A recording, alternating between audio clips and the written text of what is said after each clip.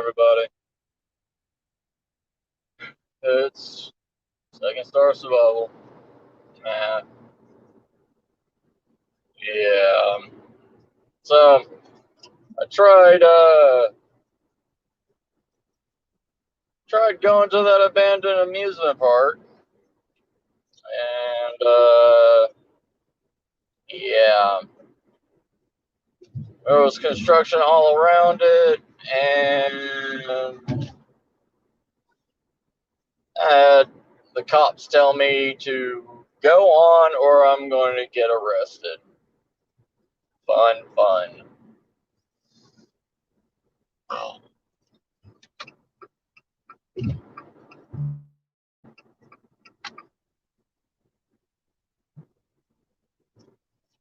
So I was going to do a live stream at the abandoned park, but yeah, that didn't happen. My knee gave out on me. Sucks having a busted knee. What's up, Jax? How you doing, brother? Yeah,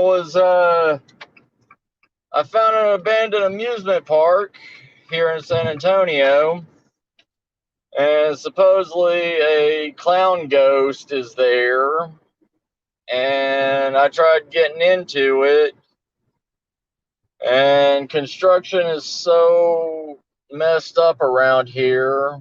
And when I finally got an area to park, there was cops walking on the road and told me that I need to leave the area or I'm going to get arrested.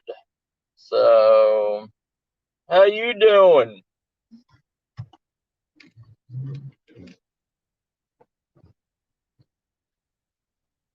How is you and my sister doing?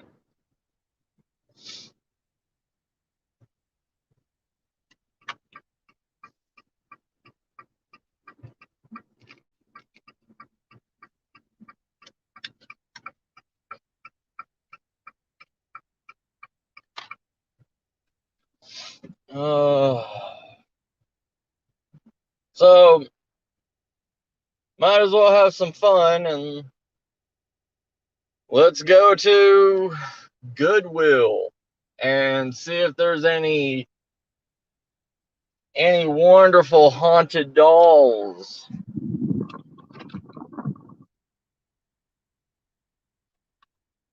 Oh, God. Got a double chin.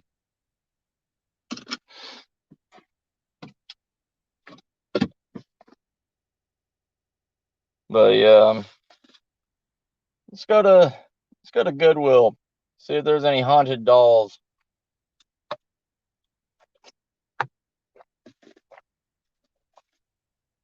Jax, you need to tell Nicole to get on here. Alright, let me flip this around.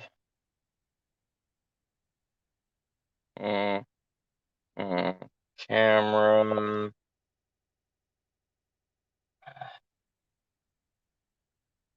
Facing back. Done.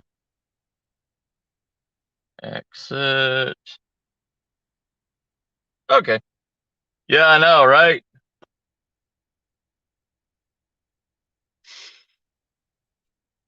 I just want to see if there's any here. I have an obsession with masquerade dolls. Is she okay? But yeah, I have an obsession with masquerade dolls from, like New Orleans and stuff like that, like Mardi Gras masks and everything. And Mardi Gras, masquerade, same thing. And I do collect those things, but now since I know that there's haunted dolls, it makes me wonder because I have a masquerade doll that my grandfather gave me when he was in Okinawa in after World War II, and she likes to move around for some reason. She likes to move, but she has no legs or anything. She's in an egg, like a Japanese egg, and she has no legs or anything, and it's all porcelain, but somehow she moves around my house. Awesome. Thank you, brother.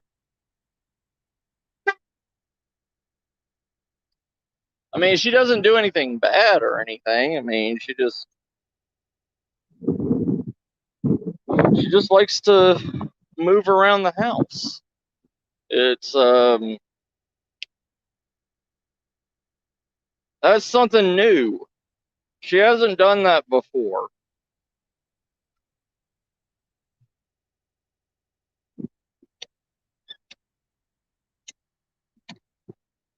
And she's a music box.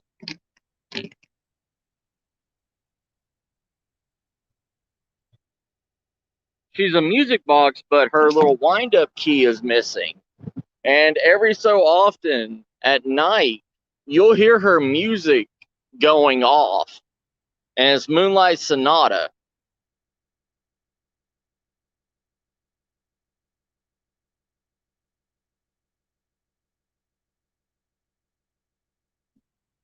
What's up, Triad? How you doing, brother?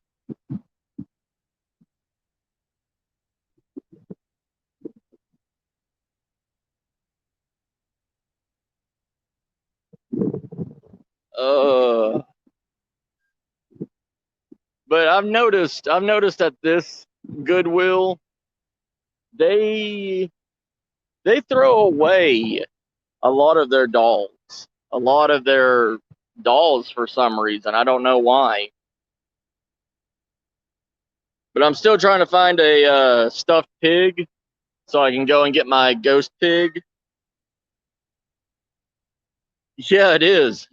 Especially at like 3 o'clock in the morning when like the first 5 seconds of the song goes off.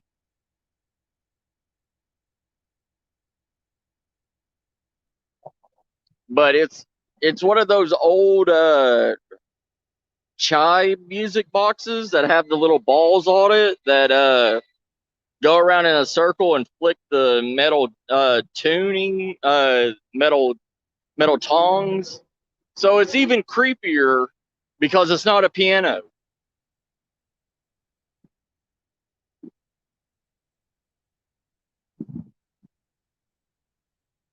I'm doing all right, Triad. How you doing, Tyler? How you doing, brother? So we are at beautiful Goodwill because the haunted amusement park that I went to, the construction and everything. Send her a link. Okay. How do I? Uh,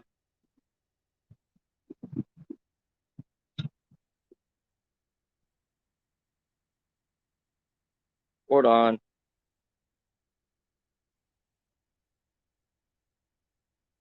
Copy. How you doing, professional paranormal research? Paste. Boom. There you go, Jax.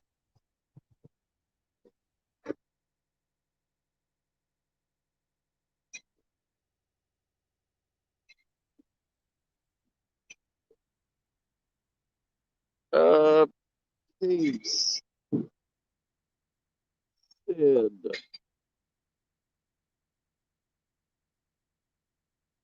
Ha ha.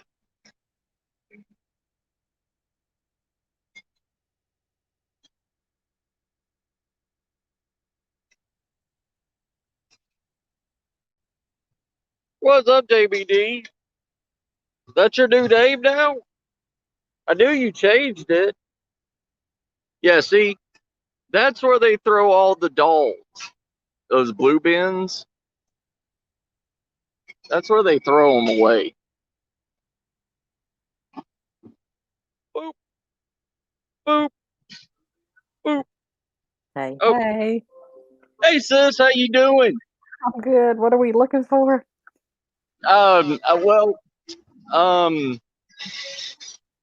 I got threatened to go to jail going to the haunted amusement park, and so I made a detour to the Goodwill. We're gonna see if there's any haunted dolls here because I have an obsession with masquerade dolls, and lately the one the one that my grandfather gave me, she's like in a little egg and she's a music box that plays Moonlight Sonata, but her key's broken, right? Her key's broken in her, and she can't play her like I can't wind her up to play her music. But lately she's been moving around, like moving around the house, and at like 3 o'clock in the morning, like 5 seconds of Moonlight Sonata will play on the little metal music box that's inside of her. So I'm on a another masquerade mask and doll hunt. So I want to make sure that they're not haunted before I get them. Okay, so you don't want a haunted one. Yeah, I don't want a haunted one. So Okay. I want you to tell me if it's haunted, not to get it. Okay. I don't want to do another ops and have to go bury one in the back 40 somewhere.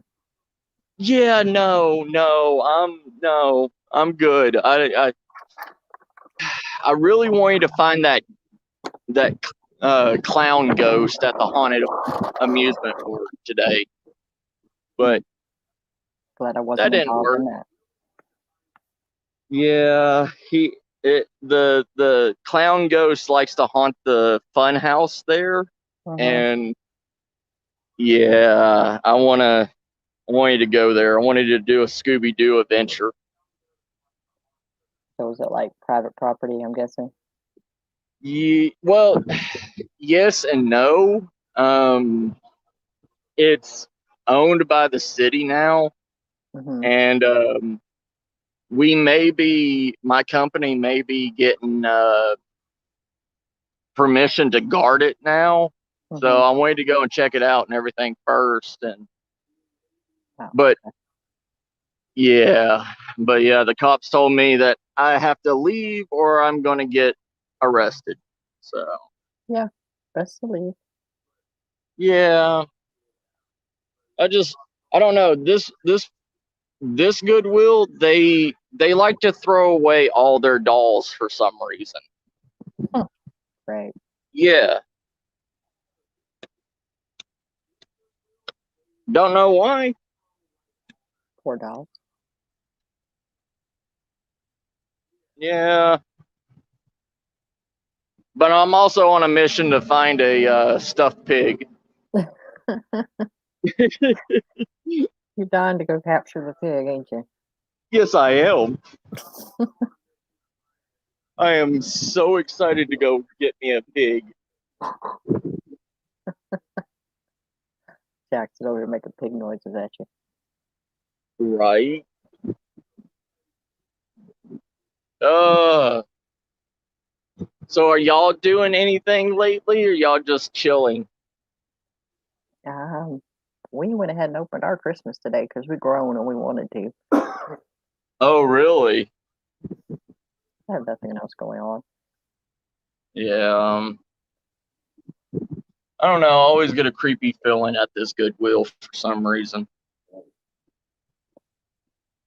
I say you're out there lurking long enough. What we doing?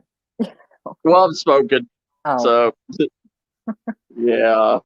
I thought you were like stalking the Goodwill store. I would. I'd be like, I'd go dumpster diving for their dolls if they had any masquerade dolls there. So what are you classifying as a masquerade doll? The one with the painted faces? Yeah, like the New Orleans ones. Yeah. Yeah. Them, those pretty little girls, I like them. I have my whole entire man cave has like 5 million masquerade masks on the walls, and then you're welcome. And Miss Star won't. You're welcome, sir. You have a good one. Yeah, and Miss Star won't ever set foot in that room because they creep her out. I don't blame her. I don't like dogs. They're not that bad. They're not Yeah. that bad. So you say I've ran into a lot of dogs that I do not like. Right? Okay, that's really creepy stuff. I like that thing. I'm having PTSD already. You gotta see. I told you this place. I don't like this place. I told you. I get a creepy feeling of this place too. Well, it's just, everybody's owned something and all their energy is on it. I mean, yeah. Yeah, I know. That's what I'm afraid of too. But that's the only way I can find these masquerade dolls is coming to Goodwill. And that's just wrong. I don't know what that is. It looks like a sick owl. It does, doesn't it? That's weird. Like flicked out. Oh, it's got babies.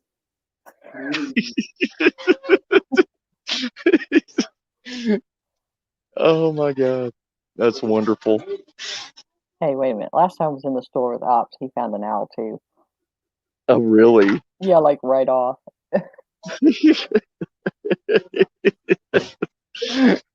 It's like my totem Yeah, animal. right. There's plenty of guns. Oh my god. I could Pew pew. shoot somebody forever with Nerf guns. Not like a good Nerf war. Yeah. Look at them all. There's like 50 of them. I think we ought to have a paranormal Nerf war. That would be amazing. That would be awesome. I don't see any. I don't see anything good. I don't see any dolls whatsoever. You might have to go lurking around. Yeah, I probably will have to. What is Yeah, this being the thing? Oh, holidays God. too. There's a creepy little. Ladybug. Yeah. Ooh. Ooh. He's like, what's that? Yeah, I don't want those. Yeah, you need that, Val. You need that, sis. I have one I have to carry around that weighs 50 pounds. Yeah, I know, but this one's got a good back support to it. I may get that, and that may be the super bag I fix up for my giveaway. There you go. You don't see anything bad on it, do you? No. Okay.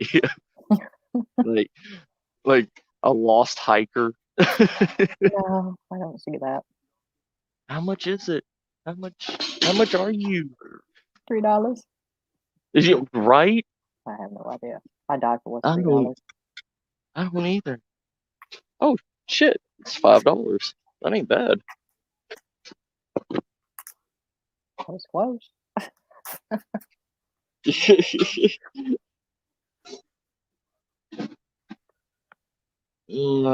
Yeah, I think this will be the good bag that I make because it's got a rain fly and everything on it. Hmm. It'll protect all your gear and stuff from the rain. Right. You know how y'all's electronics are really freaking expensive. Yeah, I know that's right. Yeah. Here. Yeah, I'm gonna get this. Oh, look, it's a bobber cooler. It's a Bishop Whopper. God, I can't hear nothing.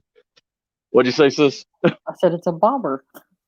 Yeah, you put it in Texas. They have a thing of floating with coolers down the river, Yeah, they do that here. and yeah, it's wonderful.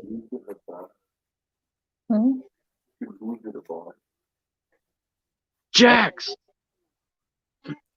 bro, we can get you a baseball shooter, Yeah, baseball cannon. that's his Nerf gun right there. We'll just see if we can dodge him. I could see Jax just taking that to a haunted location and shooting softballs at Ghost.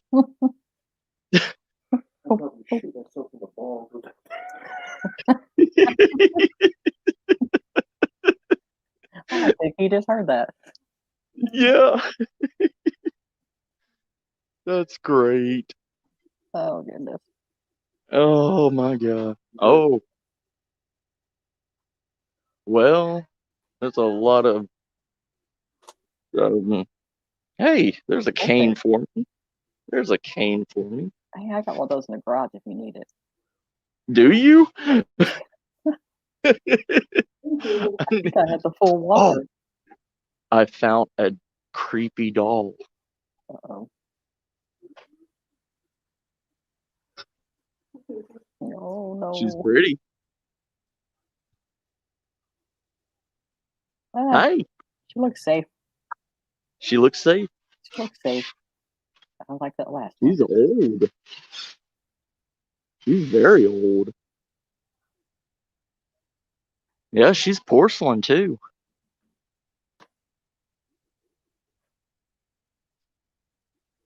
Yeah, I know I'm a freak. I like dolls. I don't know why. You just like pretty girls. I do. It's just weird. An outdoors guy can like pretty things.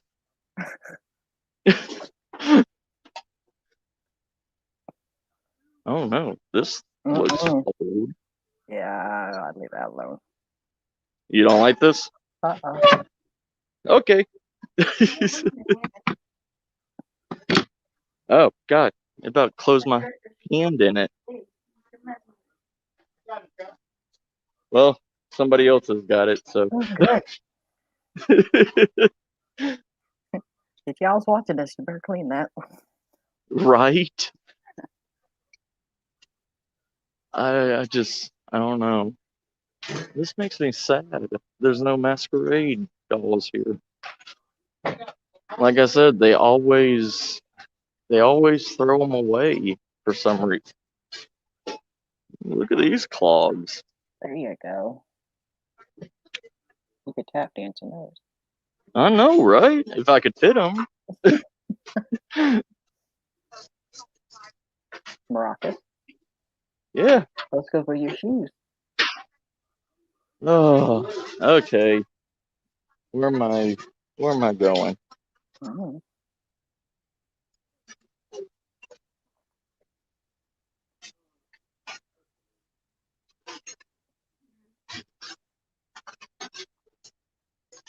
It's a clown doll. That's close to what you're doing today.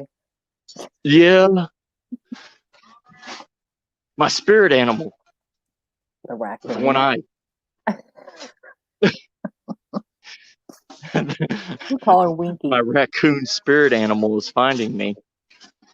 Yeah, hey, look, sis. Another owl. There's so many. It's a monkey.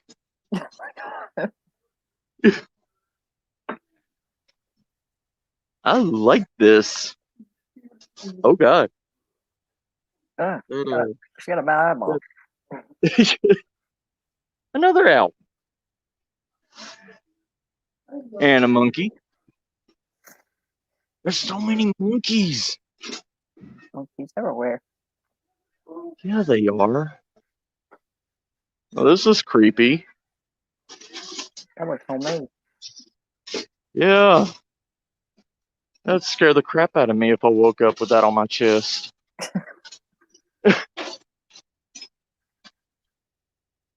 Yeah.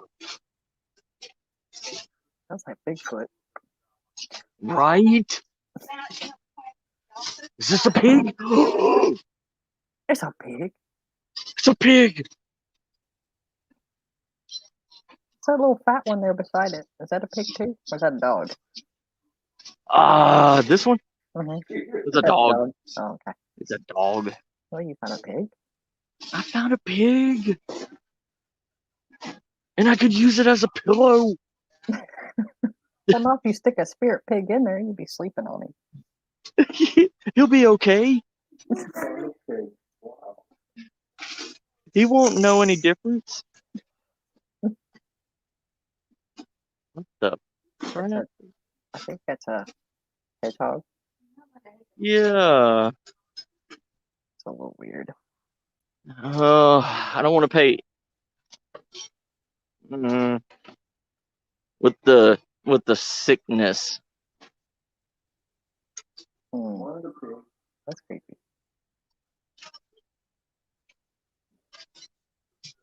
What is this? It looks like Ashley. Later years. Yeah.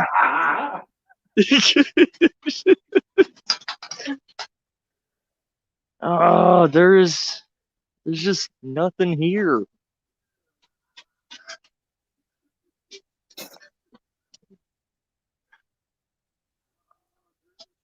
that a cat lion or a lion cat? What is that thing? Oh, there's a big little pig. It's a hard pig. I don't know what this is.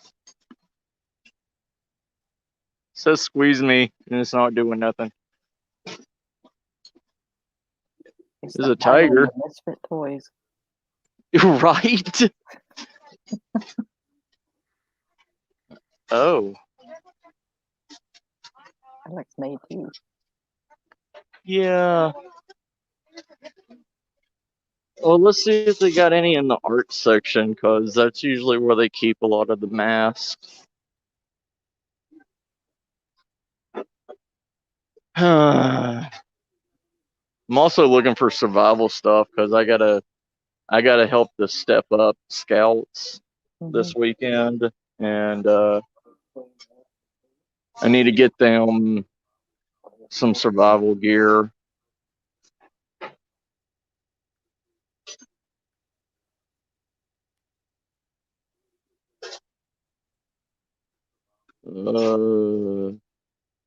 There's really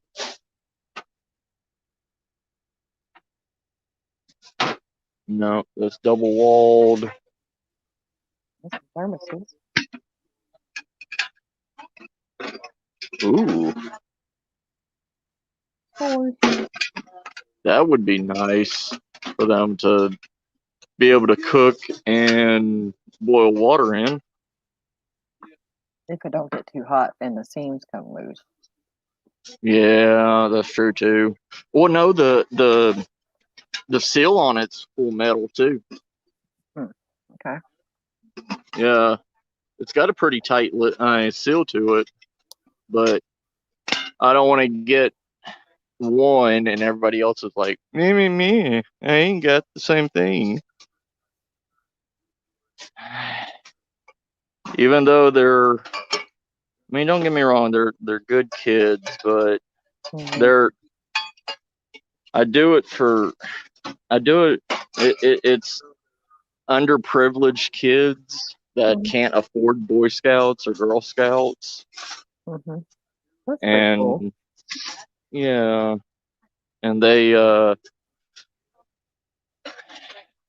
mean, even though that they're, they ain't got the money for it, they still whine and complain and get jealous at other kids because they got something different than what they have. Right.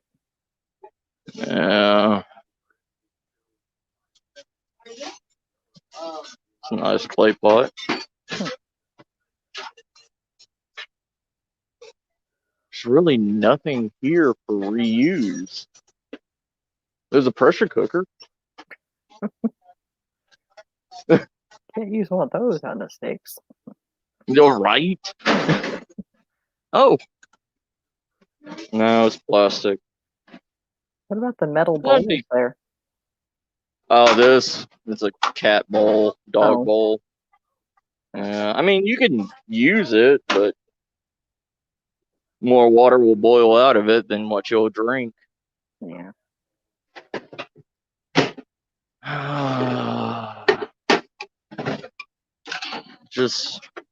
And see, half of these are double walled, and you can't boil in a double wall container because it'll explode. Mm-hmm.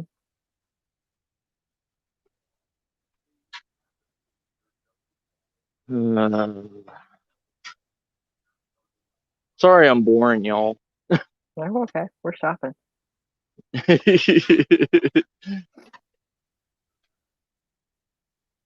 Mm.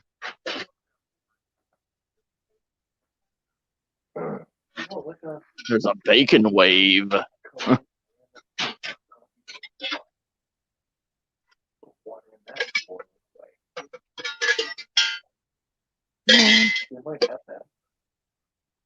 Ceramic coffee pot.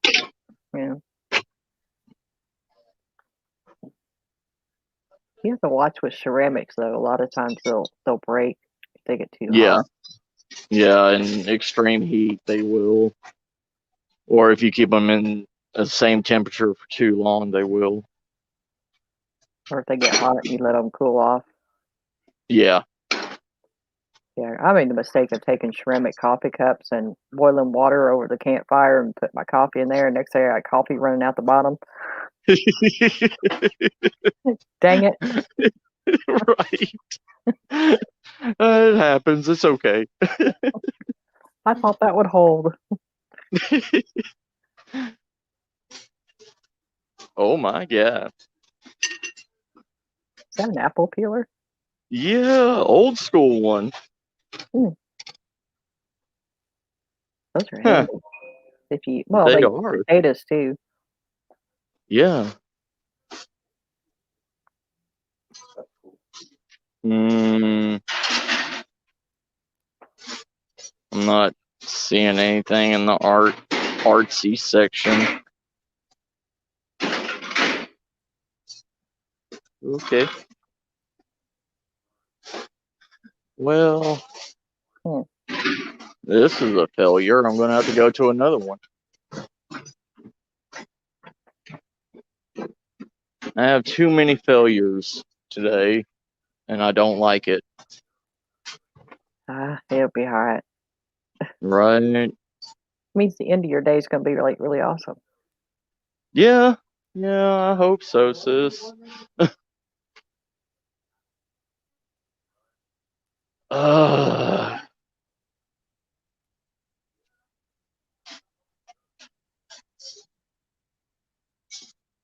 Yeah, ain't nothing down that way. I got a Halloween pumpkin. Yeah. Yeah. You got a bunch of Halloween stuff left over. And Wow. Halloween and Christmas. All right, I'm gonna get this bag for the. Would y'all like? Would y'all like to win that? Yeah, I think it'd be pretty cool. You load it up with some survival stuff. Yeah. I just really want y'all safe. I want all of y'all safe wherever y'all do. And it's not really overabundance. You can like keep it in your trunk. I mean, right. Oh, sorry. You could throw it in the spare tire area. where a lot of people don't even have a tire.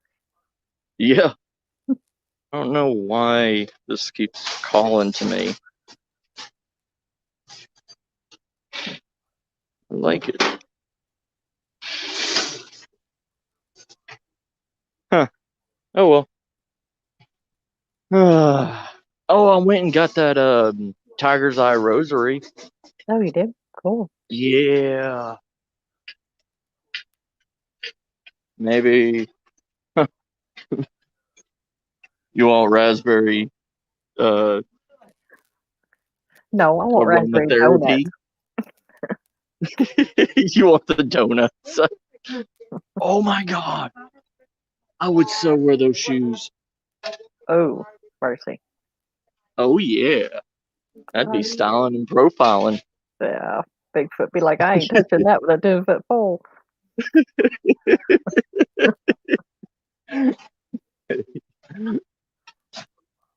Get you some Jack Links. Right.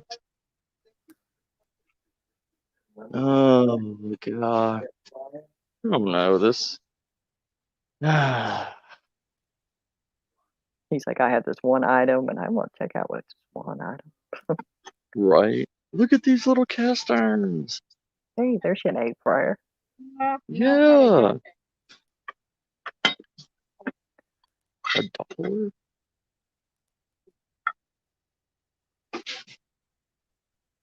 That's a pretty First cool. of 20. Yeah.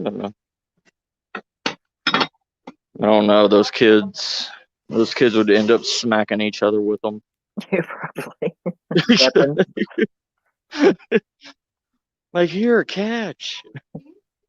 Ding. That's all. That's all I need. I could use it for a reset button. Right. Keep it handy right in the car seat in case I had to do a reach around.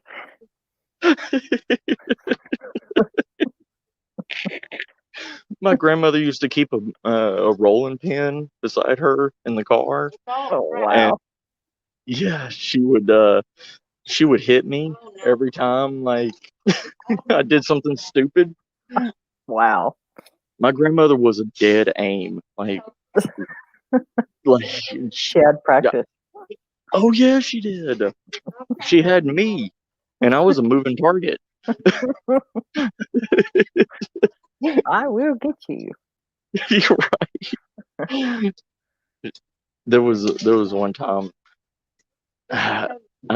My grandfather promised me that if I helped him all summer long, he would give me a baby calf, and I could start my own cattle farm.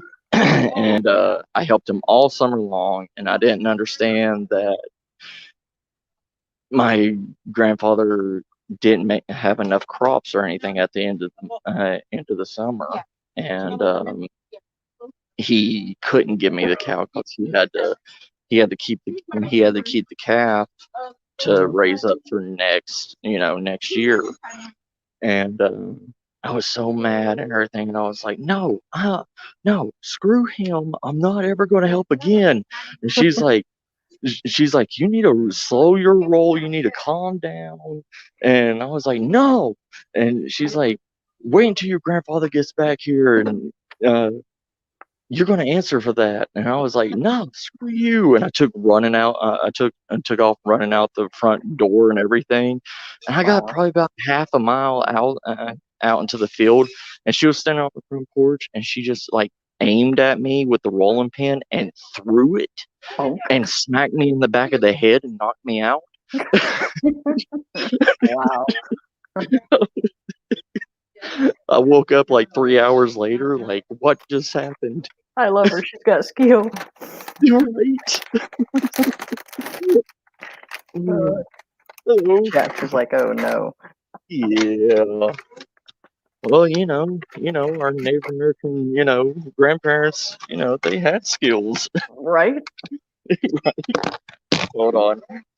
This was $5.40. Did you want to round up and donate 60 cents today? And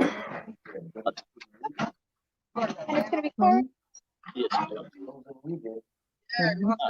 Go ahead and insert it twice, and whenever you're ready, it's just the green button all the way through. Okay. And did you want a bag for this? No. Okay. You're good.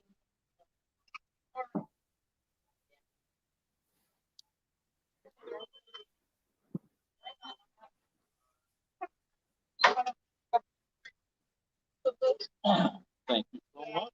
Thank you. Happy holidays. You too.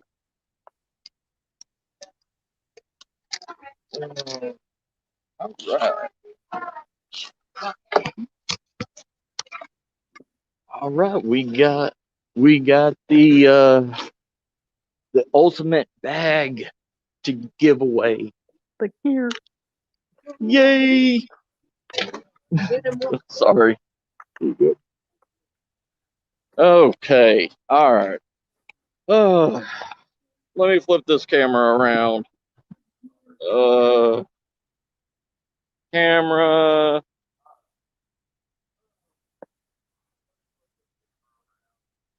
There we go. Ta-da! Hi. Oh, How you y'all shaved again. doing? Yeah, I got tired of the facial hair, so I shaved it. All right, so I don't know. I don't know where we're gonna go. We got to go Maybe. somewhere. There's always a plan C. Plan C is always me hurting myself, sis. Oh no. Let me just jump down while I got a chance. Right. I don't know, like I'm in the Fiat, so I can't really go to any camp areas. No, you hit a squirrel with that thing, you're gonna turn it over. Do what? I said, you hit a squirrel with that thing, you're gonna turn it over. Right. Hit an armadillo and I'll flip it. Right? Hey, Cassie. What's up? All right. I kind of, God, I think I want to do like, I wonder if the construction is going to happen at night. And if it doesn't, I may do a haunted amusement park live stream at night if I can get by the cops. I am not liable for you breaking and entering in anywhere. You know how I feel about that. It's okay. No, it's not okay. I'll find a way out. Mm-mm. I've been working too much overtime. I got the money to pay the bill.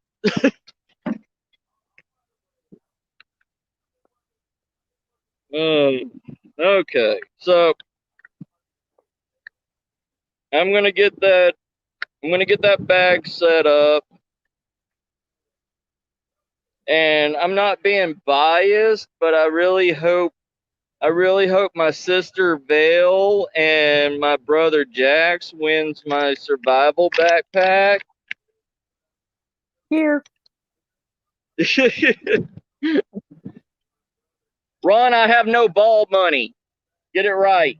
Not bail, ball. I am sorry. I haven't been reading chat, everybody. I'm so sorry. But hello, everybody that came in. We are going to, I don't even know what I'm doing anymore. I should be sleeping. Yeah, you and somebody else I know. Yeah, right? I'm just sitting here eating away.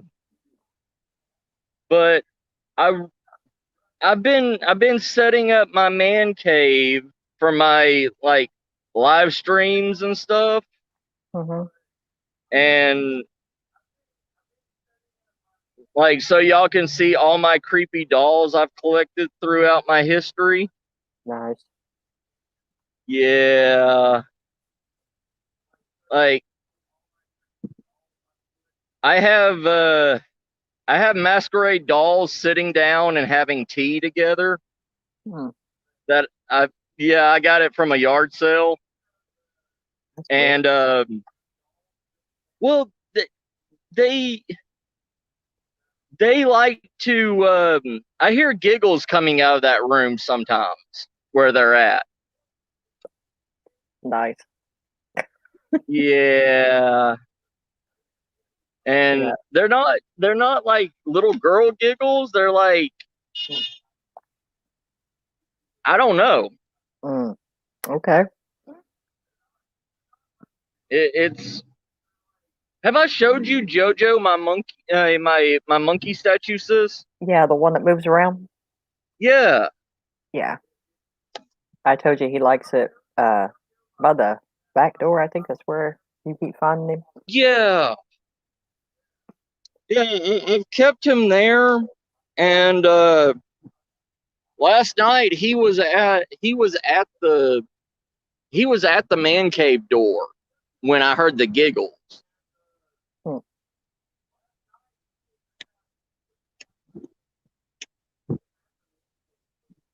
So I don't know. I don't know. I really like that statue, and I don't want to I don't want to lose him, and I don't want to. Right, Jax? Yeah, we'll sleep when we're dead. I don't feel nothing bad with it. It's just, I don't know, almost like It's a like it's playful curious, isn't it? yeah, a curiosity, playful thing that's attached to it, or I don't know if it's attachment really. Yeah. Like I got it from an estate sale, and the husband that passed away, he got it from somewhere, but on the bottom of it says 1892. And it was only like $2, and I picked it up. Oh wow. Probably should have looked at that one before you picked it up. Yeah. Well, this was like 4 years ago before I even got on YouTube. Yeah. Yeah, it was. I don't know.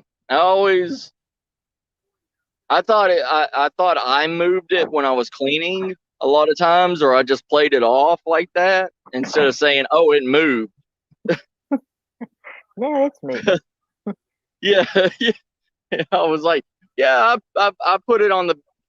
I moved it from the fireplace mantle to the back door. Yeah, that's something I would do. Yeah. Hey, Eli. What's up, Eli? Yeah, I don't really like going to Goodwill places. I mean, I'll go. Sometimes I got some interesting stuff, but Yeah, really got to pay attention to what I'm looking at. right. See, it's just I don't know. It's this Goodwill alone that I get. There's like 15 Goodwills within a mile in San Antonio, but this one is the one that I get creeped out at when I go to it. So I thought maybe, like one of the masks that I got, it's like an Edgar Allan Poe. It's got the crow and the raven, and it says "Nevermore" like going across one of its cheeks, and it has a teardrop, and the teardrop is it's like a teal with glitter on it, and the other eye has like mascara running, right? And that one likes to hop off the wall sometimes. And I got it from this Goodwill. But it's never broken. Like I have hardwood floor in that room, and it's never broken, and it's made out of ceramic. I guess he's got cat-like reflexes. Right. I don't know. Like I've I got an obsession with the masquerade masks and stuff. Like when I was dating Capella, the voodoo priestess, when I was like 17. And she's the one that got me into the masquerade masks. And I don't know if it's like her screwing around with me still or what. I don't know. I don't either.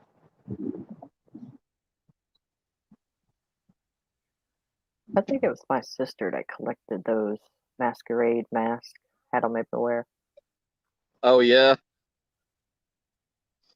I love them.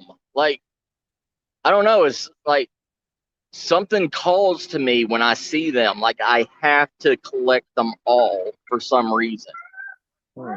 and I know that'll be.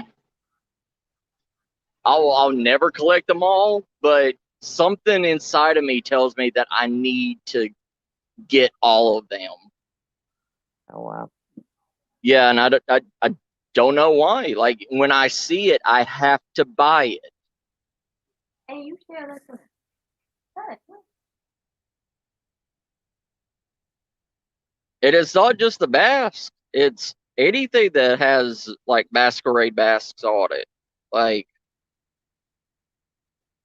there's a tea set that I bought, and it has masquerade mask painted on it, and I had to buy it.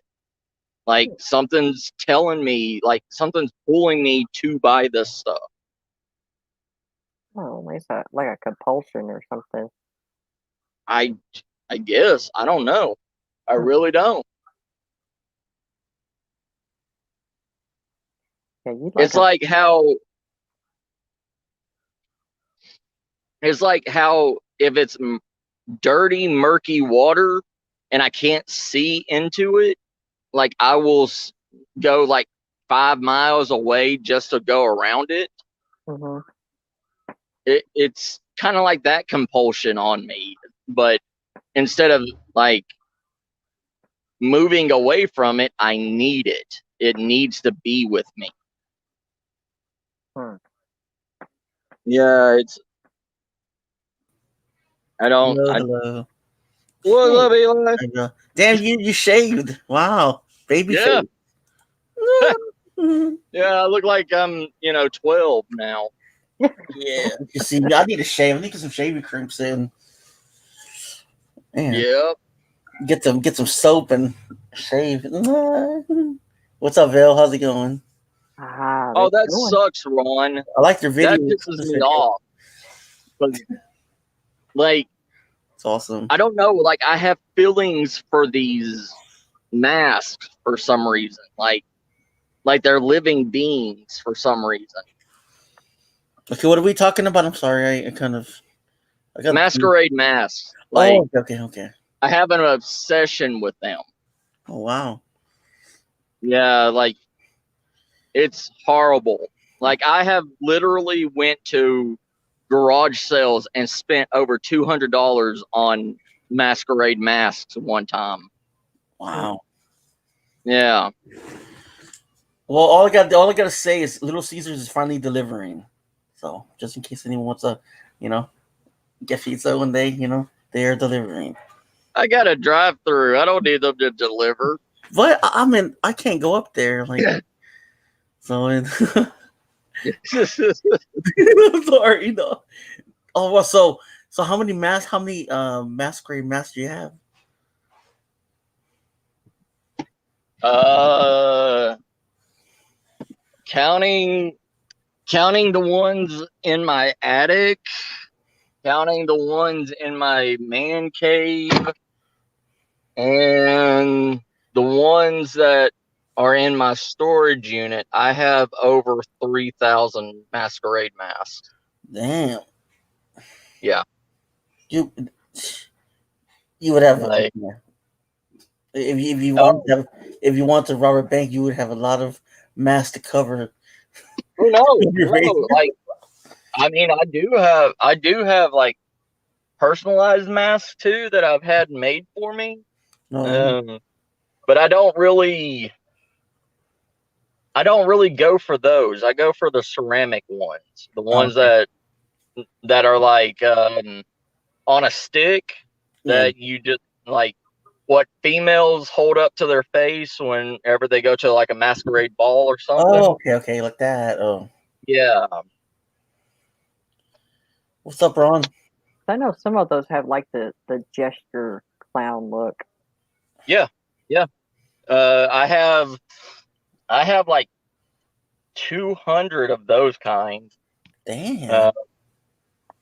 Then I have I have about 150 like Harlequin ones.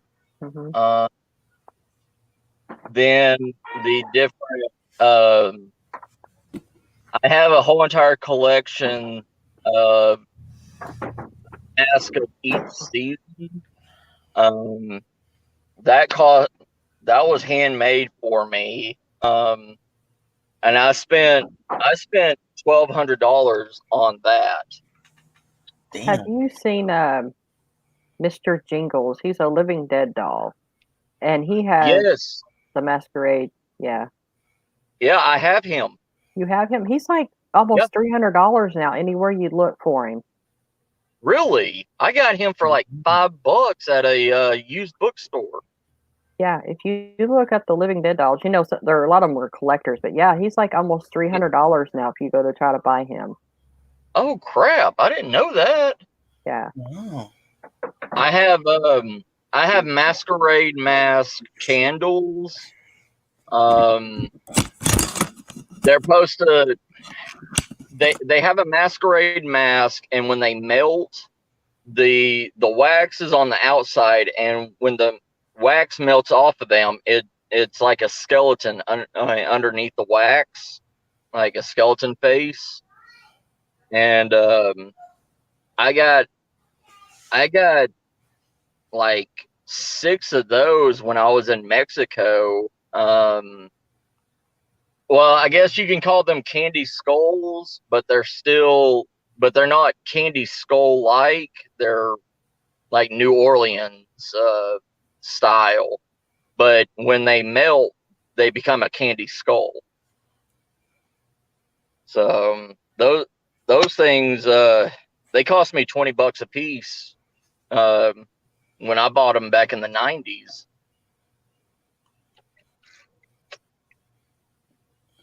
It's yeah, I've got a weird sick obsession with them. I don't know why. Mm. Mine's owls.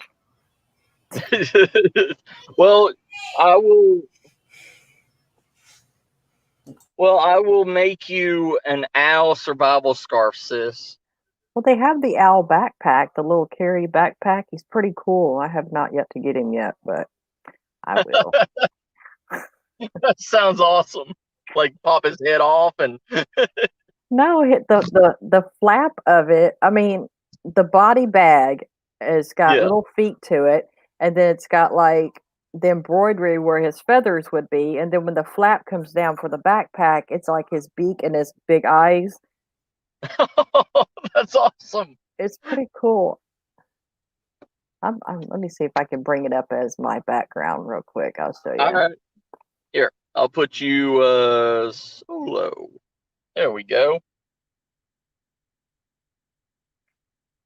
I bring it, find it, and save it. There he is.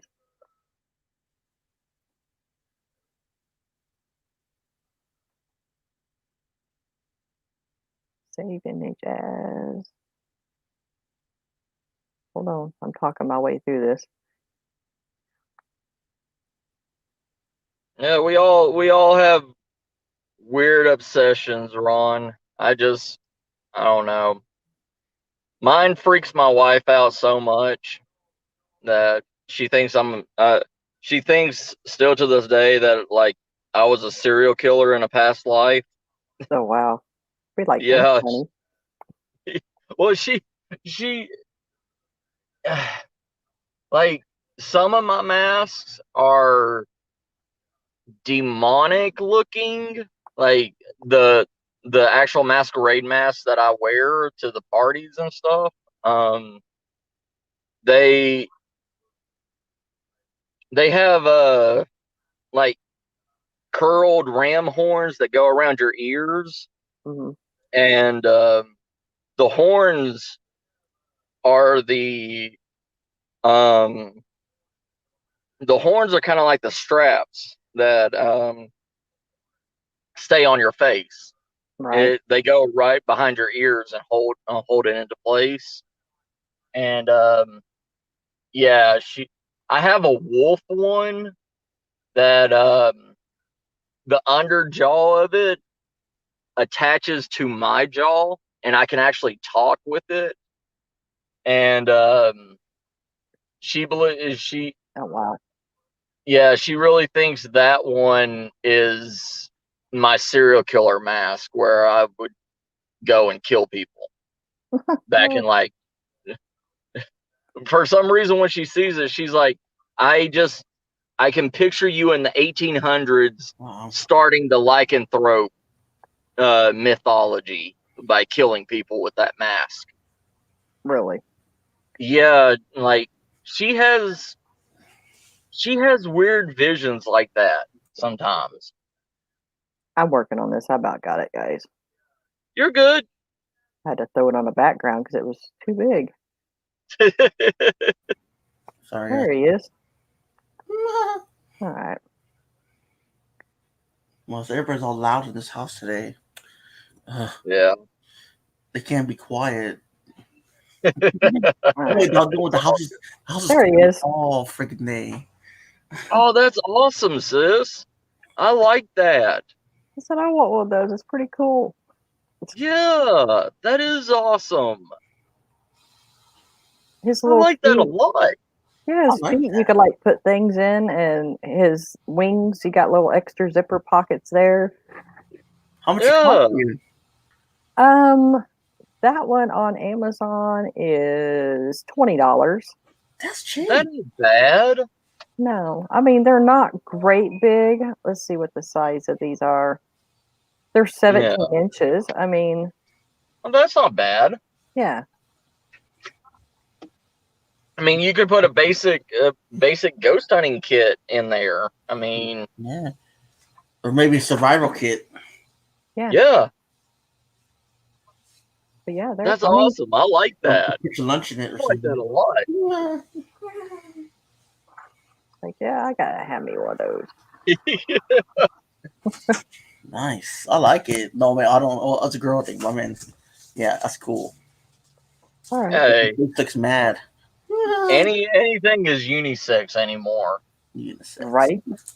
Yeah, it's there we go.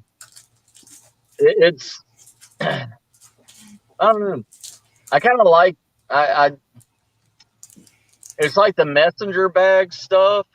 I'm actually getting into that and actually liking it as a survival bag because it doesn't have to. I mean, yeah, it's strain on one shoulder, but you can constantly move it to whatever shoulder you want to instead of having all the weight of like a survival kit and Yeah. camping gear and everything like on your middle back and lower hips. Because now, with my screwed up knee and everything, it's like I gotta figure out weight but I don't want to put too much weight on my other knee and have it give out because it's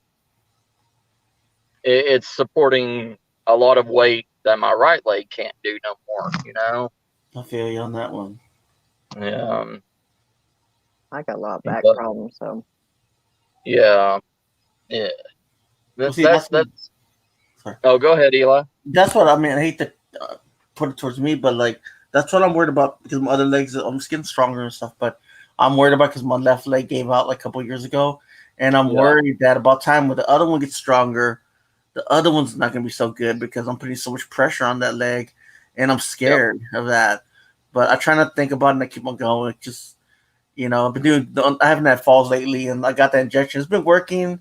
I mean, there's pain once in a while, but it's not that bad. I'll get over it.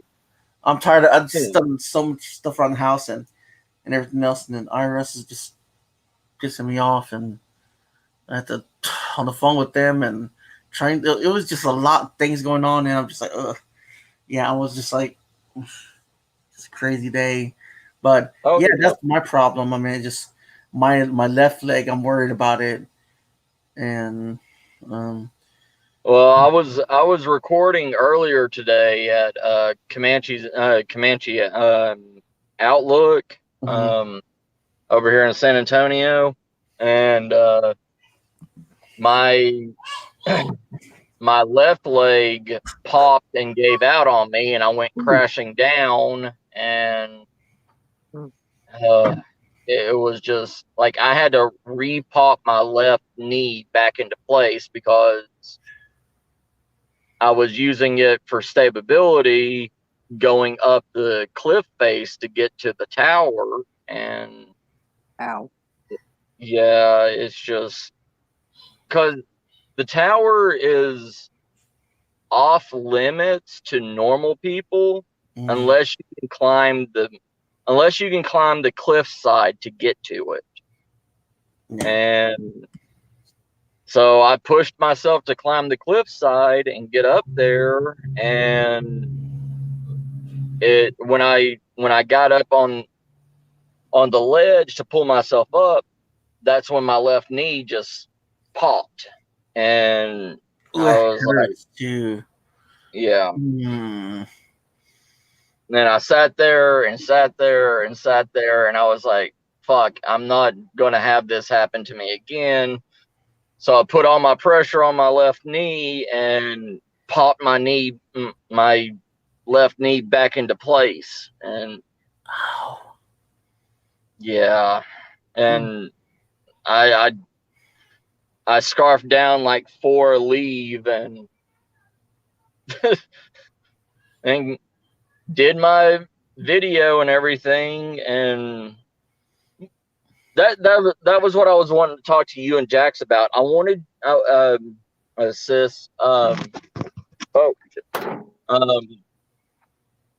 when I was there, I kept seeing like this fog walking up the tower. Like it was moving up the tower, not walking, like floating. And it was early in the morning, and it looks like you know, the morning fog rolling off water, but there's no water around it. And the moisture from the ground too. I don't know what the temperature or anything was, but yeah, and see, that's what I was thinking too. But I heard a laugh and something like, I don't know. It was a Comanche outpost for the Comanche Raiders out here, and I want to say I heard something in Comanche, but I don't know Comanche, so. But right. I think I got it on my video, and when I go to edit it and stuff, I want you and Jax to go over it and look at it. Okay. And make me not think I'm crazy. You ain't crazy. We're all crazy. Right? It's just, I don't know. It seemed like it was trying to have a conversation with me, and like I don't know. Like I got this cold wave over me, then all of a sudden it just felt hot, like muggy, you know? And have y'all ever experienced that at a haunted place? I'm sorry for interrupting you real quick. I'm sorry, bro. I gotta tell you something happened. Well, I was with my girl yesterday, and we're sitting on the sofa, and it was just me and her. You know, kids were all doing something, we're hanging around, whatever. So the TV was loud, but there was no dog in the movie or anything else. And I'm sitting there. She gets up to take the dog to go use the bathroom. She comes in. The dog lays down, doesn't growl, doesn't do nothing, and I heard like a growl, like something like that. It was behind me, and she goes, "Did you just hear that?" And I was like, "Yeah." And she has like 3 spirits. One's a girl, one that keeps on waking her up at night, tapping her on the shoulder in bed, and yeah, and that kind of freaked me out because I want to know what was that, and it's to the point where it's just like she sees like shadows down the hallway and everything. like on quarter of her eye and everything. So man, we heard something like that, like a growl, and it wasn't the dog growl. It was more like evil growl, like you know what I mean, like. And it was right behind us. It's just a wall behind us. There's no dogs outside. I mean, nothing. See, that's a weird thing. Like, I've never heard growls from spirits. Mhm. I don't know. I don't know if that's just me or what. Like, I've never heard a growl. Like, I mean, I've heard growls on spirit boxes and stuff like that, but never like something demonic or anything. It sounded like an animal growl, not like evil. You This know, one was it was not an animal growl. It was it was like a man. I don't know what it was. It scared. Oh, and also like before then, like maybe an hour before that, I was sitting here, sitting on the sofa and everything. It felt like someone just gently touched me with their finger, and I thought it was my son, but it wasn't. He was next to me. But he was playing this video game, and it felt like somebody just like dabbed me on just touched me on the arm. Like somebody needed your attention. It may not have been a growl. It may have been more like a hey or something like that, and it came across, more deeply to sound like a growl. Yeah, but it didn't seem. It didn't seem. I wasn't scared or anything. Right, as I was saying, it might just be like a hey, and you might have heard it like a Yeah. Yeah, because I've heard things that sounded like a gargle, kind of like somebody with mouthwash in their mouth or something, like. Yeah. But not like if any growl I've ever heard, it was more animalistic than it was like evil or anything like that. It was. This wasn't evil. This was more like nothing. Like it was sort of like it was really nothing. Yeah. But that touch in your skin, I felt it. Yeah. That happens a lot. Ask Vale. I suddenly turned, but that was the first time that ever happened to me. And then I turned around. He was still playing the video game, and I was watching movies. And I said, "Hey, someone just touched my arm." He looked at me. He goes, "Oh man, I wish it was me." You know what I mean? That touch felt it was like a sort of like a fresh touch, like a cold, but it felt you could feel the pressure of the fingers. And she goes, she gets that a lot there. Yeah. And I'm just like, wow. Yeah, like what Nicole said. I mean, it was probably trying to get your attention. Like, they got my attention, right? I mean, that's pretty much the explanation. I mean, that's the only explanation I can give. Yeah, well, it wasn't a frightening one or a menacing one. Man, because nothing fear. I don't fear anything. Honestly. Yeah. Speaking of evil areas, sis, that hole where that whale was, mm-hmm. I don't like it. That's where they found the woman in there. Yeah, like, okay, on your live stream when I was looking and I saw those glowing eyes, I saw the ones where Jax pointed where Xenon was, but above it in kind of like at the top of that center brick pillar, it's up in the rafters. It was two glowing eyes, like looked like it was following. It was looking at you when you were sitting down, behind the pillar. But when Jax went up to it, it kind of closed its eyes and like went back to the darkness. Then when Jax turned his back and walked back to the laptop and everything, it opened its eyes and was watching him. I'll have to look at that.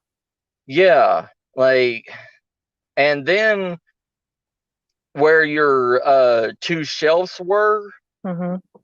the eyes were there too. Hmm.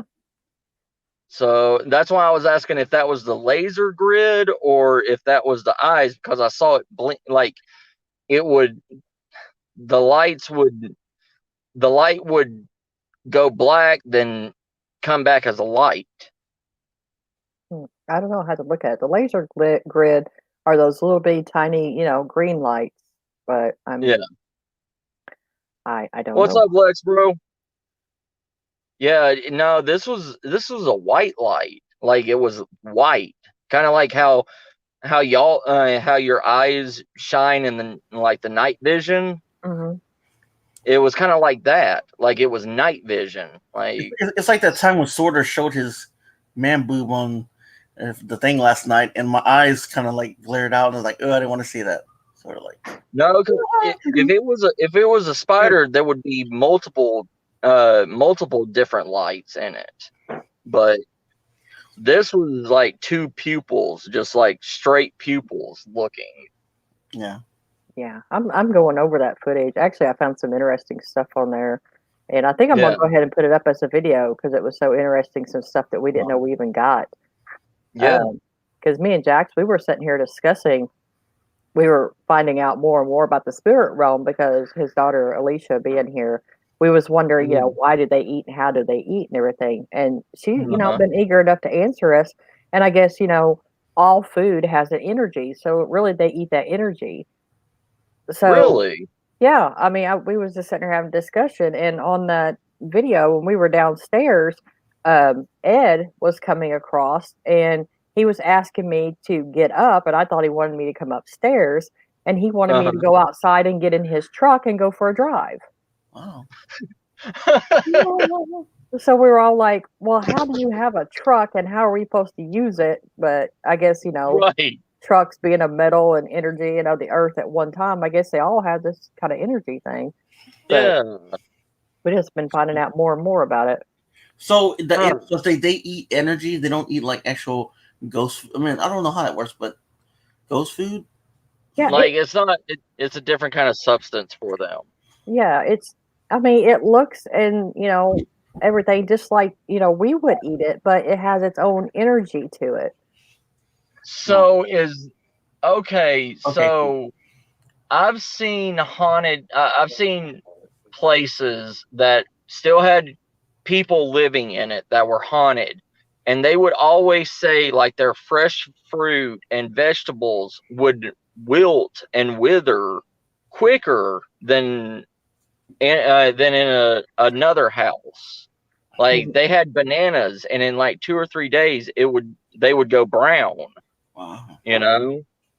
So that makes me, now that you're saying that, that makes me wonder, like, do they draw the spirit, like, because plants still have spiritual energy. Right. Well, it's like Like, Jack was saying, macaroni and cheese that she was eating, you know, cheese yeah, and milk and stuff like that comes from a living animal, which is, a right, cow. And yeah, pasta and stuff is grown from flour out of the ground. So that's, hmm, all, earth related, yeah. so it would have its own energy perspective. Hey, So Joe. yeah, they take that energy. So if you're thinking about a spirit that has been somewhere, in an abandoned place and doesn't Hmm. get that substance like my spirits do here, then they're going to drain your batteries and all that stuff to have that energy. Yeah. Right. Yeah, so we've been finding out some interesting stuff just by, speaking to Alicia because she was needing a coat one day, and we're all like, "Well, how are we going to get her a coat?" Yeah. So I guess, Morena, my other spirit here, they're gonna, I guess they're figuring it or have figured it out of getting Well, her. if you look at it that way, you could get a wool jacket, I mean, like a wool coat or a wool sweater, Hmm. because it comes straight from sheep and everything. Right. So that would still have the energy coming out of that, not like synthetic or anything, but Yeah, that's what we were saying. What's up, Jack? yeah, or cotton. I mean, Cotton would do the same thing. Hmm. I thought it was pretty cool. I mean, I was just like, wow, I never thought of it that perspective. Yeah, I didn't think like that either. I just want to know how they ate and slept. Did he sleep though? Oh yeah, she says she sleeps Oh wow. because when they Well, went yeah, on I their, mean, go ahead. I was gonna say, yeah, I mean, like, yeah, they would sleep. I mean, because they need to recharge just like the rest of us, you know. Yeah, because when she come back from that big trip and they got lost actually, and you can hear it on the video where I've got to like help them back. Yeah, And whenever she got here, she laid down and she slept all that afternoon. I, didn't come down. I didn't see her. And then finally, she, I was sitting there cooking dinner and she popped in and she, ate the macaroni and cheese and the fish and stuff that I had. And I'm like, yeah, just go for it. Uh-huh. right. See, I've always wondered. Okay, can spirits use electrical outlets to travel to somewhere else? Like, can they travel the electrical currents? Yeah, I mean, they use electrical currents to charge themselves, but could they do that to go somewhere? I understand from talking to Marina and Alyssa or Alicia after this. Where am I getting Alyssa from? I've second time I've said that. They use the magnetic pulls and the energies of the earth to go where they need to go. Gotcha. So you got like, okay, like my aunt's story. Like, I mean, I don't know if I told you and Jax about her or anything, but yeah, the ghost that we think it was of my uncle-in-law, and that was taking care of her and everything. Like, when she finally left, like, okay, every day when she'd get off from work, the shower would be running with hot water. Her bed would be unfolded and ready for her to lay down, and her nighttime clothes was already put on the bed for her every night for like 3 years. Then when she decided to move from that house to somewhere else because it was just too much memories for her, and after that, she told the ghost, she said, I'm moving from here. If you want to go with me, come with me now. And the front door opened, the screen door opened, they both shut, and the passenger door on the car opened, and an impression in the passenger seat happened. Wow. And it was like, if they can do that, and I mean, I was just wondering what happens if people just leave, if they just leave the house, like kind of like the Amityville horror, if they just leave the house, could they travel the electrical currents to get to another house if they want to torment that family even more, or protect that family per se, like if you have a really protective spirit and they just leave, could they just travel the electrical currents to know where you are? Oh, most definitely, I would say so. I mean, it's like I would connect with Alicia from Boston, talking to her. So, and a lot of people will tell you, even when they cleanse a house, and they're like, "Well, we're just moving. We don't want nothing to do with it," and they tell you, "Well, it's not going to help," because sometimes spirits will follow. Yeah. See, I was just wondering, like, do they I was just wondering, like, do they latch on? If there's more ways than just like latching onto a person or whatever. Like, that's just. But can I say something like? But you need to invite the spirits to go with you, right? No, you can't just go with you. No, they can go. they're just like us, Eli, but we have a physical body that restrains us from doing things. Right. They are a free form, so they can come and go as they want. How about Yeah. how about people that are bound to their houses because of any wrongdoing or attachments or something like that, so they can leave if they want to, or are they stuck there by just with their own will? No, the only way they could be bound to anything if someone spiritually bound them, you know. Yeah. Yeah, they have to go through rituals and bindings. Or Yeah, binding stones and all that stuff, and that's just Yeah, it's kind of like an exorcism whenever you cast a spirit to do something. I mean, the same way with binding. I mean, you've yeah. got to physically bind that spirit. What is that box called? The Dybbuk Dybbuk? box or whatever? Yeah, no. the Jewish Dybbuk box. Yeah.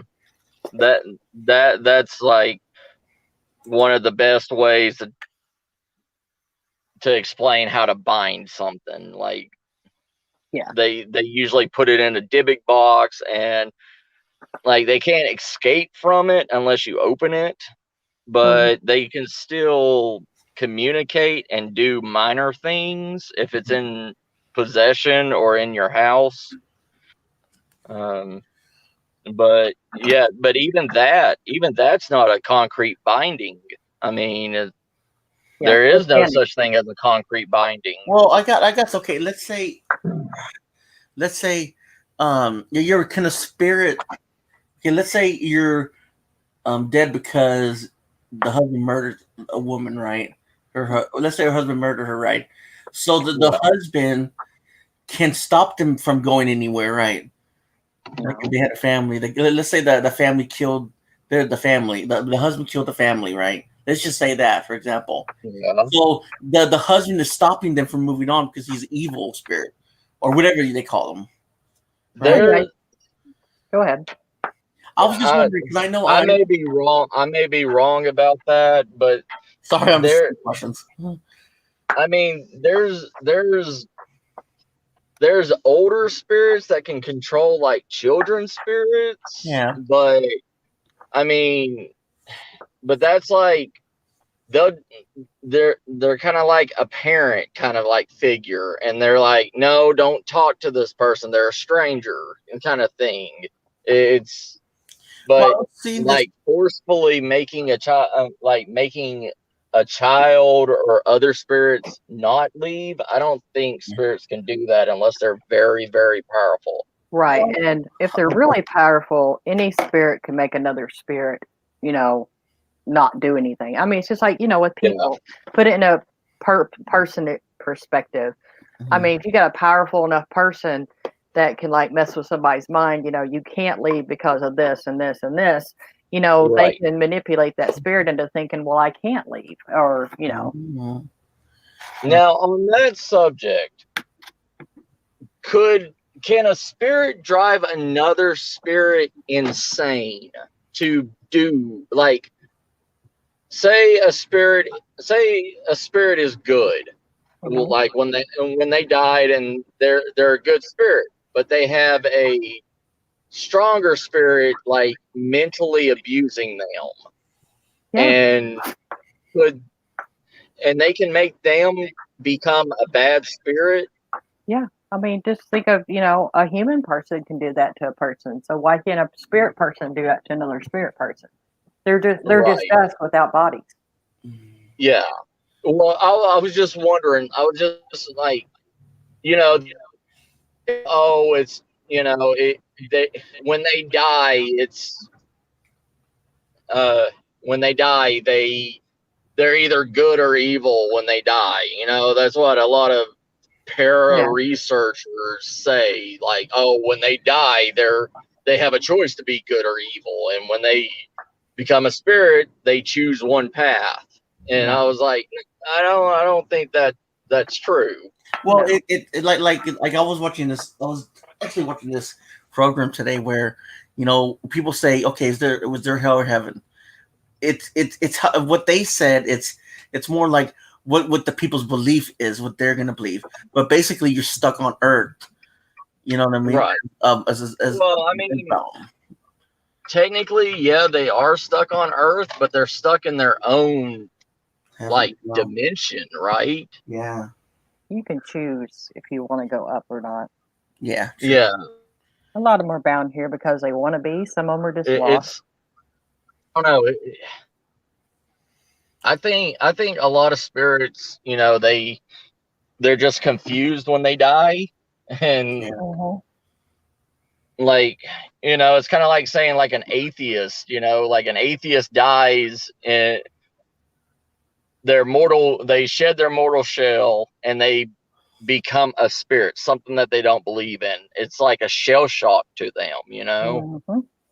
and they don't know what to do. Like, Yeah, I've had a it, spirit tell me that it didn't happen the way that they thought it would happen, and right.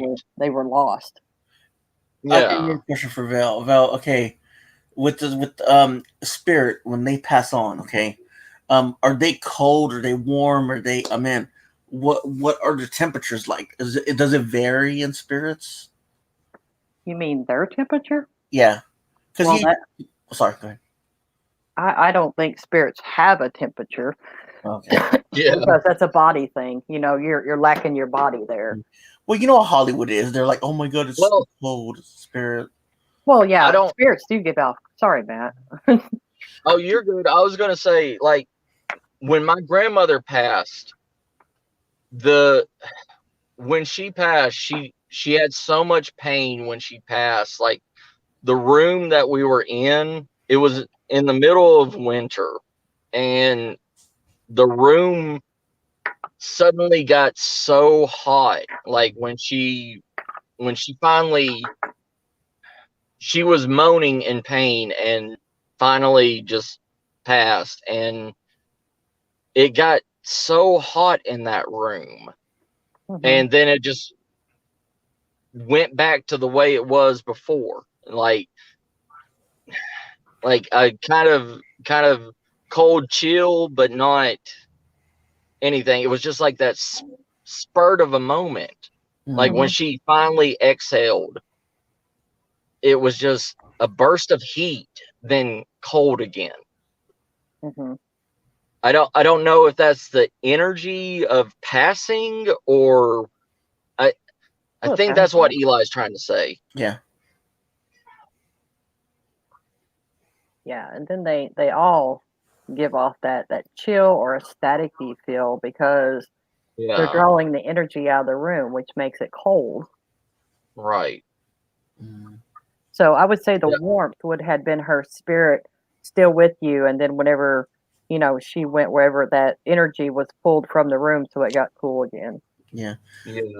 Well, what I want to know is like, What's up, Hensley? what's Wesley? Well, what I want to know is when, um, like when the spirit wants to travel, do they use their last memory they know of the last place they were happy, or does it just happen like that? I mean, that's Uh, I don't.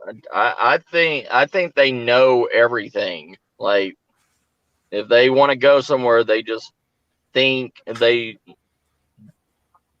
just go. yeah. Hmm. Like, there's nothing stopping them, Hey, car Ansley. or plane or whatever. It's like I was when we're on that live stream, Jax, and you're trying to follow up with that one guy on panel. I don't remember. It was on the Kinsley's, I think. And when that girl showed the card, that same card that she was holding up, I remember that same face of that person in that card, the color of the card. I remember that in my dream. That's why I said that night. You know what I mean? Like it's kind of weird how that happened, and I'm on a live stream knowing she's holding it up. Deja vu. Yeah, deja vu. Yeah. And I just remembered it. I Like don't my know. It's just. oh, Sorry. Go ahead, Eli. yeah. Well, I don't know if I told Val this, but I was going to my appointment.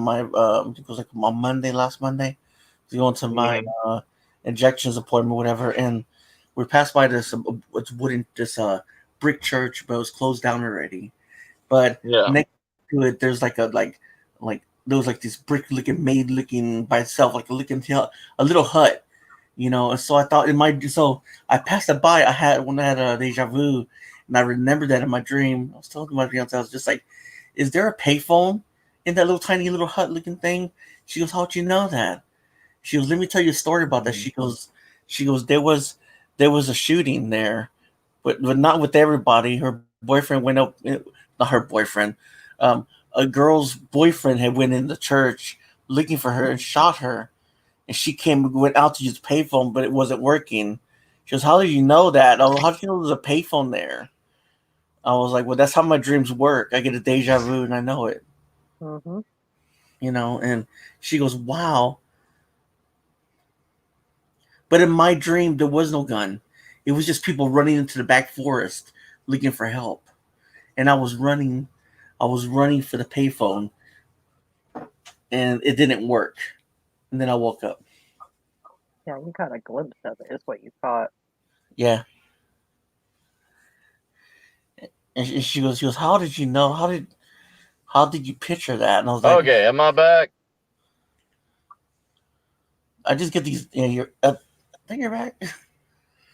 So yeah, I get these deja vu sometimes, and I remember my dreams. And lately, it's been happening that way too.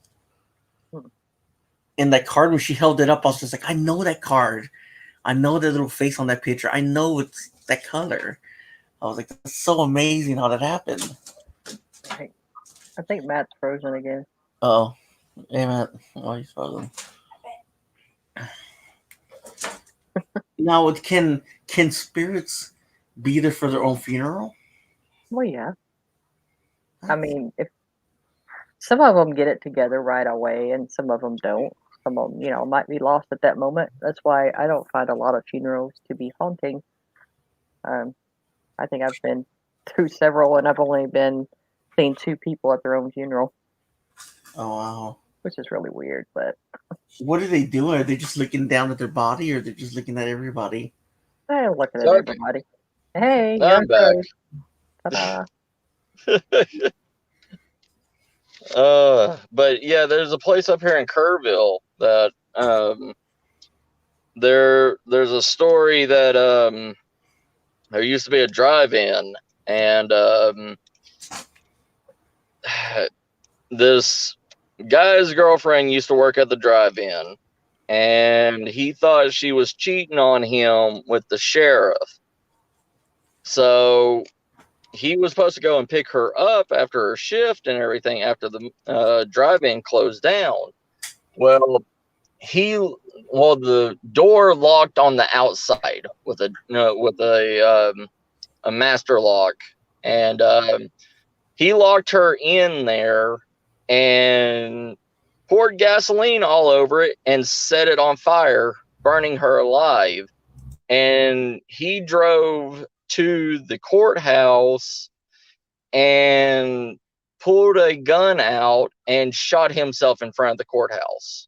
Holy wow. And yeah, that place is the tree in front of the courthouse and everything. Supposedly, even though that happened like maybe 5 miles apart from each other, some nights at midnight you can hear a guy and a woman having a huge argument outside of the courthouse in front of the giant oak tree that's out there. Like, so supposedly, like, they're still fighting each other even in the afterlife. Oh wow. Yeah, I don't know if you've heard anything like that before or whatever. Like, Or are you talking? Or something like when someone tries to murder somebody, they're gonna try to. When they're both dead, they're retaliating against each other, right? They're fighting against each other in death, right? yeah, that's what I'm wondering. I'm wondering if like, because he killed himself in front of the courthouse, and she got burnt alive at the drive-in, which is 5 miles away from the courthouse. Mm-hmm. But some nights at midnight, they're both arguing with each other and like fighting in front of the courthouse where he killed himself. Not like she doesn't haunt the area where the drive-in was. She No. only haunts the area where he killed himself. She probably walked over there where he killed himself and smacked him around for burying her or burning her Yeah, alive. that's what I'm wondering. I'm wondering, like, like how we were talking, you know, they can move from different areas and stuff, and that just made me bring up that story, saying like, because she doesn't haunt that area at all. She just haunts that area and like either torments him, like, because you can hear like her screaming some nights in front of that when the bell goes off in the courthouse, like, because the bell rings every hour, and it's like when the bell rings at midnight, she's screaming over the bell at him. Wow. Yeah, it's, and I was just wondering, like, that makes me wonder about that story. Like, after we had the conversation of, you know, ghosts can move from one area to another, and they don't have to just stay in one spot, you know? Because, I mean, if you hear the story, it's like, all right, you know, he killed her over here, then he goes to the courthouse and kills himself, but the haunting happens with both of them screaming at each other. Oh wow. Yeah. So I've always wondered that, and people think it, you know, it's just fake and a hoax and everything, but everybody's recorded hearing the screams like on their phone and everything. It's that loud. Oh wow.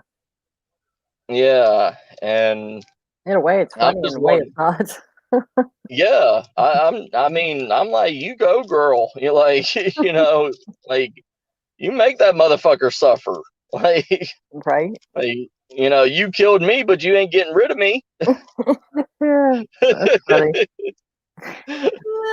Let it It's go. just, yeah, it's just, and that's what I think that's what I want to say with Eli. Like,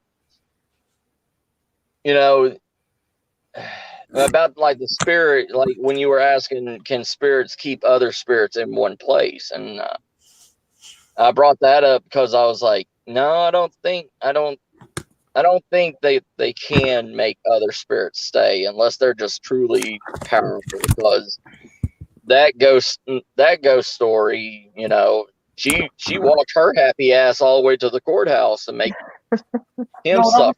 We'll always see these investigators saying that, oh, you know, though the evil spirits keep the other ones from talking, like the good ones from talking, and that's why it makes me think that, you know, like maybe the evil spirits are stopping them from moving on. You know what I mean? Or they're just an asshole. Yeah. I mean, I don't know. I don't. You know what I mean? Yeah. I don't want to say nothing. I don't want to say something I don't know. So. Yeah. It Well, does happen. Yeah. I really think maybe they're just an asshole and they're talking over the people, like talking over. Because, I mean, you've all heard spirit boxes. I mean, when they all want to talk, it's all at the same time.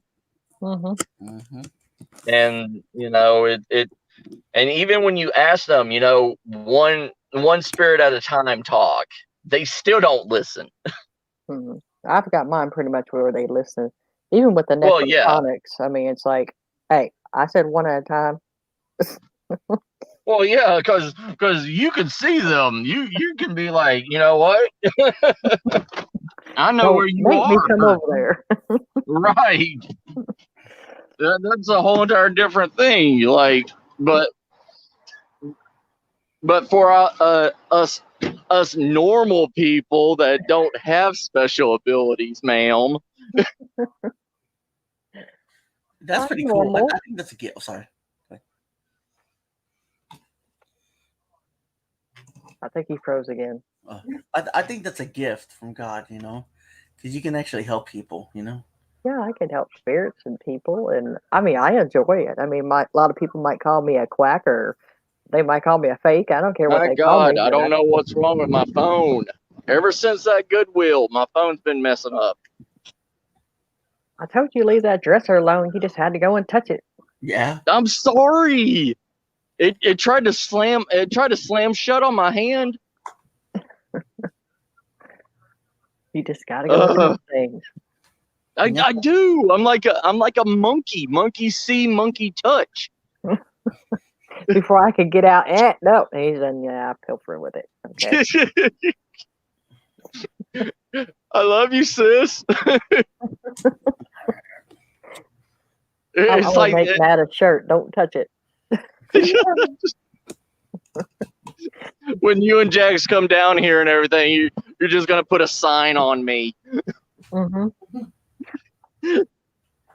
like, Matt, read your sign, and I'm like, oh, okay. Do not touch. So could past loved ones have feelings for you still? Oh yeah. What's up, Goblin? Yes, dude. Yeah, it's just like when, Alicia goes upstairs. I mean, Jax will say, love you, baby girl. And she'll say, love you back, Wow. Right. Wow. See, Well, I think don't know, I am like- going to, what's this? I was going to slip off here and get ready to eat my dinner. Pizza? No, actually, I'm having Alfredo spaghetti. Yum. Ooh, that sounds good. Who's cooking? You got broccoli and chicken with it, or?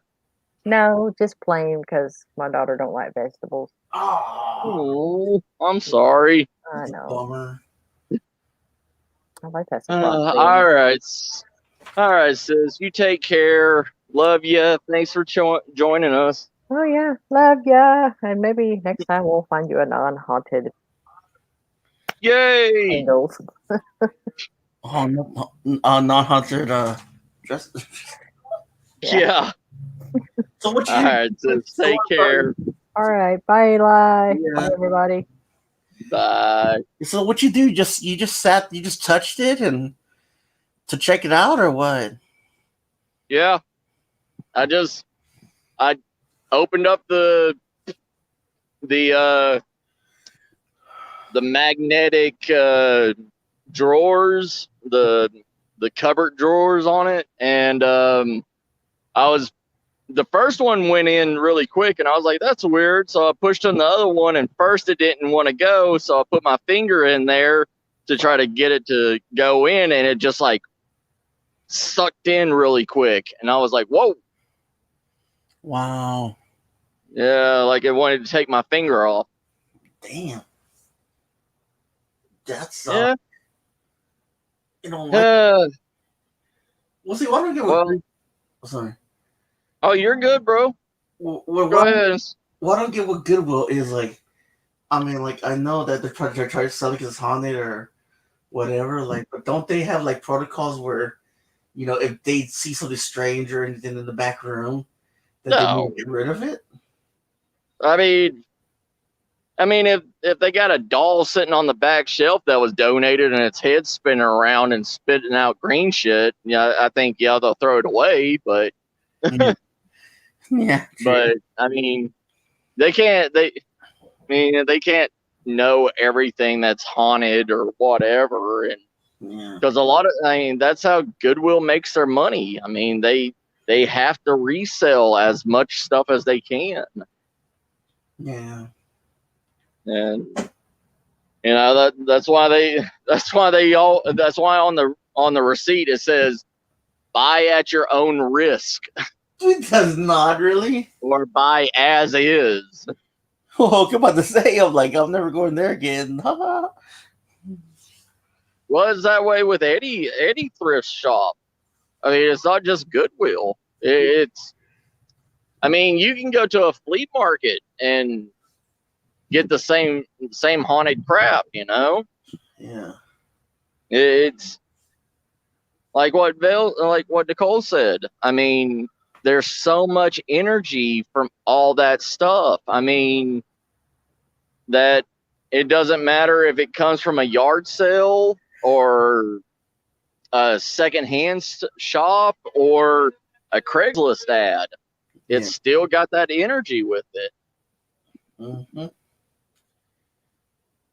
That's why my grandmother always told me this. Like, my grandmother and my aunts told me, they're like, do not buy used wedding rings because that person's past or displeasure or hatred, there was a reason why those rings were sold, you know what I mean, to a pawn shop or whatever.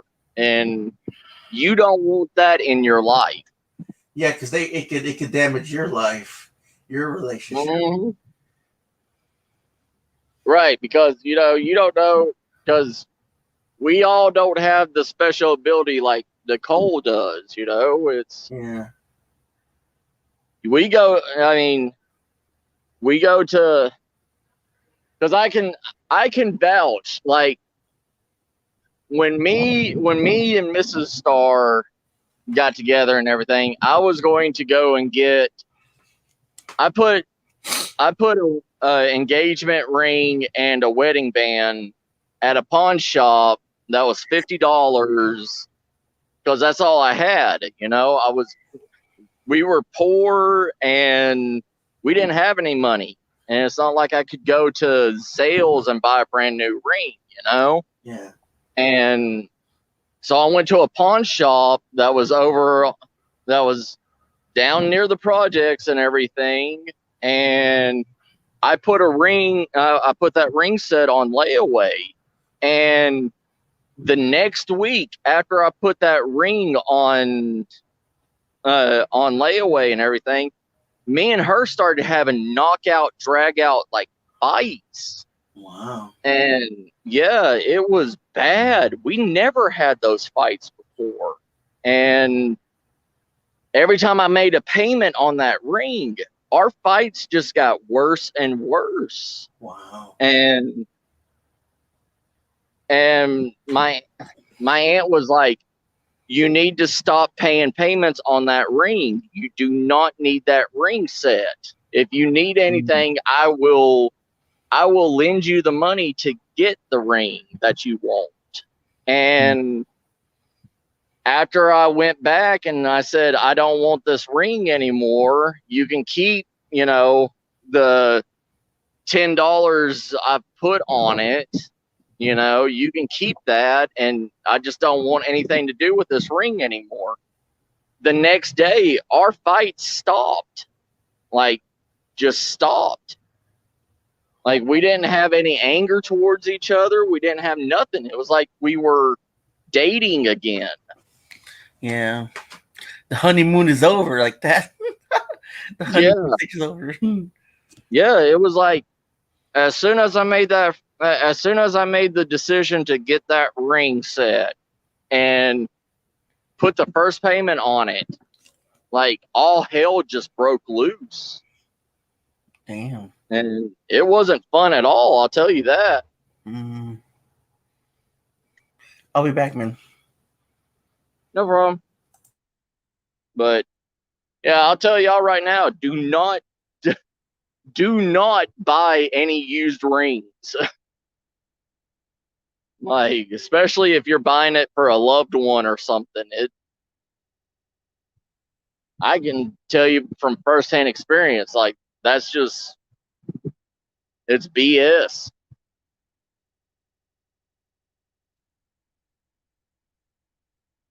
Like, I don't know. It was like, but it wasn't bad for the first week. It was just the next week.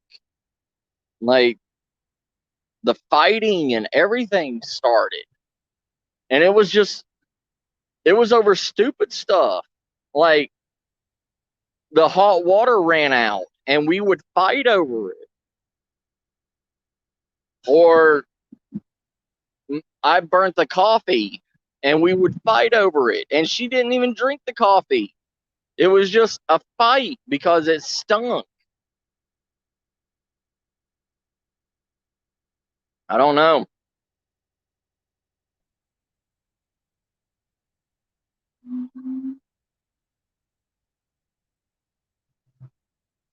Watch the monkey. But yeah, it's just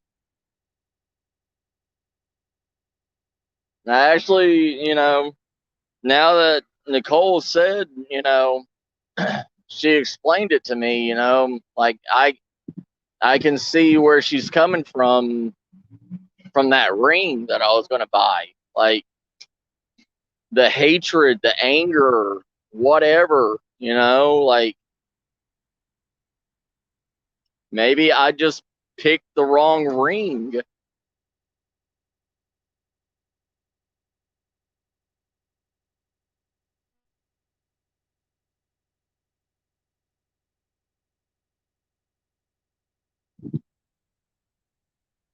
Yes, I have a face little goblin. Yeah, I don't think Goodwill will sell vomiting split pea soup. I mean, I know they need to make a buck, but that's going a little too far.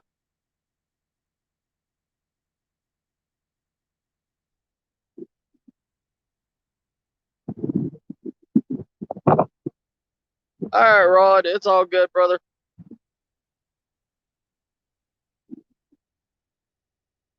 I don't know. I mean, look at the eBay stuff. eBay, like people make a killing on eBay selling haunted shit. So why doesn't Goodwill get into that?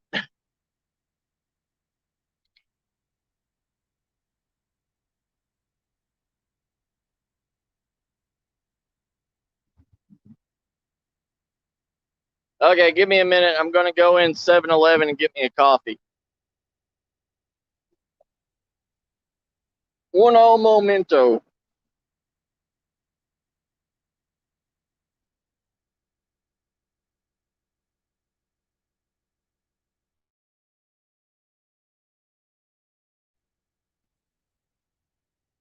Ugh.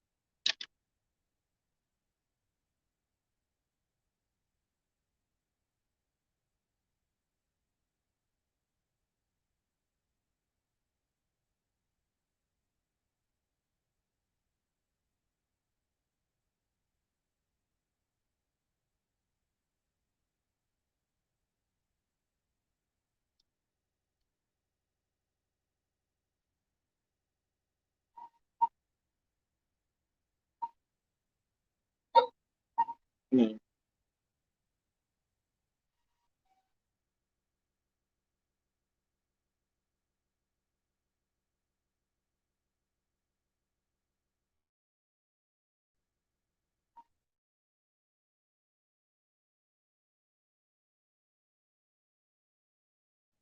Dollar discount. Oh, awesome, thank you. All right.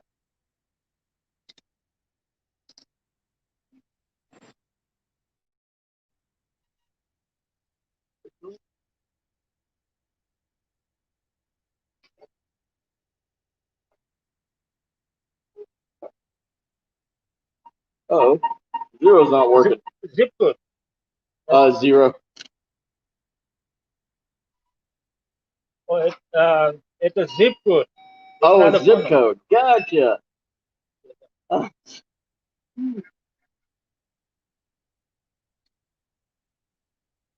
There we go. I think got it, yeah. Sorry about that. 107. Awesome.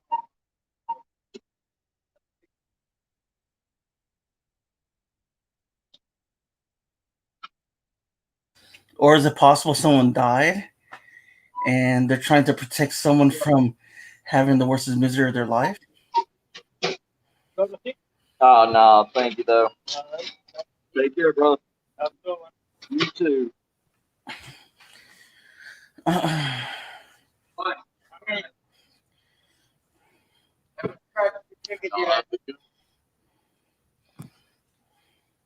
What's up, bro? So Matt, so is it possible? Give me 1 second. Oh, I'm sorry. I'm sorry.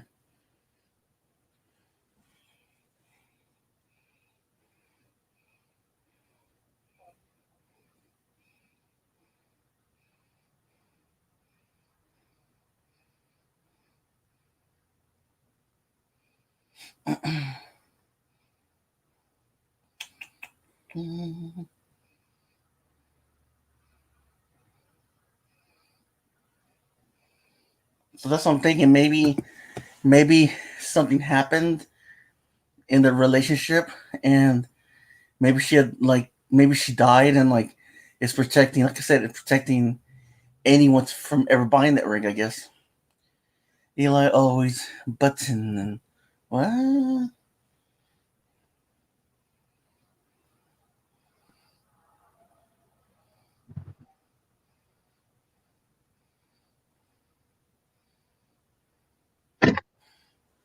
All right. Oh, You there, bro? yeah. No, what I was thinking is, okay, I don't know if I'm going to repeat this for a third time, but okay, it's like if the person died, that she died probably because of an abusive relationship, and she's probably warning you, saying, "Don't wear this ring because someone put a spell on it and killed me," or whatever, ex-husband or whatever. I don't know. I don't know, bro. I just, I don't know. Usually, a lot of rings go into pawn shops for other reasons, you know? Like, Yeah.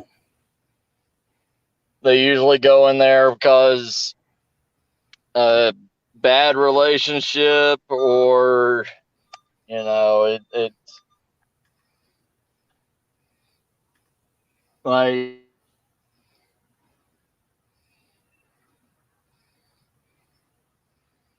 Yeah. cheated on them.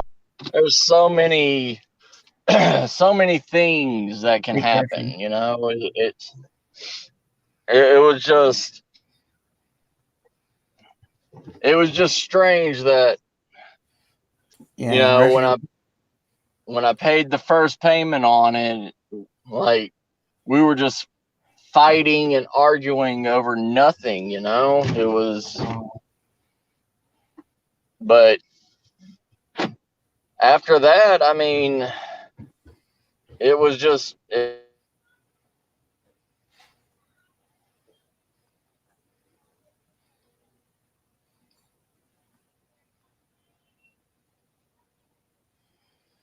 think he froze again, guys. you know. Yeah. We didn't hear what you're saying. Sorry, you froze. Oh, I'm sorry. I was saying, you know, after the first payment, like, the fights were just horrible. But then after we stopped, after I stopped the payments on it, the fights stopped. Like, it was just, she didn't even have the ring. It was just happening. Yeah. I don't know. It could have been a bad relationship. It could have been it. I don't know. I really don't know. And supposedly diamonds hold memories, you know. Mhm. Like, So if it was, you know, bad memories and everything, it was just, I don't know. Mhm. Yeah, stolen, bad relationship. Yeah, it could be cursed. It could. There's hundreds of things. You know. Mhm. Give me 1 second. Okay. He's gonna take us out in the middle of nowhere. I'll be right. Okay. Always possible, Cassie. Yeah. Never know, man. I mean, weird stuff happens now these days. And we see his phone. That's cool. That's something interesting. Good thing on a one diamond. Well, you know, it's kind of hard to find a good ring, even online, Sheila, because I've done that before, and my fiance's fingers turn like greenish, you know, because the ring and stuff like that. So I mean, it's kind of hard to find jewelry now these days that ain't fake. That's why it's always good to go look at an expensive store. You know what I mean? Instead of going online, because they sell some cheap shit online, and just to make money. All right, I'm back. Sorry, my phone's just going crazy. Yeah. But I mean, there's a lot of things that you're not supposed to get secondhand. I mean, it's like I've always heard that you don't get tarot cards secondhand. I've heard you don't get, you know, you don't get protection jewels secondhand. You don't. Mm-hmm. There's a lot of things you just don't get secondhand, and like my my old my ex-girlfriend that was a voodoo priestess, you know, she Mm-hmm. said you don't get warding crystals secondhand. Like if somebody else gives you a warding crystal, you don't take it because the Yeah. energy is only supposed to be for that one person and not for you. Yep. Nice. Crazy. The things you get. Yeah, I mean, you don't get secondhand husbands either. yeah, you know. Yeah, but she did. Well, ready was it? What are those? Ready bride, whatever husbands, whatever. Yeah, the prepaid husbands, or what are they? The wives, like the oh, what are they? Mail order brides. You don't get mail order brides either. Or it's a what, a 10-day marriage or something, fiance or something. A 10-day Yeah, fiance. The family gets to pick the girlfriend or husband. yeah, Mhm. I've seen those shows before.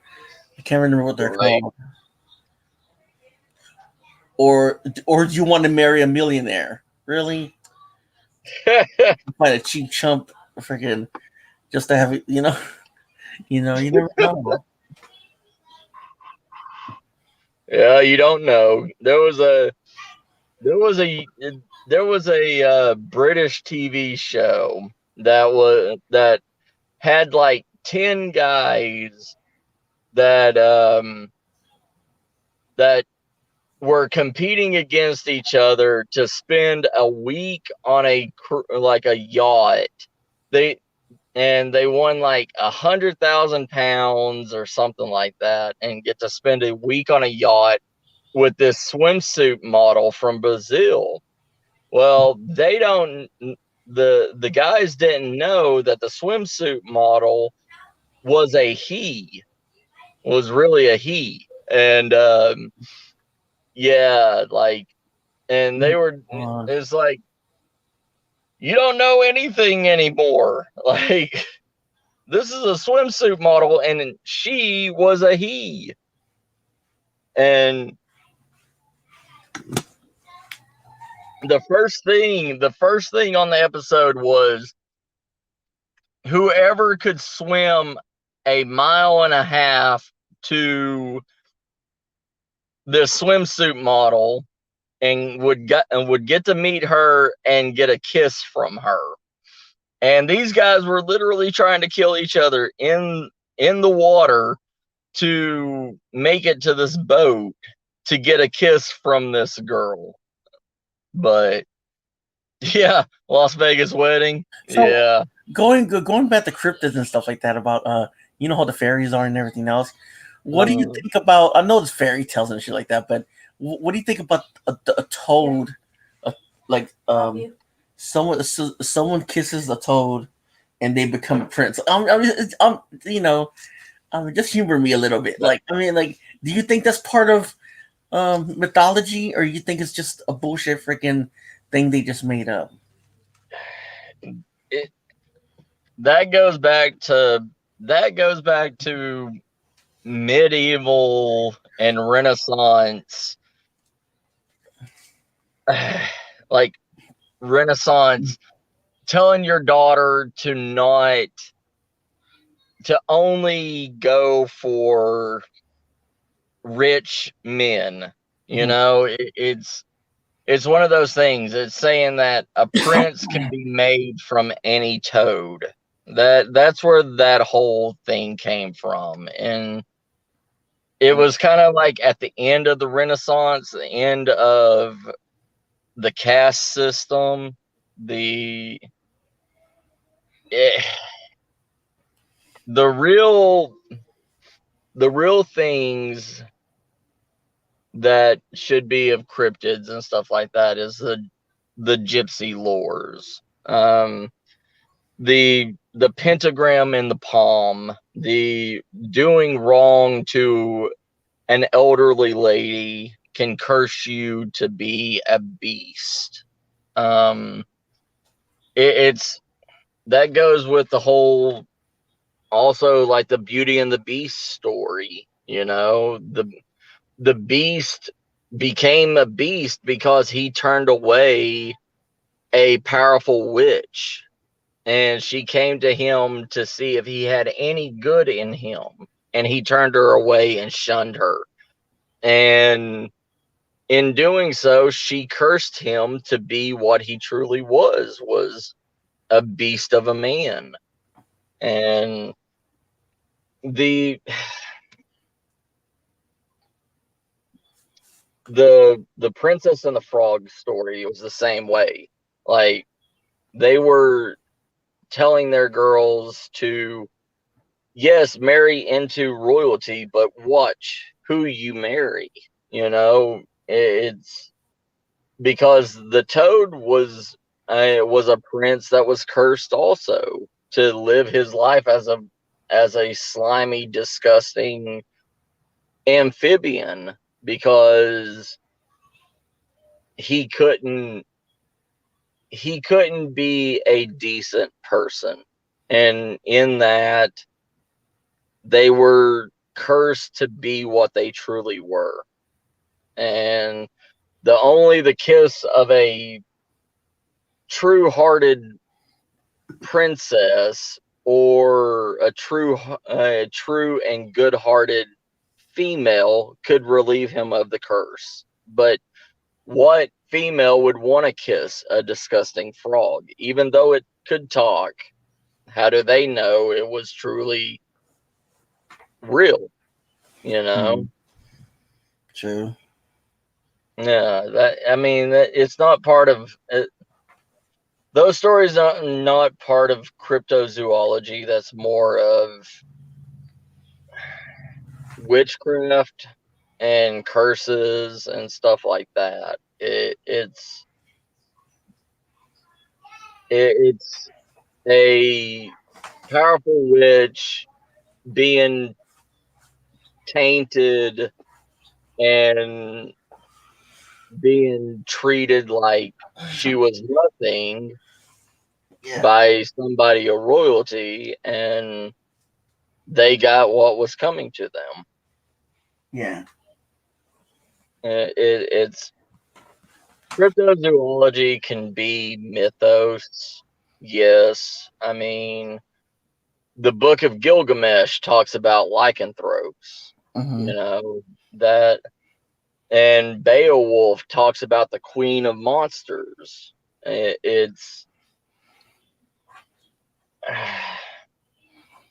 but stories, I mean, some stories, yes, can become cryptid stories, but a lot of them were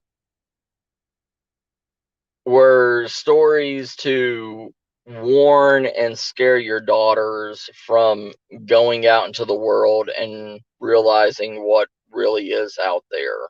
It's like Little Red Riding Hood. Little Red Riding Hood was hunted by a wolf, which at that time was Anglo-Saxon, fears. They were afraid of the wolves, and that story came around to tell parents not to let your daughters go out past a certain time, or they'll be eaten by a wolf. Just no tongue, Goblin. That's wonderful, Sheila. But yeah, it's I don't know. A lot of stories were to scare people into. It was really to make people fear of letting their daughters be alone. You know, because a lot of families that only could produce daughters, they had to work them. It was more of families wishing they had a son to carry on the lineage, carry on the bloodline. But they wanted their daughters to grow up beautiful so they could marry them off to a rich family, and the family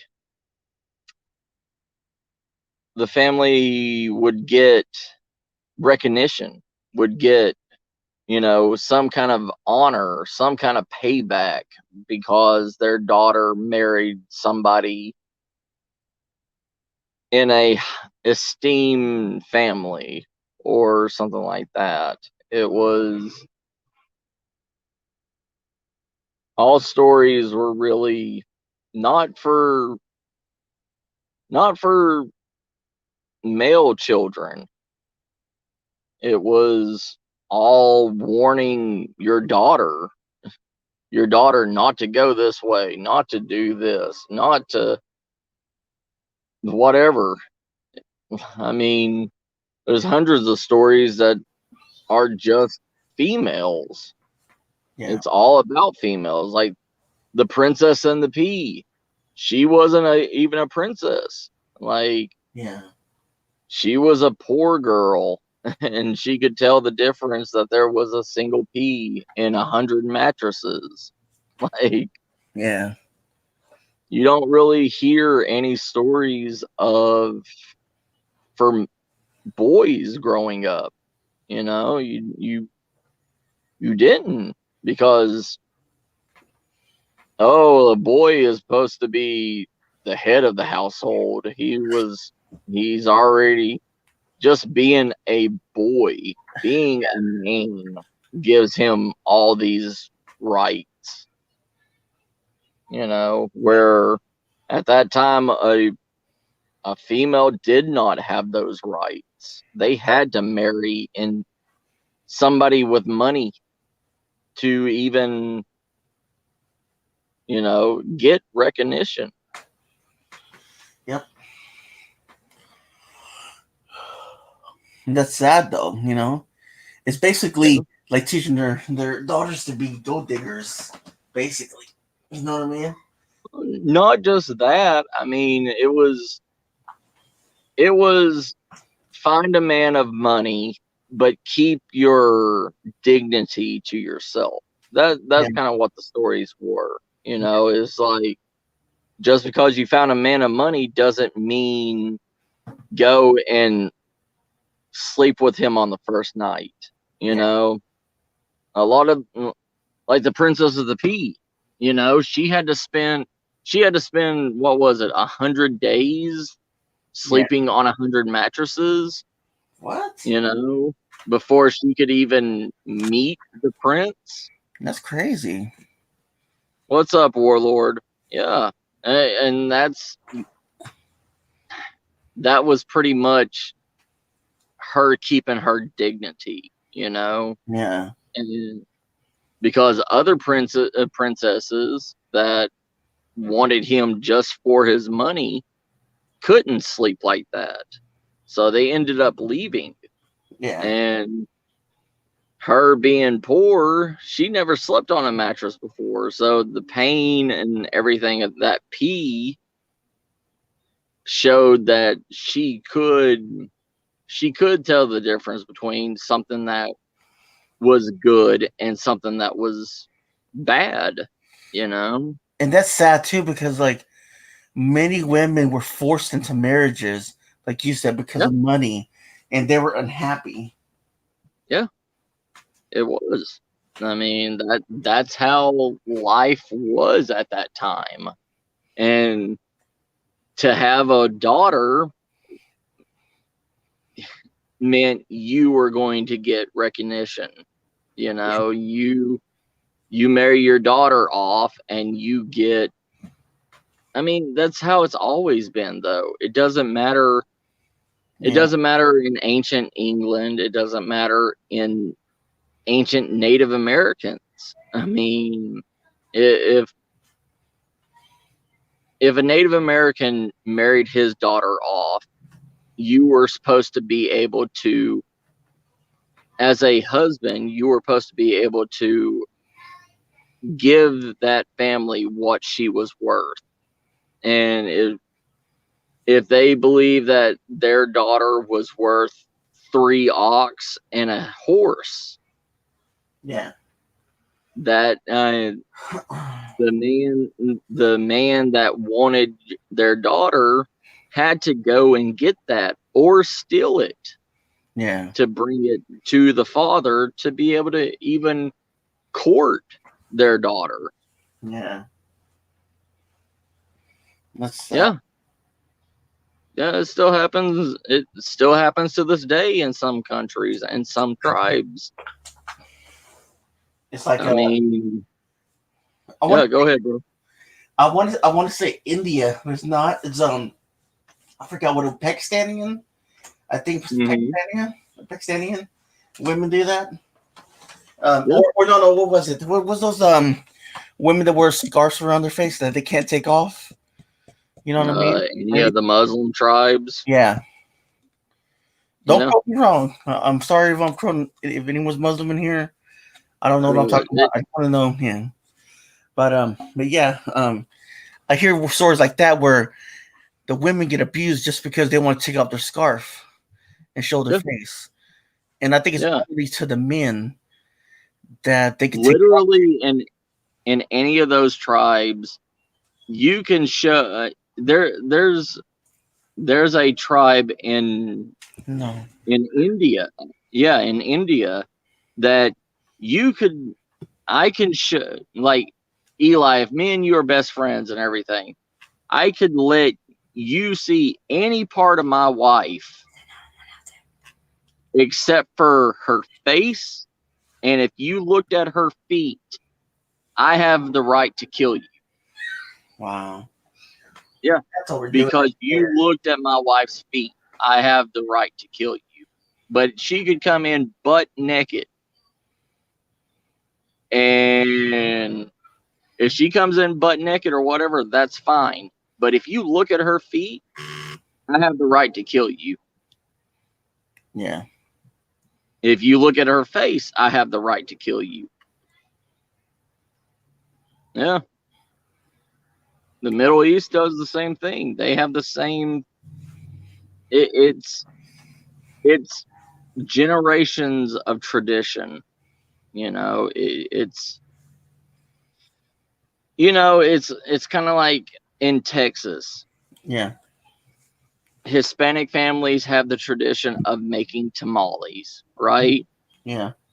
And it's a whole thing. But if one person breaks that tradition, especially with the females, they are literally shunned from the family. Wow. I mean, not all families do that, but some hardcore traditional families still will do that, will dishonor you. Like, you're not a part of the family no more if you won't take traditional recipes and, cook them. It just depends. Some traditions can be swayed. Some traditions can be forgotten, but there's some traditions that cannot be forgotten. It happens in all families and all cultures. Yeah. What's up, LJ? How you doing, sis? Oh, Jax.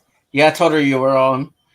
Yeah. That's what I'm just texting everybody to say that you're on. So Oh, thanks, bro. don't end so fast. Yeah, 2.5 hours. Damn. I was busy today. I was just like, I noticed that you're on and stuff, and I was just like, oh damn, he's on. I was like, shit. I've just been moving around, been moving my body around. I'm not trying to be lazy or anything. Yes, dishonor on your cow. Exactly. I don't know. There's too many traditions in families to be able to remember them all and to keep them up to par. Exactly. Oh, I'm doing all right, sis. How about you? He's ready for some menudo. I wish I had some. That would be amazing right now. Hell yeah. I'm hungry as it is. I don't know. But yeah, those stories weren't really based on cryptozoology or anything like that, bro. Those are more family warnings, like to warn people to take better care of their children and stuff like that. I mean, just because the prince was cursed or something like that, it does. I mean, yeah, there's some stories, like I said, like Beauty and the Beast and everything, that they were cursed by witches. They were cursed, but they weren't cursed by the witch because the witch felt like cursing them. The witch cursed them because they weren't a good person. You know what I mean? It was kind of making the witch as a good person to teach them a lesson, because witchcraft was still they were trying to make the witches seem like a good person to teach the evil rich people a lesson, Yeah, all Grimm fairy tales are hardcore warnings to both the child and the parent. But now it's Mother Goose stories because, we can't let that hardcore bad stuff be taught to our children of politically correct America. Mm-hmm. because that's just bad. You Yeah. know, Jack and Jill, trying to run away, and they both end up dying because they ran away from the orphanage. So what do you think about that one, Jack and Jill? I mean, do you think they were based on real story, or is it just mythology, sort of like, or they just made it into a story? The original story was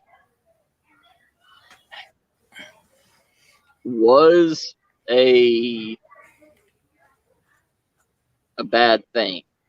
It was two children escaping an orphanage to try to get away from being beat and fed so poorly, and they wanted to get away from it. They wanted to start a new life together. They wanted to get out of that horrible living condition. But it was kind of a story to put fear in children, saying that if you don't help around the household or your family, your parents will die and you will have to live in these conditions. Wow. But on the other side, a lot of people sold their children off. So, I mean, stories like Jack and Jill and Little Red Riding Hood. Yeah, it just teaches kids not to disobey. You know what I mean? Yeah. Like run away and stuff like that. It's just like religion. They got religion to calm the masses down, because without religion, it would be bad. You know what I mean? It would be just everybody would be killing and everything else. Hola, Llorona, how about that? Oh yeah, I mean, she is technically a cryptid. I mean, Jackson. Yeah, I mean, yeah, it was a story to scare your children, but why was that story brought to life? Because it happened to children. Children were stolen by her. Mm-hmm.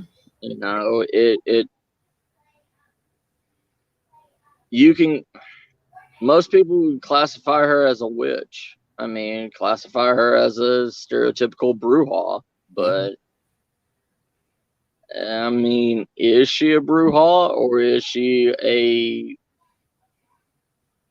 she a spirit that can be conjured to, like what Jax was saying? If enough people believe in the story, it can bring it to life. Mm-hmm. And it's not a flesh and blood cryptid or a flesh and blood bruja, but yeah. Well, back then my mom used to, because my mom was Spanish, and we would never go to bed, and she would say El Viejito de Moral. That means the man with the brown sack. And so my dad, and I did this to my daughter, dad, he would put a sack over his shoulder and hat, so we would go to bed. And I don't know, I try to look that one up. I think it is true. I think it is just a folklore. You know what I mean? Everything's folklore, bro. Every cryptids are folklore. My mama's in folklore. Yeah, I mean, even the Grimm fairy tales are technically folklore. I mean, if you go back to watch Chills TV, he went to investigate, and you hear a woman in the tunnel saying, "Give me my kids." Well, I mean, you can say that about the Weeping Lady and the Donkey Lady, and I mean, there's the Donkey Lady of San Antonio. Makes me want to go to bed now.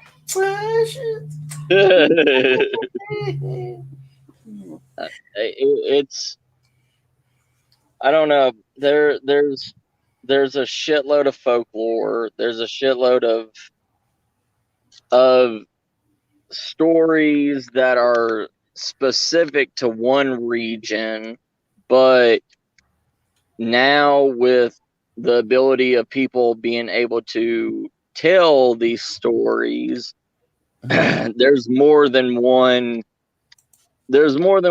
donkey lady. There's more than one Llorona. I can never say her name. La But Llorona? yeah, I mean there's in the last 100 years,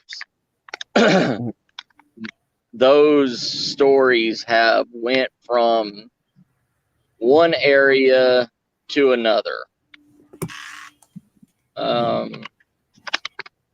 And that's why it's so hard for cryptid hunters to track this stuff, to see where it really originated. I mean, it's kind of saying like Sasquatch. Sasquatch is seen everywhere in the damn world. It's not just Native American anymore. It's not just American anymore. There's sightings of Sasquatch. There's sightings of the Yeti. Hell, even in Europe, they're claiming to see Wendigos, which have never once been a part of European mythology ever. It's been Native American and American. It's Yeah. But now other people are claiming to see it in other countries. It's back in the 1800s, back in the 1700s. You wouldn't have heard these tales across the water, but now you do, because internet. And internet is the worst. I love y'all to death, but the internet is the worst damn thing in the world for cryptid hunting. Yeah. And I'll say it again. Same thing with creepypastas. Those are the worst things that has ever been created. Yeah. La Llorona. Yeah, wait. Everybody and anybody can say, "Oh, I saw a 3-foot leprechaun run across my living room." Do you have any proof of it? No, don't. But I have a story. Sheila said the Wendigo European vacation. I don't know what she meant by that. Yeah, that's pretty much it. Yeah, he just hopped on a ship and sailed to Europe. Oh, I'll let you finish the story first, but sorry for interrupting you. How about the guy, the leprechaun, the leprechaun man? How about the leprechaun man? The leprechaun, like Irish leprechauns. What about them? I mean, they've been around since. I want to say that they've been around since the Irish learned how to write. Yeah, because I always hear that they have Lucky Charm cereal and stuff like that, and that's the best. But then they see a rainbow. They're magically delicious. Yeah, and then they have on the other side of the rainbow. There's always a pot of gold. Like, what do you think about? I mean, I know I've seen some I see some scary ones, leprechaun movies, and some funny ones. You know what I mean? I just want to know: are they evil? Or are they part of Ireland They're a part mythology? of the Fae. They're a part of the Fae, just like anything else. They can be evil, just like fairies can be evil. It, but the whole finding them and getting a pot of gold, no, that's been added with St. Patrick's Day, or St. Patty's Day. Yeah, they. Yeah. Some sort of. Oh, it's me. It's me, Rican. How you doing? I'm letting everybody know that you're live by messages. So you should throw down the link again if you're see if okay. But I don't know. Hey, Yeah, you should throw down the link again so he can come up if he wants to. He knows yeah. a lot of stories in Puerto Rican, mythology. Right.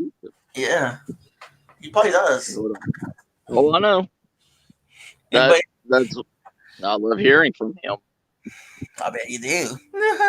Yeah, After that stunt he pulled. especially when he wears that lipstick. Oh yeah, hell yeah. That's No, it's the thing about leprechauns. They come on, Puerto Rican. they're posted.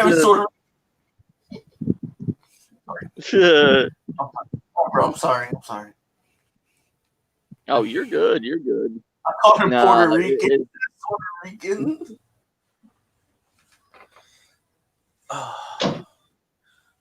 No, the thing about leprechauns, it depends on what part of Ireland that you get the story from. I mean, it's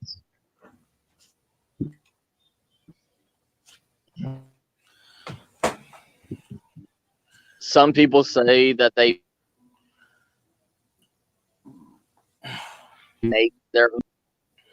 That's why they say if you follow the rainbow, you can magically become rich. But other parts of Ireland say that if you capture a leprechaun, they will grant you 3 wishes like a genie. There's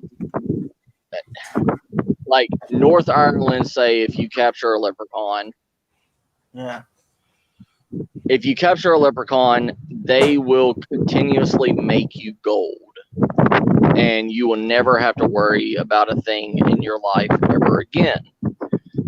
In Middle Ireland, they say that, whoa, I got a beep. What's up? Sorta. You're feeling sorta Rican today? Yeah. Who you calling Amor down there? I'm a little under the weather. So yeah, my shoulder's a little messed up, so I'm not gonna be on long, but Oh, it's all good. Yeah, I'm cut across my shoulder too from last night. Yeah. So there you go. We're both shoulder injuries, even though yours is probably a lot scarier than mine. Mine, I don't know what happened, but yours is definitely a lot freakier than mine. Mine's been over a month and it's just been building.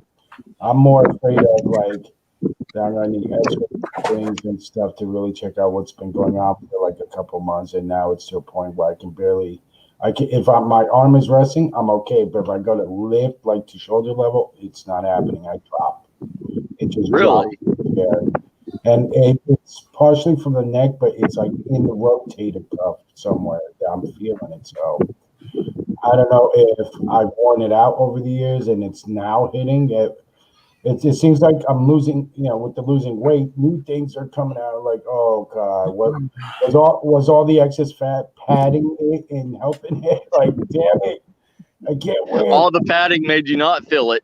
Yeah, son of a bitch. No, I know, but now I'm glad you're okay, brother, and that you're up here because I was worried. That's not a good place and situation. So Oh I'm yeah, glad. Yeah. But where you guys? it's just Yeah, what type of place? I don't know. I don't know the history of where you were at. Like what? If you can, just give me a brief rundown of where what. Let's see. In the 1700s, the Onion family. Wait, now was that their actual name or that Yeah. was okay? I wasn't Yeah, sure. that was their actual last name. Oh, okay. I wasn't sure if they would call that because they were like onion farmers, or something. Like They okay.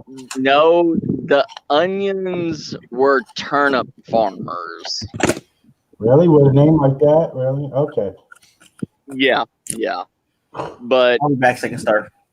all right, bro. But the Onions, they were very wealthy, and the Huebners, the Onions and the Huebners, they fought for this prime spot of land in Leon Valley. So it became a Hatfield McCoy kind of. Yeah, Hatfield and pretty much the Texas version of it. Yeah. But the Huebners ended up, in the long run, after their fights and everything, the Huebners ended up poisoning the drinking well of the Onions, killing the whole entire family.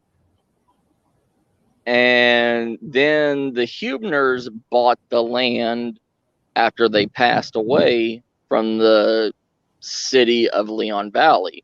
Mm-hmm. And after that, weird things started happening on that land to the Huebners. Mm-hmm. And push came to shove, and the father, Richard Huebner, ended up going crazy and murdering his whole entire family.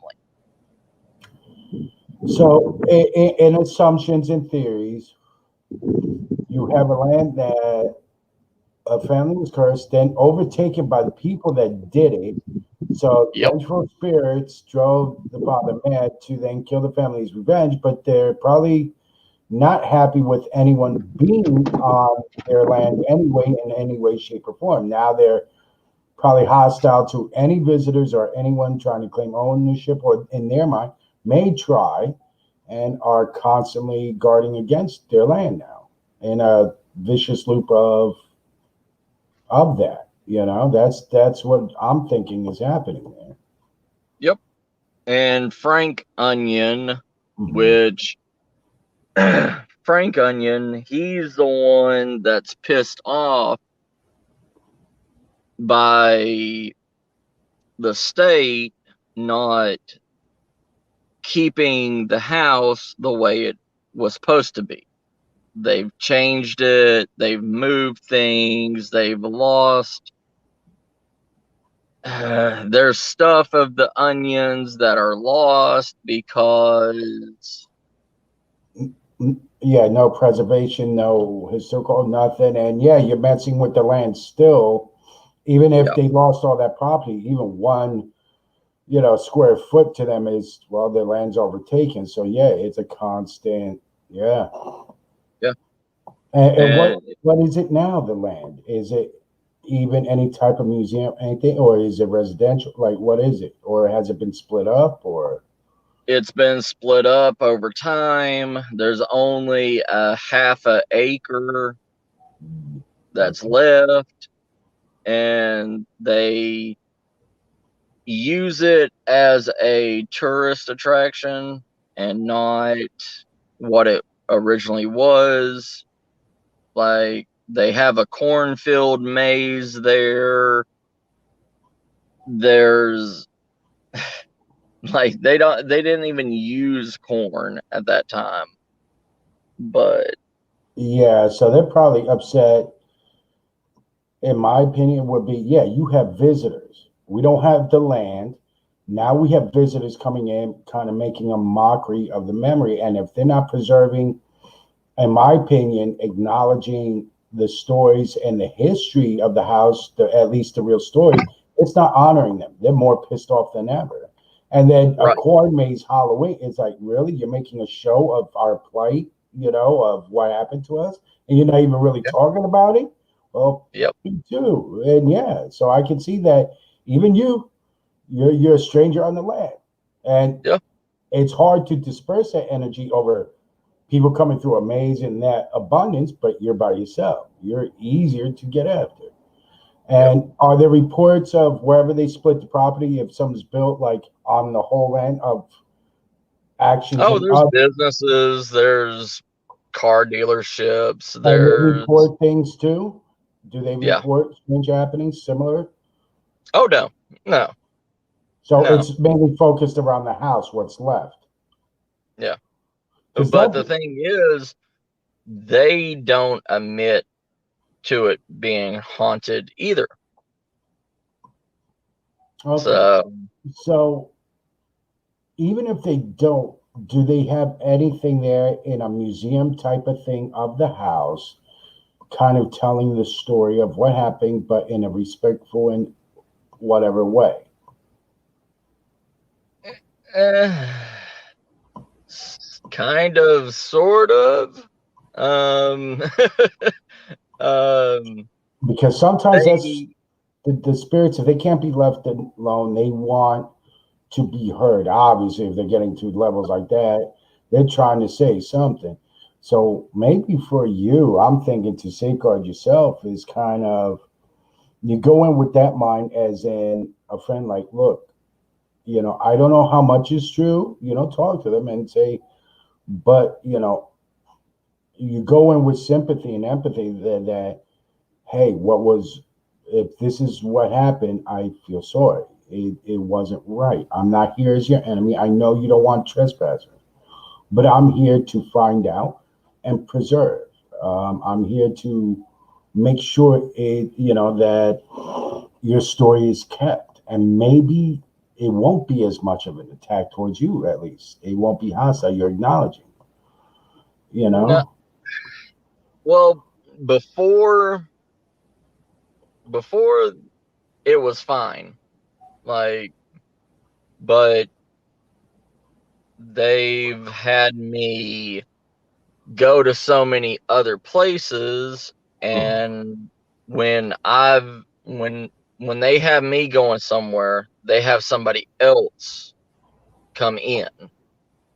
So, and I've told them every time I can't be on that land, I tell them, I say, I'm not going to be here tonight. Mhm, Somebody else is going to be here. mhm. But every time I do that, when I come back, it's like their anger is full force on me. Like I'm able to stop this. Like I'm able to control what can and cannot be done. So maybe take an approach of relating it to them. Like, look, I don't like having to leave, but Yeah, I'm in a situation not exactly like yours, but that I don't have full control.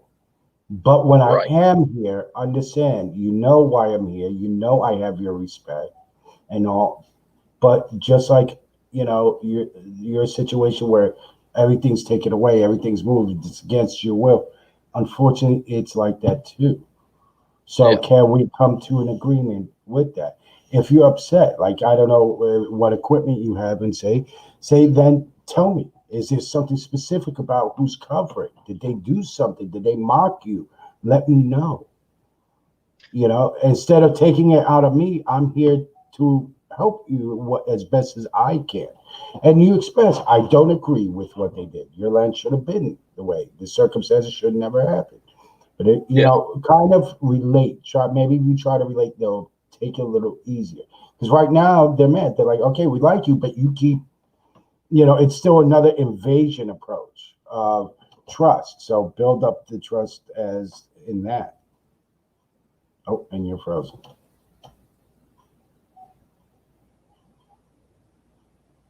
Still frozen. I can't hear you.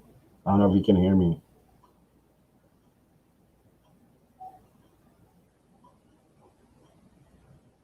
I feel awkward. I don't know if he's dropping out, dropping back in. Oh, there you are. Okay. Yeah. Ever since I came back from that creepy Goodwill, my phone's been screwing up. That could be another thing too, that if there's something still kind of around you and you don't realize it and you're bringing it to their home, they might be getting territorial and attacking you in a way to get at it. That's another thing. You might have to cleanse yourself before you go in and say, hey, look, if there's something with me, tell me. I don't even know. And if that's what's upsetting you and you're trying to get rid of me to not bring that in as well, let me know. Because it could be something now another thing attaching you that they know will try to, and they feel like they're going to get shoved out again or something. It's very well possible. Approach it every which way. And yeah, like someone said, sage something and just find a way to communicate. Even a digital recorder, say, look, you can speak into this. I may not be able to understand what you fully say yet, but by the next time, and just say, oh, okay, I get it now. Let's do this. I'm here for you guys too. And you tell them, look, out of all the places I go to, this is the one I like. I like, I respect your family. And maybe you do that because it could be they're attacking you because something is. If you're saying you're having all this weird stuff, it sounds like something's following you. So maybe they're going, it's not so much you, it's what's with you. And they know no other way than to defend themselves physically at you. There's many aspects to approach, but I think the communication with them is find out why they're suddenly mad at you. Is it because I left and come back, or is something with me? Let's get to it. Right. And you open enough that you carefully, but you say, what is it that's making you upset when I come back? Is there something? So what can we do? What's the resolution for you? You've been through enough. That you always, go back to, you've been through enough. Yeah. I don't want to see worse for you. Are you trying to warn me with that? Let's do that. If it's something you're coming back and undisturbed, then leave a record. Say, hey, remember the time frame. Sometimes people assume, oh, speaking to this box, blah, blah, blah. That thing, if you were back then and I showed up in a time warp with this device, you're going to be freaked out. So if they realize, or it's in their time period, you have to explain carefully what the device does. You can say, oh, it causes no harm, but it's still scary. I'm sorry. You put on a spirit box and it's making that noise. Even in of itself, what's a kid do with loud noises? They're going to run and freak out because it's like, what the fuck is this noise? You can try to explain it, but it's still scary. A spirit from a different time period is not going to understand. You say, look, do the research, like depending on time. Did they have phonographs? Did they have anything, some recordable? And relate it so they understand and say, look, if you speak into this, it's like if they had telephone, it's time of telephone, just more advanced.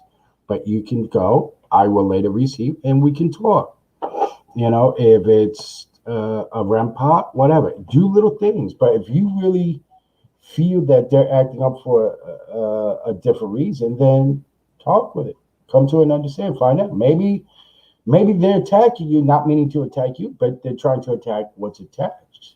Maybe they're trying to protect you, but they don't know how. Yeah. Unfortunately, they figure, well, that thing's on you, so we got to get you. Unfortunately, you're in the way, but it's on you. Like we don't know. Right. We don't know how to get rid of it, and or they are pissed at something. They feel like invaded, like, oh, here's a guy we trust, and he's bringing something that We don't like. So approach it with a little bit of that and see. I mean, you have nothing to lose at this point with doing it that way. If it continues, then it's one of those unfortunate. Then you know what? I enjoyed being here, but if we can't come to an understanding and you can't help me help you, it just can't be. I apologize, but it just, and you say there may not be that opportunity. There'll be people that don't understand. And yeah, when they have corn mazes, seasonal things, and you work, explain to them what's going on. Yeah. Explain, look, it's nothing against you personally, but people are at least, enjoying your land. They're making fun for kids and family. You had a family. Right. So when they come for this corn maze, it's a fun time for them. Yeah. And it's still, again, I'm pretty sure we're Halloween. I don't know the religious views of this, but say for us now, it's a celebration of still family get together and it's enjoying your land. It may not be what you grew, but your land's still being used. It's still being grown. Right. You know how you approach it and make it that they feel like, oh, okay, you know what? We are in a way being celebrated. At least the land's still being preserved. Say, at least it's still being used in farming in some way, even if it's for the enjoyment of families. And you kind of convince them that, hey, even though the tragic thing that happened to you, look what's still resulting. You're bringing joy to other families. So it's not all lost. And maybe, just maybe, that can put them at a better ease. Because in real life, as a person, sometimes you got to do that to a person, show them the other side of things. And it's like, oh, I didn't think of it that way. And they're stuck in that very angry mode because look what happened, and remind them the feud's over. You got it. It's done. Enough was taken. You can still celebrate what you have here. Now, if they were having a ton of psychics and other things and really stirring the pot, say, I can't control that because I don't own. I could try, but at least while I'm here, I'm watching over your land. I'm trying to keep, and that may help. And that may help so you don't get attacked every time you go in one night if there's a fit of rage. Especially it's coming to knives. Like, shit, it's getting serious. But maybe appeal to something. And hopefully it'll create a calm, Yeah. And even say, hey, maybe there's something you guys can help me as I help you. If there's some attached, let's find a different way of telling me and stuff so I don't bring it in, but also I can continue to be here for you guys. It sounds crazy, but you're the one there, so who's going to think you're nuts talking to the house? You don't have to worry about it. Just do it. And if it gets out of hand, unfortunately, that's one of the things, then there's not much you can do. But if these were people in life, they're pissed off. And I get it. You're there. Your whole family's taken. You feel stuck. And all over the years, you're watching and maybe glimpses of losing everything. You go to your land and somehow I don't know what the level of consciousness is, but like, what's this? We're building in people in this one spot and then another spot, all these new energies.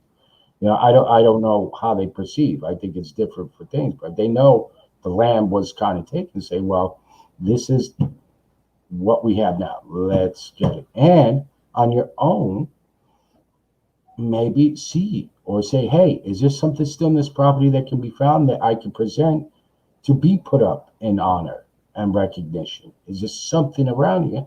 Maybe there is something in the land that they can draw you to, and maybe it's an item and say, this is another part of your history we're keeping. We're keeping your family together for others. Yeah. Sometimes that's all it takes. Research an old picture, whatever. Show good faith.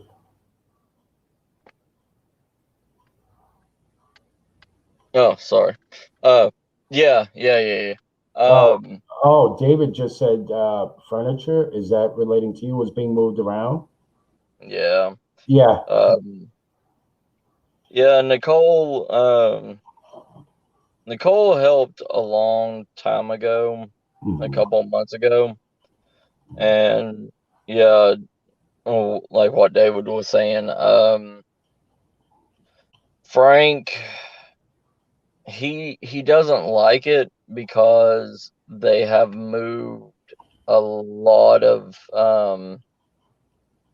the furniture and stuff. Like, it's not, the furniture isn't in the same places like how he had it. Mhm. Yeah, and he was getting Hello, pissed off Caden. at, oh, I'm just saying hello to someone that came in, Caden. oh, okay. That was good. But yeah, like, hello, Caden and Sarah. But yeah, like, he doesn't like it because they don't have his house, and the house that's there now isn't the original house either. Yeah.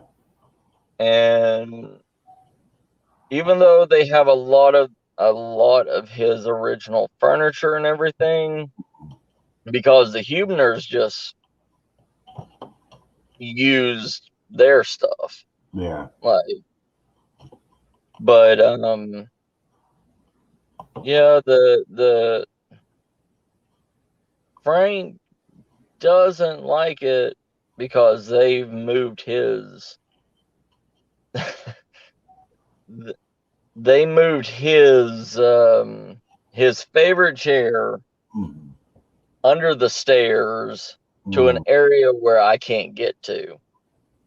And he's pissed off because of that, because it's not in the original area. But I can't say anything about that, even But that's what you explained. Say, even the look. one time I did talk to them. Mhm.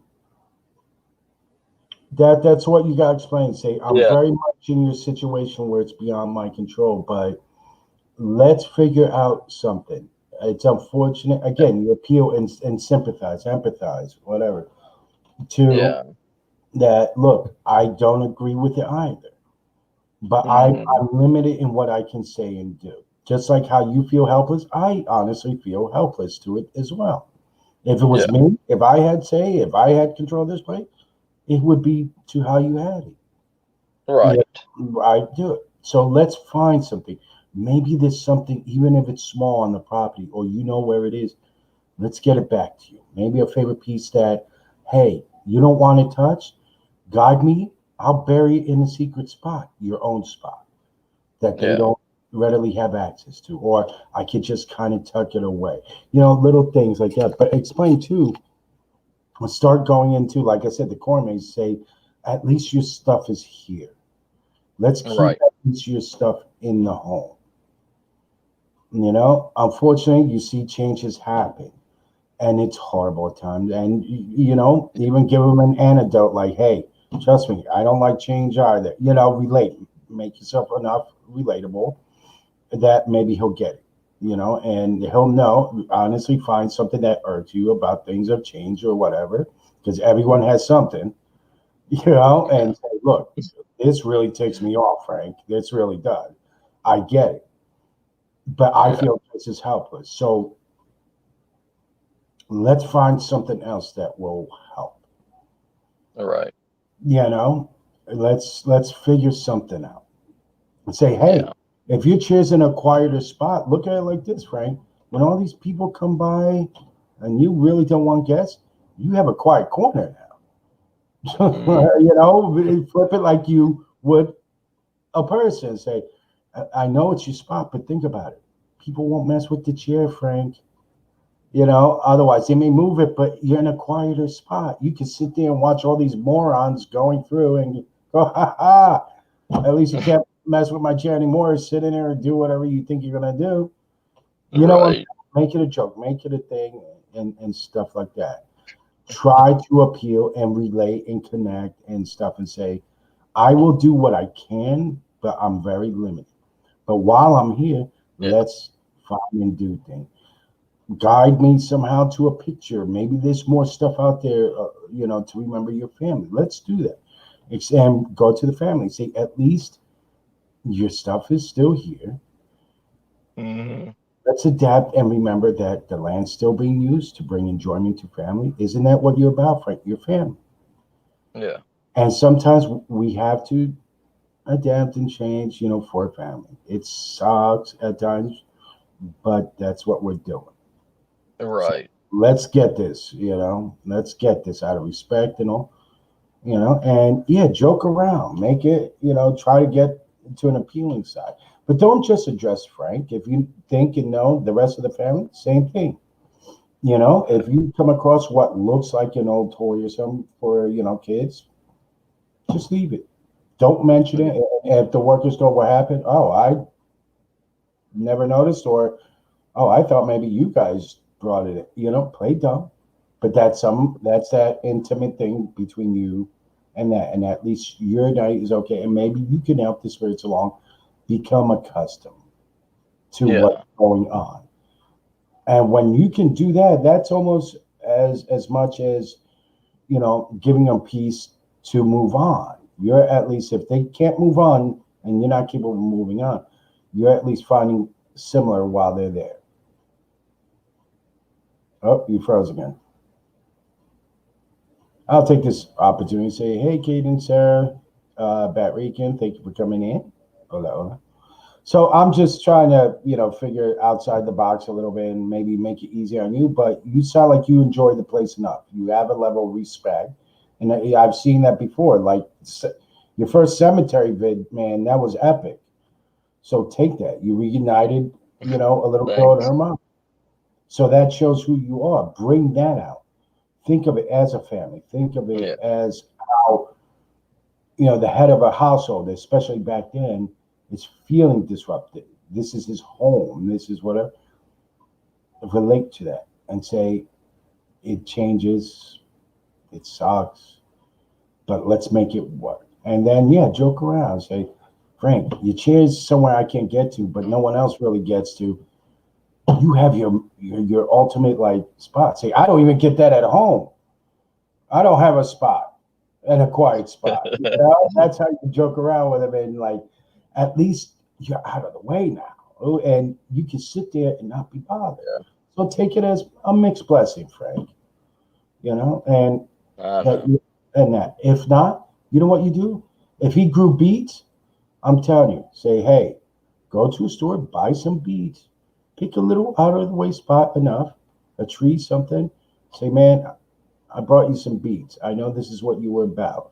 I'm not a farmer like you, but, I respect what you did and the hard work you put in. I left you a couple beets buried over here. And just little gestures sometimes puts a spirit enough at ease for their peace. And it may work to where they finally come to a full peace and can move on peacefully with the family. And you'll be doing exactly what you did that time. Remember, other than the spirits that didn't like what you were doing, how'd you feel knowing when you reunited that child and mom? What was that feeling you had? You're doing the same thing, brother. You're using you and do what you're meant to do for that. So think, why are you being attacked? Okay, let's get to the bottom. You're upset or something is upset. I don't want that, man. I'm a man of peace. I want your family to be as happy as they can be. And that's how you approach it. Now, if he's too stubborn in that, then sorry, at least you in your heart you did what you did. Yeah. And that is a protection in itself, because that's what you're enveloping around you. Peace and love, looking for human happiness, and even to spiritual realm, brother. That's what you got. I don't think you really realize how much you got there. So it's worth a shot. He's a stubborn Scottish farmer. All right. So appeal to his Scottish side too. Hey, say this may not be what you're using. Get a little airplane, the beat, bury it somewhere. So that's for you, Frank. That's just for the rough days when people come out. You got this in the yard, man.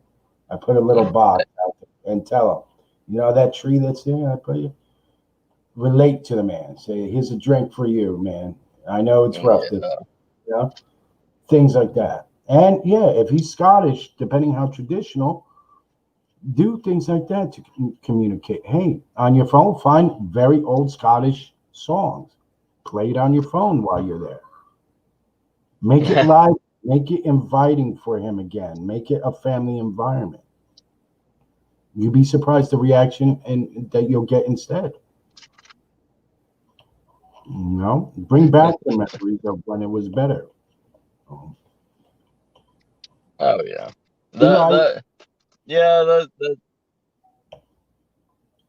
I mean, it's worth That's it. why I don't know.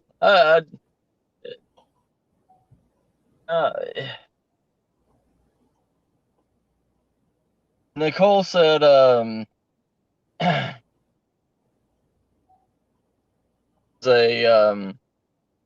he was a trickster. He liked to have a laugh, and but I don't know, like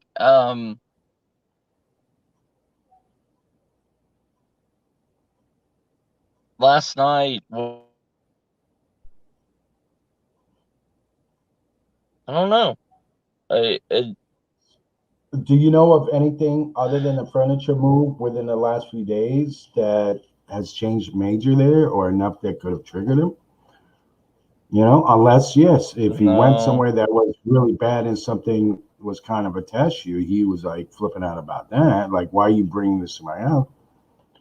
And again, the only thing I could think of is, you know, other than like having Nicole look again, try to, you know, just apologize. Say, I don't know these things either. You know, that's where I need your help. If there's something here that I can't see, I need your help. I'm eating turkey pot pie. Eli. Yeah. Jesus.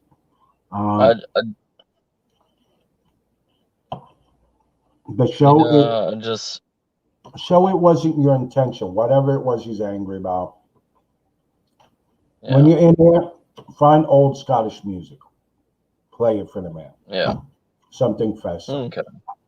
Scottish holiday music, but say old. So it's some traditional from way back, maybe for him. Do that. Bring him a lot of spirits, especially in life. And I know in Santeria, libations is a good offering. Food. So you bring the turnip. You bring a Scottish whiskey, a little bottle. Say, hey, all you have to do is turn this cap and ask for you. Say, look, I'll leave it out for now, but so no one finds it, I'm going to go put it somewhere outside, you know, so no one touches. And maybe, you know, let them drink and be merry for the holidays. You know what I'm saying? And get them into that Christmas spirit that way. Yeah. You know, and maybe that'll de-stress him too. Because this was a person in life.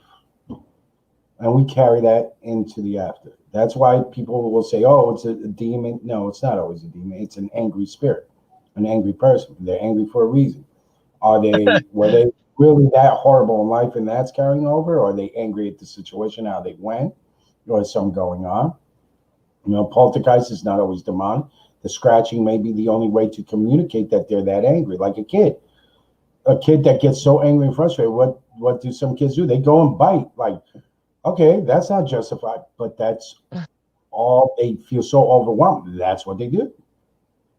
So approach it in that sense, you know, almost kid-like, and try to relate. Go, okay, what would I or PY know? Why? And get to the bottom. Say, help me get to the bottom of it, Frank. I'm not your enemy here, brother. You know, and say the holidays are here. I know it's not the same, but I still want to celebrate you and your family. Just a cheap airplane bottle of Scotch, you know, some type of Scottish made whiskey. You know, say, hey, this isn't what you used to. It's not the original, but have a drink on me. Get some beats. Say, I don't know what you could do with this, but look, you know, I'm going to put a couple beats in the ground here. Maybe we could grow it wild. Or if you don't want it messed with, find the outer edge of the property that's not really, and just let it go wild. And maybe, you know, any little thing. What's Jack saying? Yeah.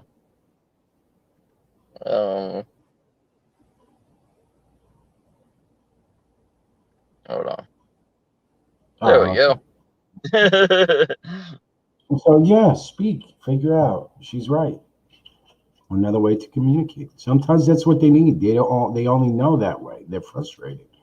You don't think maybe he's frustrated too that he can't tell you verbally and you can't hear it? And yeah, unfortunately, you're the guy he knows, and so you're going to get the brunt of it. Not because no one else is listening, but he's like, you motherfucker. I know you know I'm here at least. Like, you son of a bitch. Yeah. And I'm like, whoa, whoa, whoa, whoa. I know you're there, but brother, like, yo. That's not how we try to find out what's going on.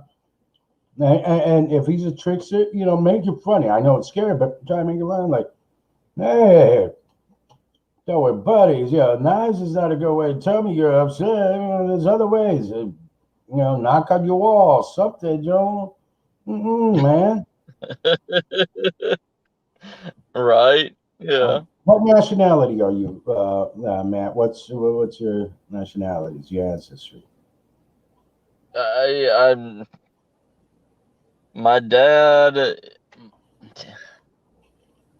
On my dad's side, full-blooded Cherokee, and yeah, and my mom, she was full-blooded Scottish, so. So appeal to the Scottish side. Say, look, my mom was Scottish. I get it. I know how you Scotsmen can have a temper, and I've seen it from my mom. So I'm telling you, please. Yeah. Whoa, man, whoa. I get it, yourself. Yeah. No problem. My mom would throw things like, I get it. You're upset. But I don't know what you're mad about. Joke around. Say, look, don't make me get a Scottish woman in here. Come on, Frank. Because then it's not going to be a good day for either one of us. If I got to bring her here, and then for you, oh man. So let's not go there. Come on, buddy. Joke around. If he's a prankster and a trickster, that means he does have a fun side appeal there. So I say, look, it's the same with her. I had to tell my mom, like, okay, at least tell me what you're mad about, so I don't get hit in the head with something. So please, Right. Hey, I feel like I'm stuck with my mom, Frank. Please don't do that. And you see, make them laugh, make them like, but appeal to the Scottish traditions, the Scottish side, and because I'm pretty sure no one's done that too. Probably haven't. Yeah. In life, all he's known, even in death, is all this calamity. So what does he have to celebrate? What does he have to remember? Bring out, look up, what it was like, especially back then. What was the Scottish family traditions of family life, and use that, relate.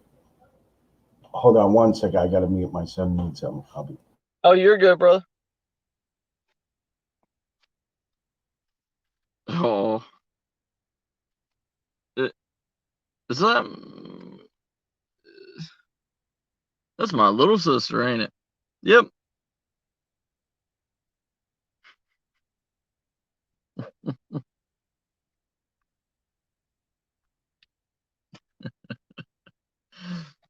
well, thank you. So, John Lennon with no beard. There you go. Yeah. Except John Lennon didn't look pretty in lipstick. So. Yeah, ain't that right? Ain't that right, my brother? Or maybe he knew about the lipstick and he's like, oh, no, we're not having this in his Scottish household. You're not pulling that in. Maybe back then that would have been a no. So maybe you got to explain that too. Be like, look. Yeah. It was a joke. It was a gag. Say, you like jokes and pranks. That's why I was doing it. Don't worry. I'm not, It ain't one of those things. Yeah, I'm not bringing that in your house. But that's what I'm saying. Maybe researching more what the basic family life was then in the area for him, more specific. You can find out if it says, was he raised a certain way? What religious? Yes, we can have that. Yes. Maybe that, those are little things that you try and connect. And, he might see that you're making that effort. So that will open better communication rather than getting sharp implements whipped at you, And are you sure that was Frank doing it, not a wife? Because women, I love women, but women get crazy like that too, where they just start whipping objects like knives and if you don't believe, look at Lorena. Shall I bring up that history? Hey, so make sure it was Frank and not where he stepped down and said, "Oh no, I'm not even getting involved," and that's the wife. So say, I need to know one thing, Frank. You're not doing. Was that you or the missus? Because I don't know who to be more fearful of. And I need to know. Because I have a Scottish mom. And part of me is reminding me of that. That's how you joke with all of it, Don't just open it to Frank. Make the whole family laugh. Make it, and stuff like that. Go with the beats or outside, something. Bring, it doesn't have to be monumental, but music. If you're there around the holiday, make it for them. Remind them of the better part of their life. Yeah. But yeah, bust your chops a little. If he's a prankster and likes a little fun of memory, bust his chops back, as a Scottish person would. Yeah. Yeah. Relate. And that might ease tensions. It doesn't hurt to test. It's a good way to test a theory too and see what type of reaction. Say, Frank, if you or to any of the family, the Onion family, if you are enjoying the music, let me know somehow. Like really, let me know. Tap on the floor with the music, and if you hear that rhythmic music and you can pick that up, whether you have a phone or another device that one plays music and you can record at the same time, then you know what? Now you know they're enjoying it. And what's that do? That leads to the next there and stuff. Yeah. But get to them. Really, my opinion and my feeling is just he's upset. Something triggered it, or maybe the missus was like, "Oh no, you're not coming in here looking prettier than me." And then the religious side is, "Oh no, you don't come in the house looking prettier and being blasphemous." Oh no. So it might be a double. Yeah, that is true, bro. Wait, what? Oh, someone was saying, yeah, I just met the girl my husband is cheating on me with. Oh. No. Oh, wow. So are you saying you're going to be the knife wielding lady? Just whipping knives? Oh, I got to carry at least 2, 3. So when I see on the street and drive by, I drive by knifing or knife throwing. Hold on. Hold on, bro. Hold on. Yeah, there's. I'm sorry to hear that.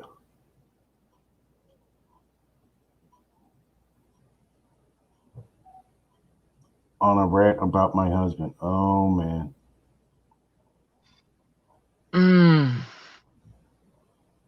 Okay. Okay. I'm not saying it's right, but are you Scottish? Because we need to start establishing an alibi. Are you Scottish and throw knives? Because we got to start, establishing. No, she was on the live stream. You made no mention of a knife whipping at the other woman's head and the guy's yin yang. Yeah. Irish. Oh, yeah. So it's fully capable too. Oh man. Oh Lord. But can I just say this too?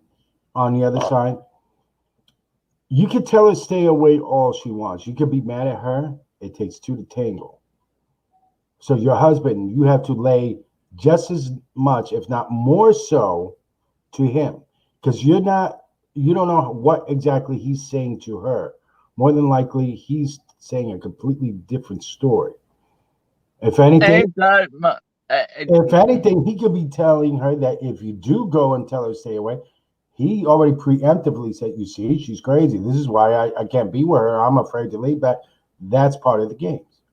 So if anything, it's him. It's him more so.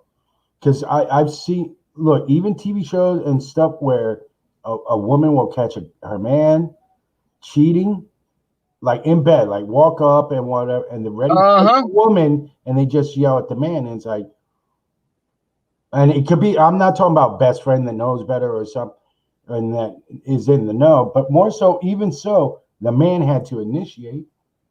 He's the one ultimately at the end of the day that should be the loyal one. Not the girl. She has no obligation in that. It's the man. So more so, he's the one that you really have to lay into. And I'm sorry if that happens and stuff, and it's beyond to her saying I was moving to another. So what's that? And he's doing it sober, so there's no excuse. Guess what? As I've been telling people nowadays, as I in my journey and stuff, and people tell me, where you been? Why didn't you talk to me? Because I'm trying to find me and get my shit together the very first time in life. They're raising their hand and saving you the trouble of going through the work to get rid of them. They just raise their hand. That's all he's doing. He's raising his hand going, me. I'm the one doing it. Yeah, because he was stressed. I'm going to tell you, as a dude, bullshit. Yep. Wanted a distraction. Fucking Bob Ross painted as a distraction, and he had PTSD. So that's a bullshit thing. Bob Ross fucking painted. That's a distraction. He was in the military. It fucked him up. That's bullshit. Cheating is not a distraction for stress. That's an excuse and a lame one. You do better. You stress him, maybe because he's triggering stress. And you know what? Here's how you combat that. Okay, I stress you. So you're making the excuse you run away. So I'm the horrible person? Good. Go away. I take myself, meaning you, out of the equation. We're no longer together. Now, this is how you throw it back. And it does make you feel good too, kind of. It sounds petty, but this is where you got to start getting into a strength of mindset. I take myself out of the equation, and better yet, you get out too. Now you have no more stress. We don't have to be together, because if I'm the center of this, obviously I need to not be in this picture, which means we no longer need to be together, correct? And guys hate when you throw logic at them. They really fucking hate it. They can anticipate a woman being illogical. They really hate logic. They really do. That's the truth. And then he'll just, like most guys and people, he'll make it worse for himself by reinforcing that stupidity of behavior and go, you see, you're proving it more and more. That you're saying it's me, but it's really you. But we'll, for your male ego, we'll say I'm the problem. I forced it somehow.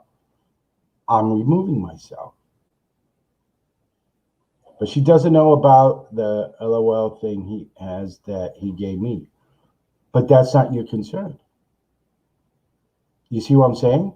So why, for your own sake and your own self-growth, continue with it? Make that journey. It's a better struggle. It's a happier struggle. Why stress? Why, at that point, almost stress yourself out? Because in his illogical mind, that's proving, you see, you're even stressing yourself out over something that doesn't need to be stressed out. That's how guys will flip it and try to. So remove yourself and go to your own controlled stress without that equation factored in. See, this is... That's why I listen to this guy right here. Okay, I understand getting evidence, but at the same time, start being prepared. So when you slam that evidence, you're ready out the door already. Like, by the way, that's the mic drop. Boom. Here's the There you evidence. go, brother. There you Well, go. so in the background of just not just gathering the evidence, you're preparing to do what you do to finalize it before, courts and whatever finalize, but that's it. Do not even a mic drop. I mean, I'm talking about, you're dropping shit, drop a wrecking ball size microphone. Fuck that. Ain't And that fucking true. do for you, but don't overwork yourself and stress on him. He's already proved the lack of work. Her getting mad at her still doesn't solve because he'll just move to the next. Even if you get rid of her, now you're stuck with, well, he's going to do it again, and he will. So start making that and treat him. Still, you could treat him with basic human kindness in the sense of just, okay, because guys hate that, the simple blah, blah, blah. Even when you're stressed, don't show it. Don't sound it in your voice. Sound like a fucking Bob Ross or Mr. Rogers, because then he will get scared. Any person will get scared as someone that's unusually fucking calm, monotone, as them. Tell me, Mr. Rogers and Bob Ross, somewhere in the back of everyone's mind, aren't creepy enough to think that they could turn out to be fucking serial killers, how calm they are. You want to put a female fear into him of being calm. That it's not affecting you. On the outside, it's not affecting you. Then you go to the people you vent that way, but you don't let them have the energy. And even to the cosmos, to the stars, you don't put that energy of stress so he receives it that way as an advantage. No, who says? You're saying you'll be old and alone. So you rather grow old and be under stress with this that'll kill you at a much younger age and leave you no chance? No. At least I want a fighting chance without the BS. So, yeah, there you go, Jax. A boss has a bitch girl, cool, calm, and collected. And let me tell you, if you're a true Irish girl, there are lots of guys that are gonna like that. Oh they my like God. the feisty and sassiness of an Irish woman. So I doubt you'll be alone long, but you'll be wiser. You'll know what's coming. You take, like I told this too, it's the analogy I can use. A farmer loves shit. Where we all think it's a stinking pile of nasty, whether it's for us life's shit, people's bullshit, whatever. But you know why? Manure is beneficial. You extract the best parts of it into a nutrient, into a fuel that what helps our harvest, our production grow, and makes what we plant grow better. Yep. It feels wrong to be with someone else, but does it feel right to be in the situation you are? Because obviously it's getting to you, so that doesn't feel right. Is it better to feel every day that you never know who or what he may? You could keep driving them away, and it keeps repeating. To feel the stress of eggshells, that every little thing you have to question, every little thing. I'm telling you from experience, not just relationships in life, that I've had to question. It got me to such a state of paranoia of every little thing. To literally, I was almost hallucinating of every little noise. Like it goes beyond that. So it should feel more wrong that you're with him and he's doing this. So trust me, it's work, because you've been in it, but it's much better work. You've been fighting this long on, against, and for yourself. Then you go down the right way, really fighting and winning. That's why I had to take a break. I'm still on that journey. I can't fully, honestly give. I know I have a heart big enough and can love and capable, but I wasn't loving me. And I realized that's not fair to anyone I'm going to be with. It really isn't. Because Ain't that the I'm not truly happy. And says, yeah, we have to be happy. I said it. I wasn't practicing my preach, but I'm now starting to feel it. And it still works. I went, 40 some years of fuck it, why bother, to now fuck it, why not? But with me first. I'm a dad. So what's going to affect me will then be passed on to my son. But then I can fully, completely pass on my own self happiness to someone I'm going to be with. And if trial and error that person doesn't appreciate, I'll catch it a lot quicker. I won't waste as much time. It's like peace. That's it. I'm not saying I'm gonna be perfect, but right now I'm in a happier state of mind, finding for me. And a lot of people, like I said, have done this. Oh, where me? Where you been? Where? What about me? What about me? You just saved me the trouble of seeking you out to find out later I'm gonna get fucked in the end. You just voluntarily raised your hand to it. Thank you. Peace out now. That's less stress. Yeah, you got this. Just like Jack says, you got this, girl. I know it's hard, but you gotta go back to your roots. Be you. Sort of. Can you be my shrink? I don't take pizza. I know that as a payment, and I can't do that. That I'll get non-payments, Eli. Like, I kind of ate the pizza payment. Can I pay you next week? And then I'm gonna have to, I'm gonna have to send out collections on your pizza payment, and you'll really be upset. uh-huh. But this is what I'm saying. You can do it. You're already in the process and don't know it. You're fighting, but why are you fighting? For his sake or for yours? You feel wronged, so it's for your sake. He betrayed you, so it's for your sake. So how wrong is it to be with someone else and take the chance of someone loving you for who you are, something you deserve? But first, it's you deserving you. It sucks. It's not easy, but you already been through the muck and mire in it. But here's the thing. At first, you're not getting the strength to know someone else. You're not jumping away to then seek someone else. You're jumping away to grow your own strength first. And then you know what?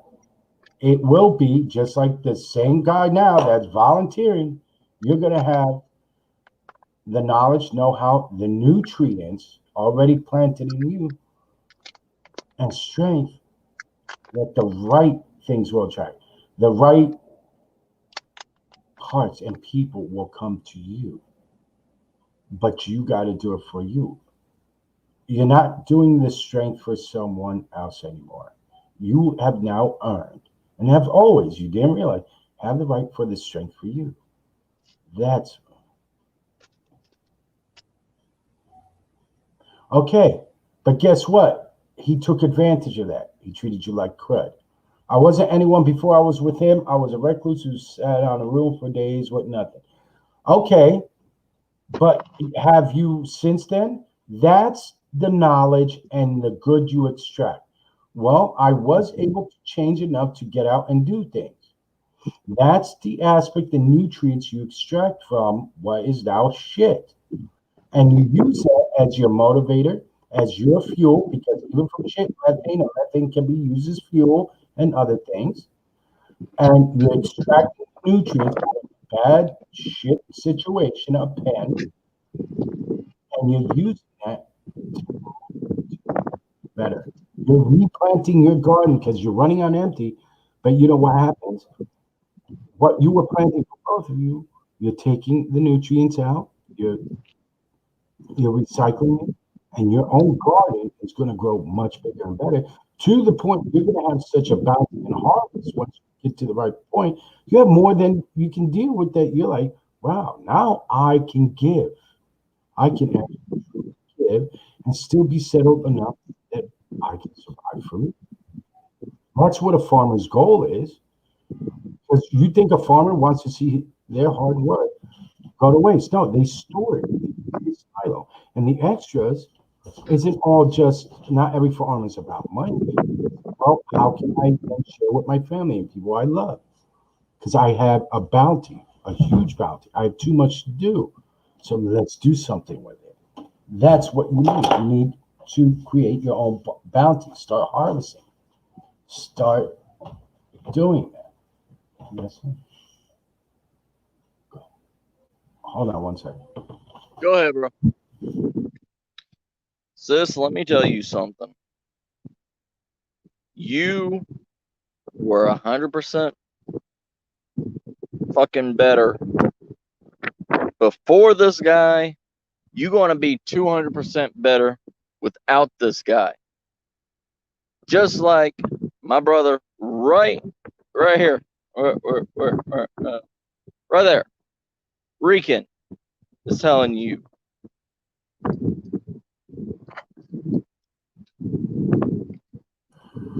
It may not feel it, but look at all the time you spent in. I can guarantee you it's not going to be as much time. You're already, like she's saying, women are strong. You got this. You are already strong, showing resilience and strength to endure this. So why not? And I've done it for a long time. We looked for being cherished and figured the void is filled through someone else. I'm realizing I can't because I'm still voided. I'm putting cheap band-aids on a thing that's just going to keep rotting. I had to cherish me. I have to, and well, I had and still have some very real things about myself, decisions, indecisions, indifferences, and take some ownership of that. But I don't have to reflect the same thing anymore in the mirror. One of my streams, I talk about breaking the mirror symbolically. You looked at yourself, you see where you come now, but the mirror gets old, it's tarnished. Upgrade the mirror. In symbolic form and even in a physical representation, you take a mirror. Here, do this. If you have a compact mirror as a woman or a handheld mirror, whatever, that you can to this point of where things don't feel right anymore. What's up, sis? You know what you do? You take it out. You say, I'm tired of looking at this reflection. I'm tired of having this. I'm tired of having this. And you know what? To show that you're doing it for you and you deserve, smash the mirror. Don't cut yourself. Yeah, don't like go, but go somewhere. And you know what you do? Quiet place, bury it. You're done. That's the old you. Then immediately after, go get yourself a new mirror, something better, update it. Because that's the new reflection. I don't have family or friends. I mean, I have my son's mom. My family's all moved away. Most of my family's passed. Okay, I always took my own life. You have me, Rican. No, but I'm saying to relate. Like all in all, I get what she's saying. Like I have 36 people in my life, and I don't know how I made it, but I'm realizing I made it. I know. So that's a testament somehow to all the thing to me. But I was holding myself back. I had to let that go. I was my own blockade. My aha moment was at my very worst. I was setting myself, and I was going to be no more. But that came to revelation. That came to spiritual enlightenment. That I was thinking in the wrong reasons. And once I let that barricade go, things started happening. I started finding doctors for my health. It was waiting on me. I had to make the change for me. Why? Because it then affects those around, those I care. I'm not only just giving for giving because I like to, I'm giving full. I'm giving more wholeheartedly. Why? Because I'm feeling full. You got people here. You'd be surprised in this community. It doesn't always have to be up on a panel. Behind the scenes, you talk. You do it. You're not alone, though. You're not alone. If more of us that have gone through hardship all stood up, we would actually literally move this earth. For all of us that think we're not alone, but actually find the people that have been where we are as well, and through their own versions. So, I say this about bullying.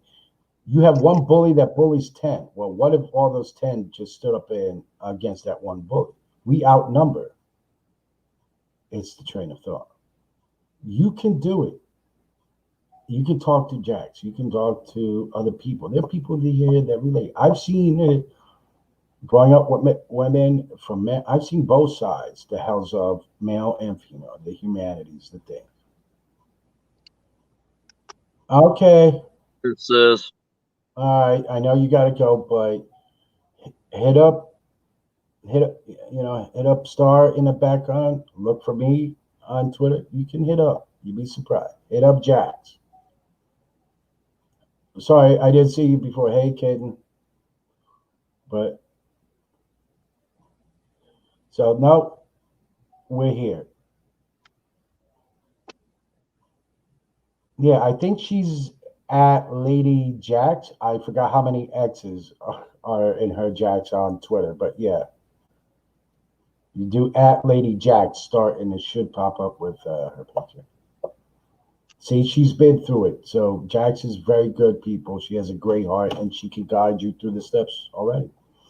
I've talked to Jax. She does amazing. She fights through it. So there you go. And she's finding her voice, her independence, and doing it. So you got family here. And it doesn't have to be blood. I've said more things and had better with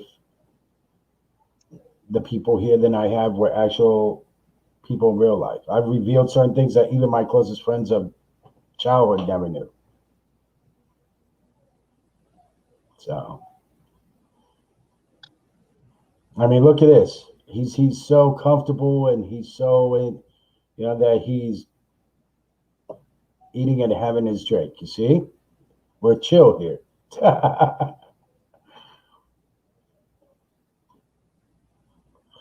I mean, this man went into a spooky location, ready to wear lipstick. Can't get more family than that.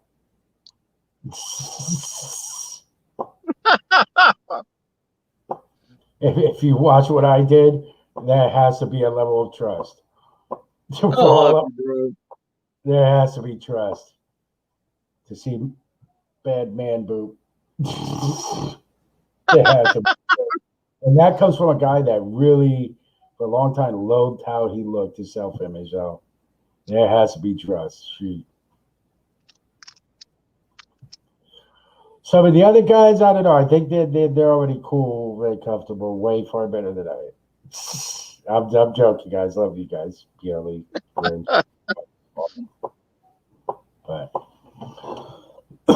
anyway,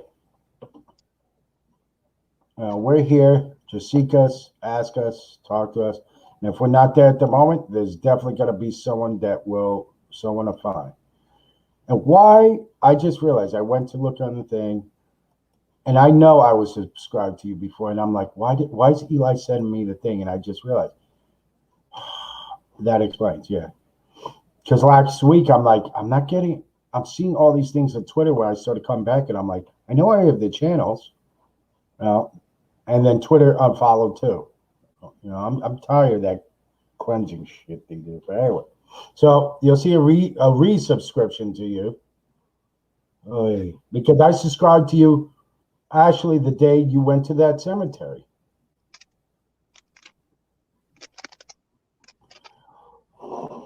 Because to me that was an awesome thing you did. So that pisses me off that it unsubscribed.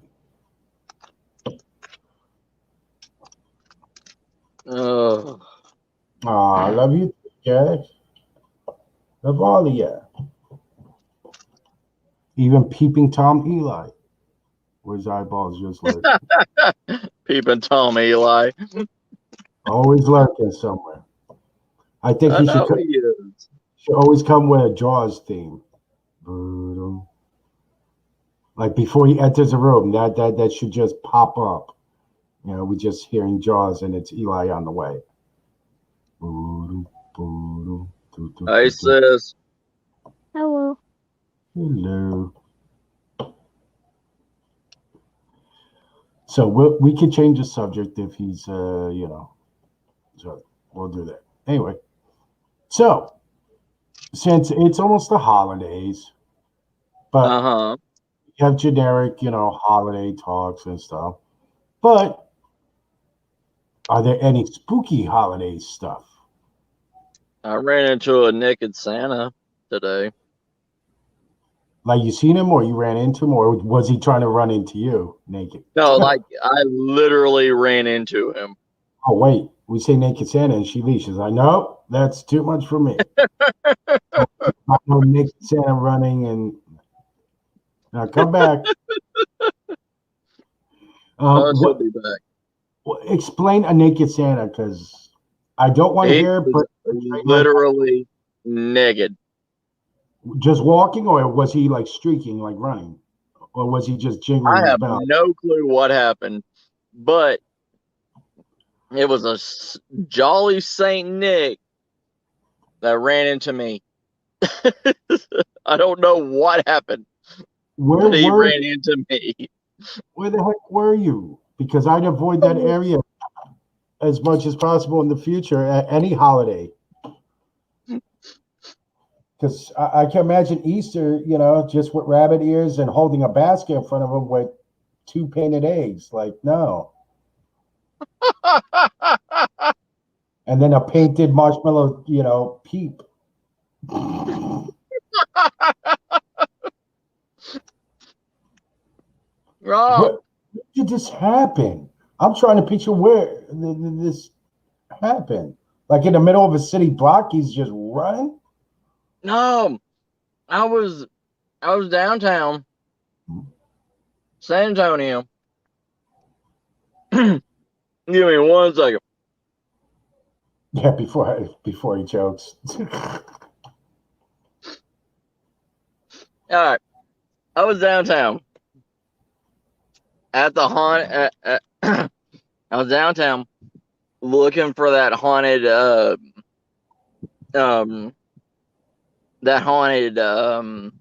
amusement park, right?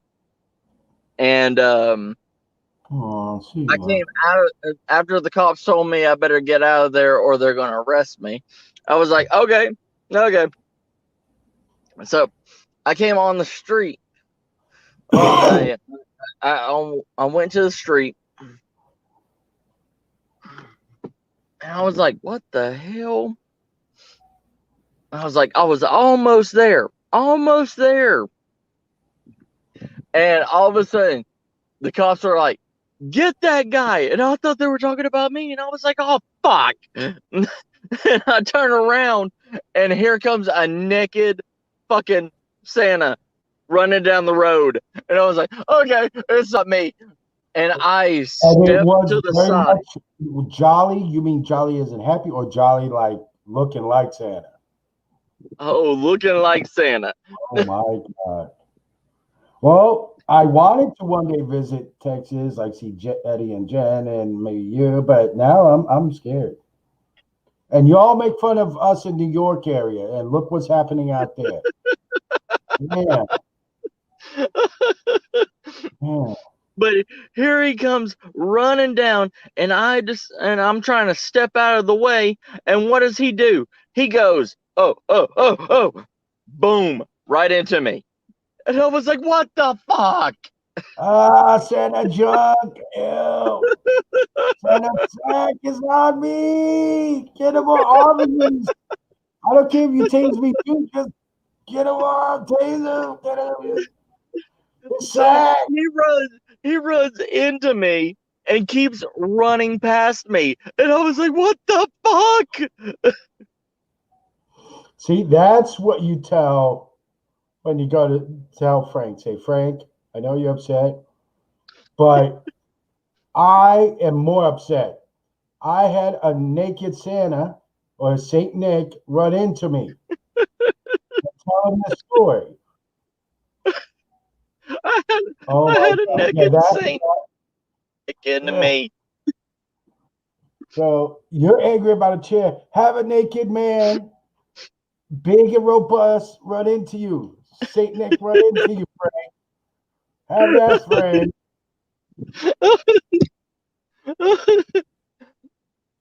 Hey, that's more Oh my haunting to God. me. Oh my God, that would be. I would. Yeah, I'd be horrified. I'd be like, I'm sorry, son, but Christmas is canceled for many years. Every time I see anything with Santa Claus, I'd be having like Tourette twitches and no. I see one at the mall. I may just try to bat him like a zombie. Like, hell no, Santa. Fuck you. I know what you do. I know what you all do. Get away. Well, I advise any other time of year, that's a holiday that people could dress up as, don't go. Don't go in that area. The hauntings were different. It was a lie. It's not spirits haunting. It's really the people haunting the area. Those websites that have reviews on ghosts and experience say, I call bullshit. There are no ghosts. It's just fucking haunting people. Naked Santas. Big jolly fuckers. No, don't go. Do not go. It's more horrific. When people say they're more afraid of the living, that's the reason to be afraid of the living. Thank God you weren't exploring like an abandoned place and you saw that running around in a haunted place. Like, holy fuck, shit. No. Naked Santa. No. It's not like the Blair Witch. Just the camera drops and this footage.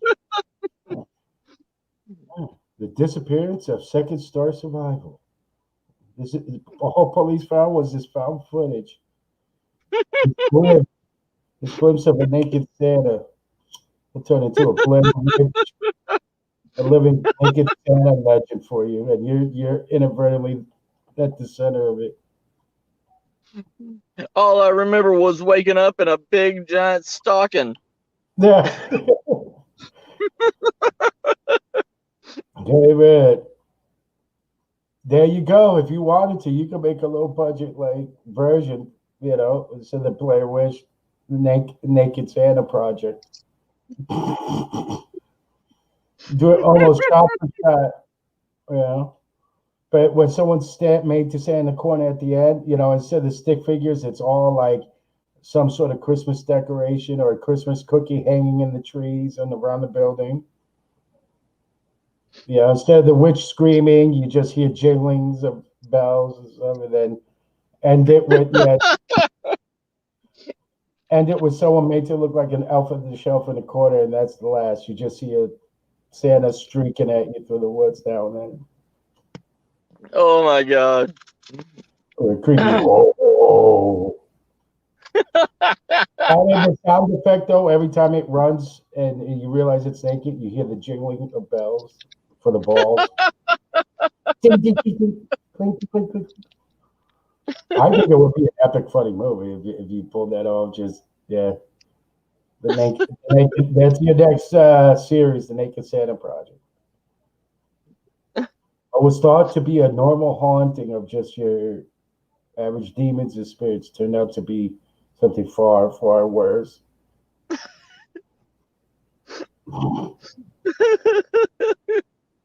That would fucking freak me. Seeing that mistletoe's crawling up your leg. Oh, don't worry. It's just Santa, with the hat, the boots, and the mistletoe belt buckle. Oh my God, I can imagine seeing a big old jolly head just running full speed. And then doing the shifting, it's like, oh, no, stop swinging. No, just cross the street.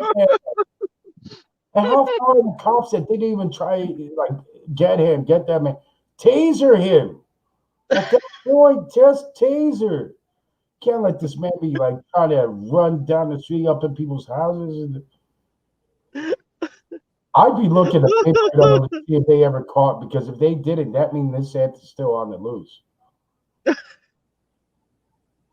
Oh, Naked Santa on God. the loose. And I That was loose. great.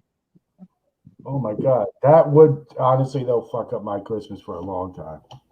I don't care if my kids still be like, yo, Santa ain't fucking real. Deal with it, kids, because I've seen the truth and it's horrific.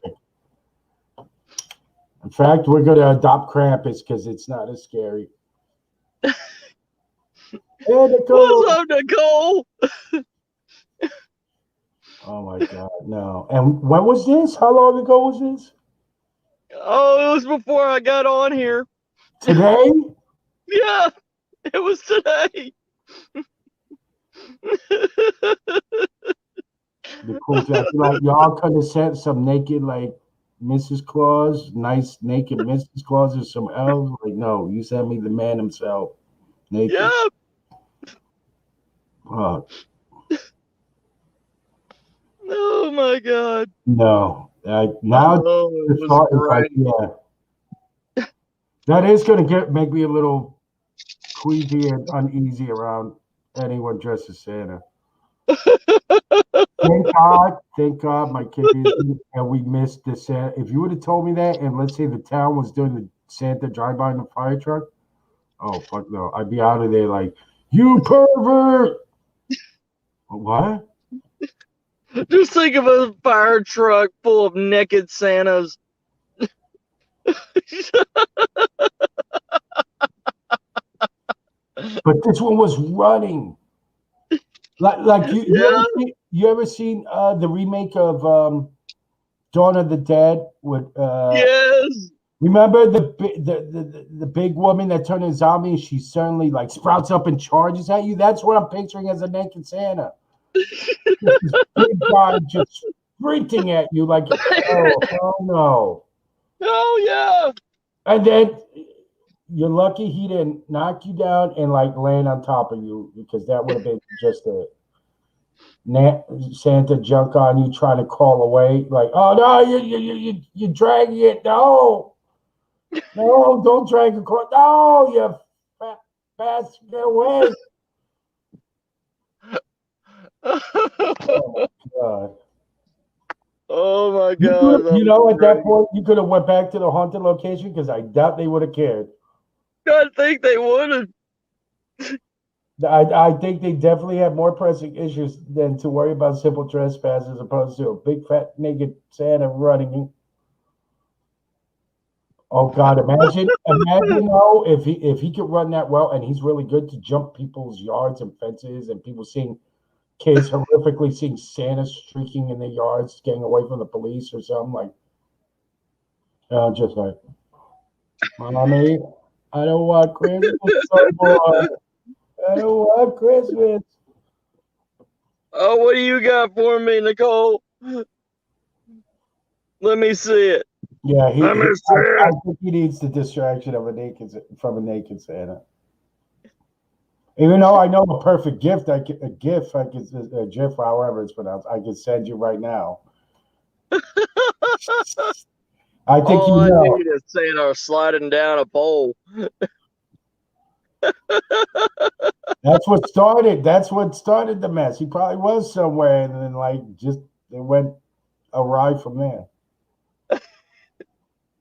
That, or he was eating too many snow crystals. Oh yeah, I love this time of year. I'm gonna run butt naked. Fuck your presents. Here's my sack. I'll show you a gift.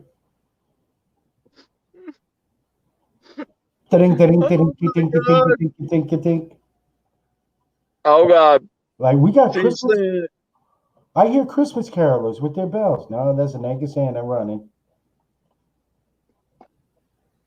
People with the front window, porch windows, living room windows, curtains wide open. They just see that big bastard streaking by like, oh, fuck. Especially people that have couches that are right next to the windows. They happen to be looking out, hearing like police yelling, and they just see, oh, like that's got to be like when they say your life flashes before your eye. All your childhood just really gets fucked up. Even though you know it's not real, it's really just melted at that point. Uh-oh. Give me a second. Okay. No. No, sis. I am not sending that. Oh, share it. Share Naked Santa. Is it more horrific than that? Because if it is, then yeah, maybe not share. Oh.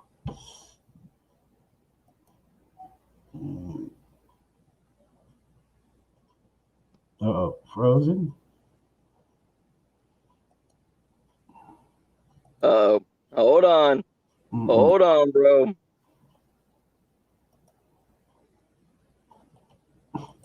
It's a sign. Don't show it. Don't show it. Naked Santa's going to come haunt you. He's going to shimmy down your chimney. I got a gift for you. What do you leave Naked Santa instead of, like, do milk and cookies even count? Or you got to leave it like a holder pair of pants at Christmas now? Like, Santa, you don't need the milk or cookies. You need some clothes.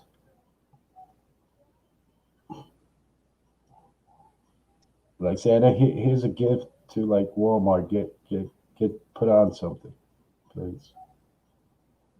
At least put on a sock. Warm that shit up. Yeah, get a stocking. Cover it, man. I don't know if I got it or not, but there it is. I don't. If you're sharing something, I can't see it. Or is it a link or the stream? Sent it to Sorta. Oh, okay. Oh boy. What the hell is it? Oh, that's funny. I'm so afraid to look. I really am.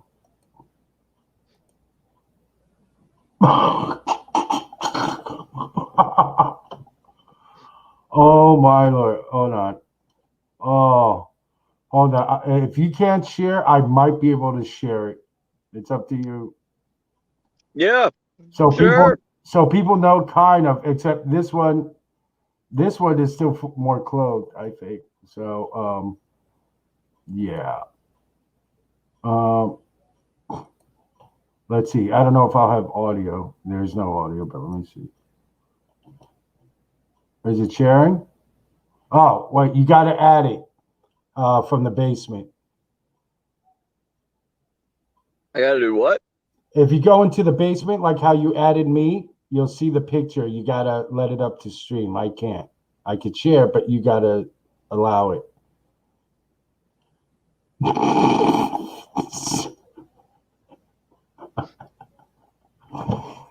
So apparently this gives you an idea of what was running at him, except not even a bottom.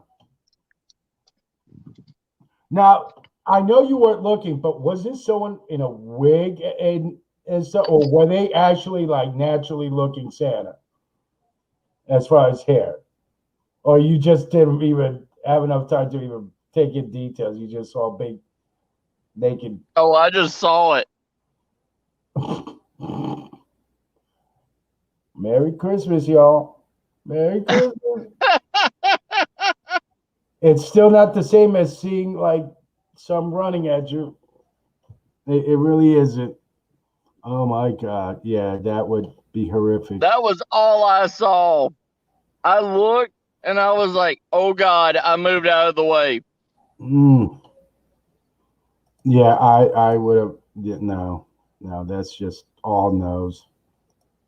No, and no. And Plenty. it hit me. God. It hit me right in the everywhere. No.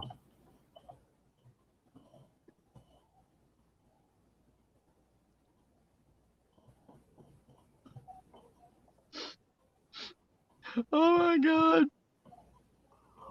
No.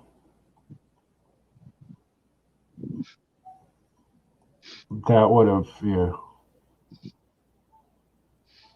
I just can't. Oh my god.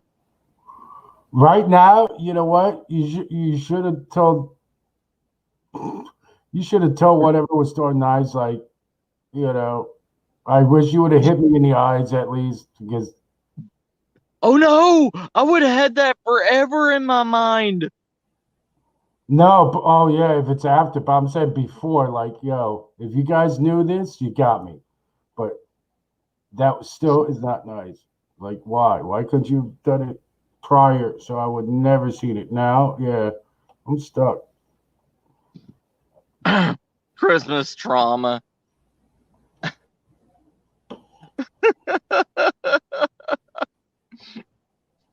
Oh my god, I love you, sis. Oh shit. God. Oh god. Mm.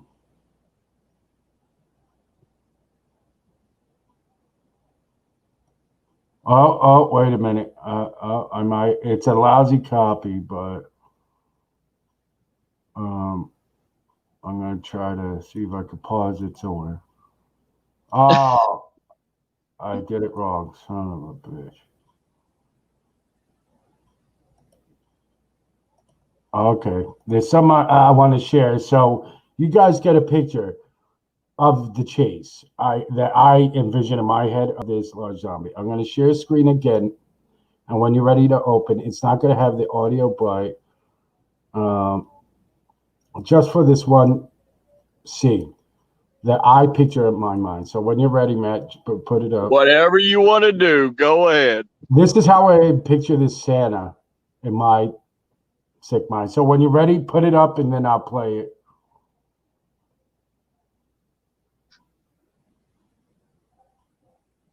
Oh shit. So let's see. I'm ready.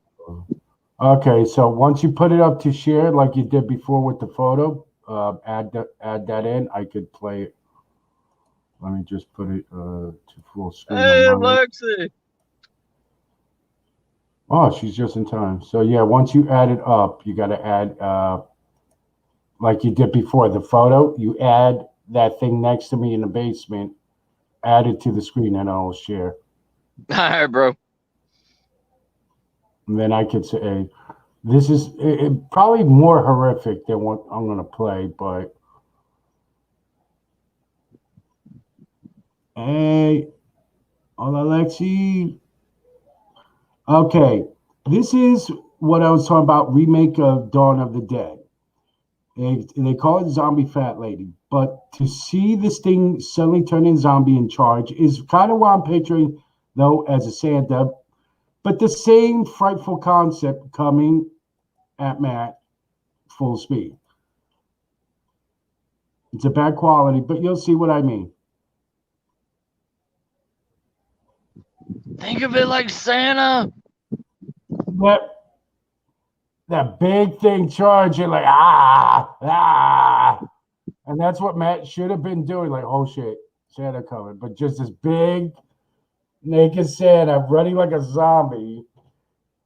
Oh no, I would have been done. And my biggest fear would have been with the whole. Oh shit! I don't care knocked down, but like, you know, if that no naked Santa falling on me would have done me in. I would have told the cops, look,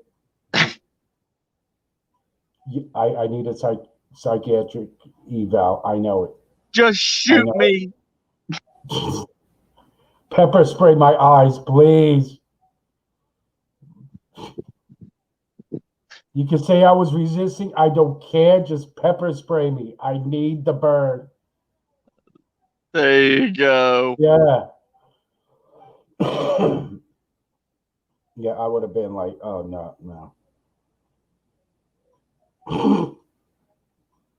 I think it's time for you to watch where you explore for sure, or you might have to move because, like I said, it's not the haunted in the knives; it's the living that's gonna get you. It really is. And don't explore near any holidays. There's too many. I will always explore. Thanksgiving, a giant fucking turkey, naked kind of turkey. Just feathers, feathers, and the same guy with a sack from his chin, running at you. Oh shit! Easter I with like would the kick big, that thing in the gobbler for sure.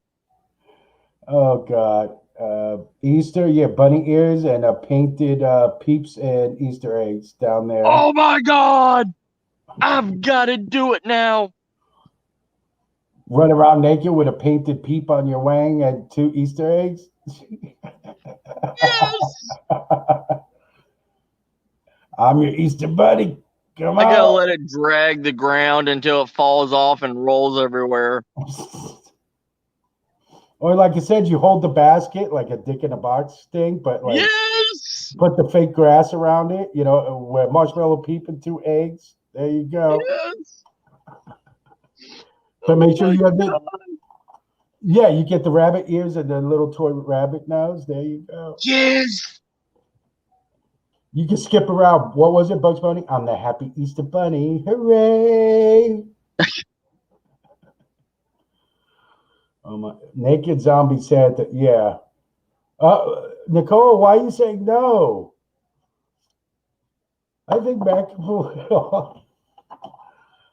There you go, Matt. You will become a legend in your own right if you go to haunted places when other people explore, streaking as different holiday themed things at the times of year. Oh. Except to Santa, you can't take that. You got to find that guy, tell him put some clothes on first, but then let him loose in the wild. Thank God that. But imagine he was in that area. So imagine if you went exploring and that fucker was running around in the background or wherever you were as a naked Santa. How horrifying would that have been more so? Like, I see something moving. What the fuck is... I hear something. And you just see this guy running around as a naked Santa in a haunted location at you in a bad plate. Oh, that would have given me instant heart attack and the shits. I would have shit and I would have had a stroke and they would have found me soiled, dead, clenching my heart. Sis, all I would have is a Dum Dum and 2 jelly beans. And an Easter basket. Yes. You got to put the fake grass around. I'd be chasing after. And yeah, invite someone, Yes. invite another explorer out there and chase them around all the location like that. I will Doing the be bunny chasing hop. all of you. You can even play the bunny hop song as you do it. Dun, dun, dun, dun, dun, dun, dun, dun, dun, dun, dun, dun, dun, dun, dun.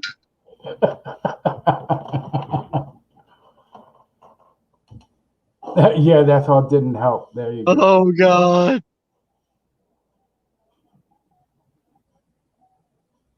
That thought didn't help.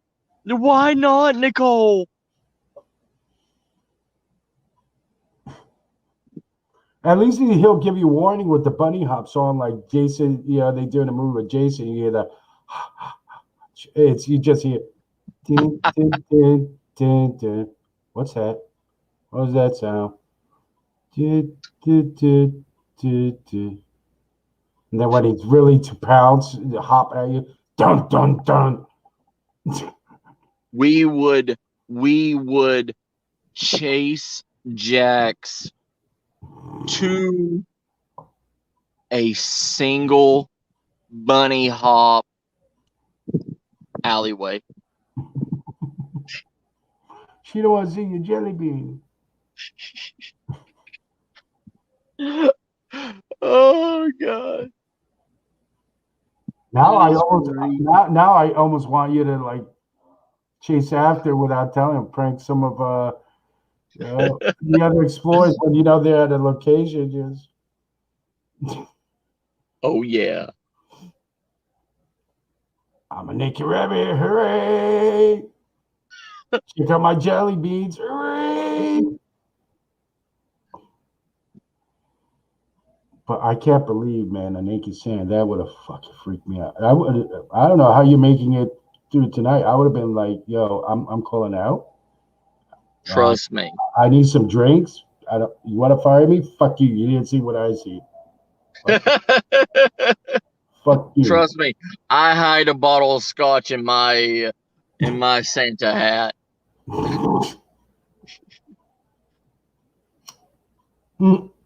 Stranger danger. Oh my God. But how far away from the location you were looking was he? Like really far or like right there? Oh no. Like when I came down from the fence, the cop said, "You need to get out of here or I'm calling a cop." And they said, "Stop.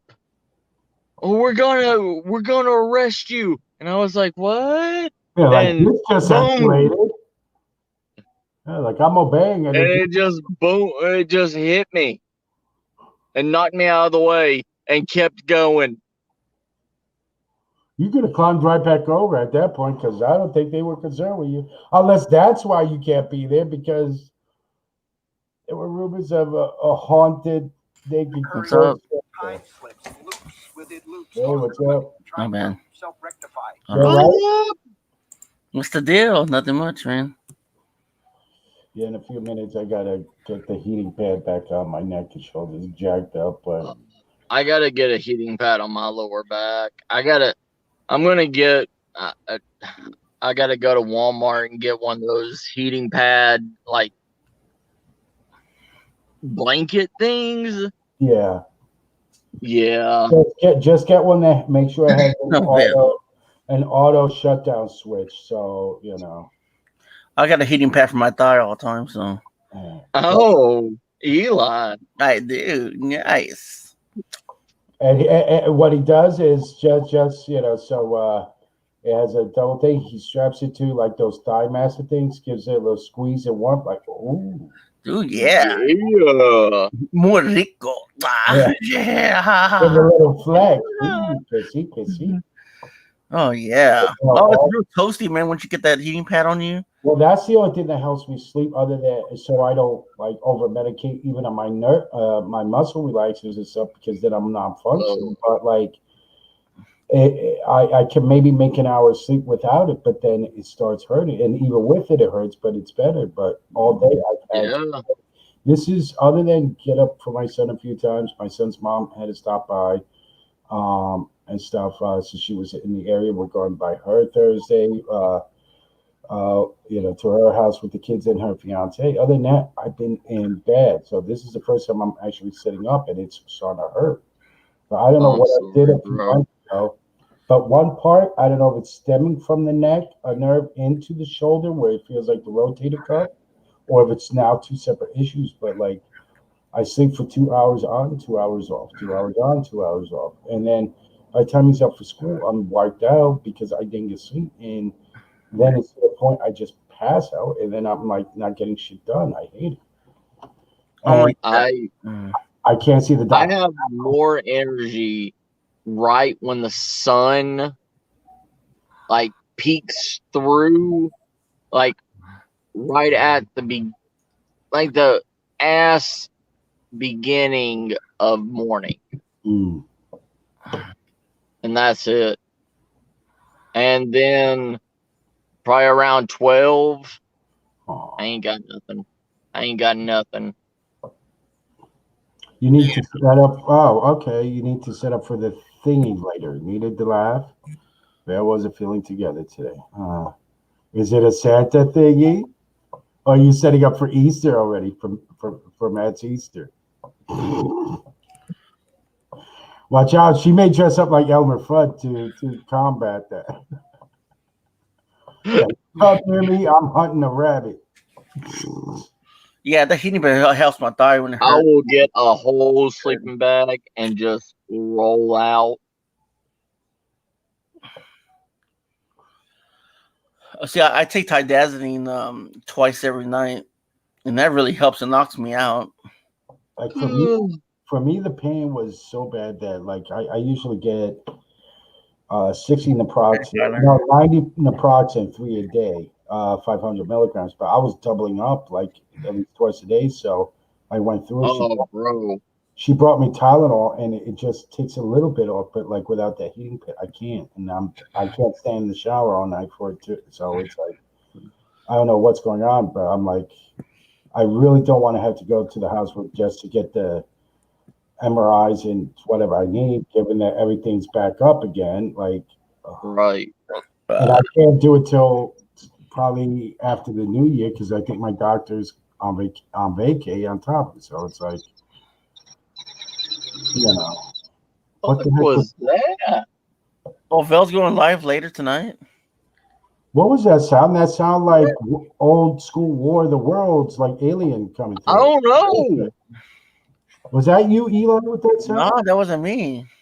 No, it was right behind me. Yeah, it was right behind. It was like a bat. It sounded like a bat. I was like, what the fuck was that? No lie, it made me think of like this weird old sci-fi sounds, like or. Are you at work, Matt?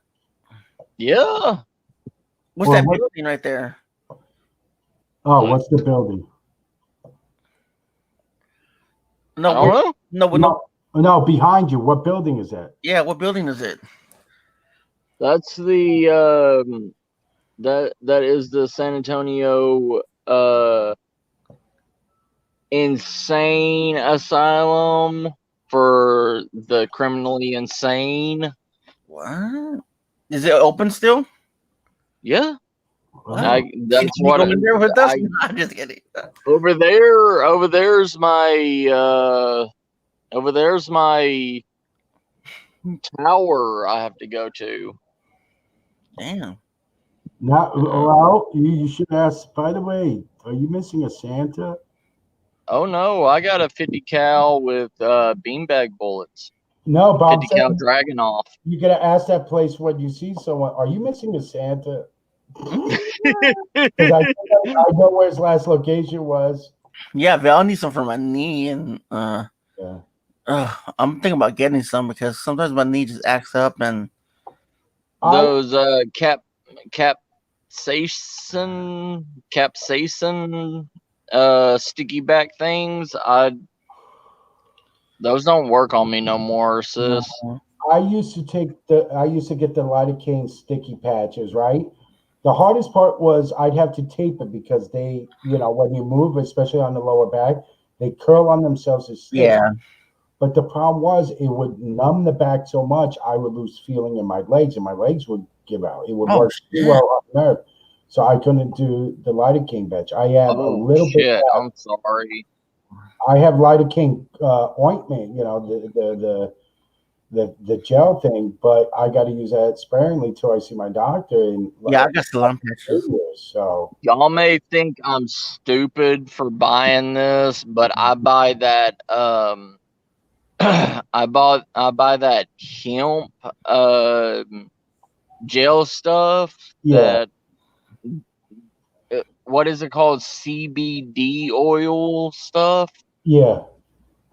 That it's like $90 for a small little 3-day clear liquid, but oh my god, after I get off and I go home and sleep, I literally stand up and pour one of those things over me, and I pass out in like 5 minutes. I bet you do.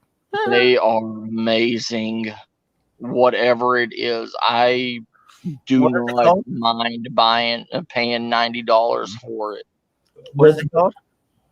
It's CBD oil.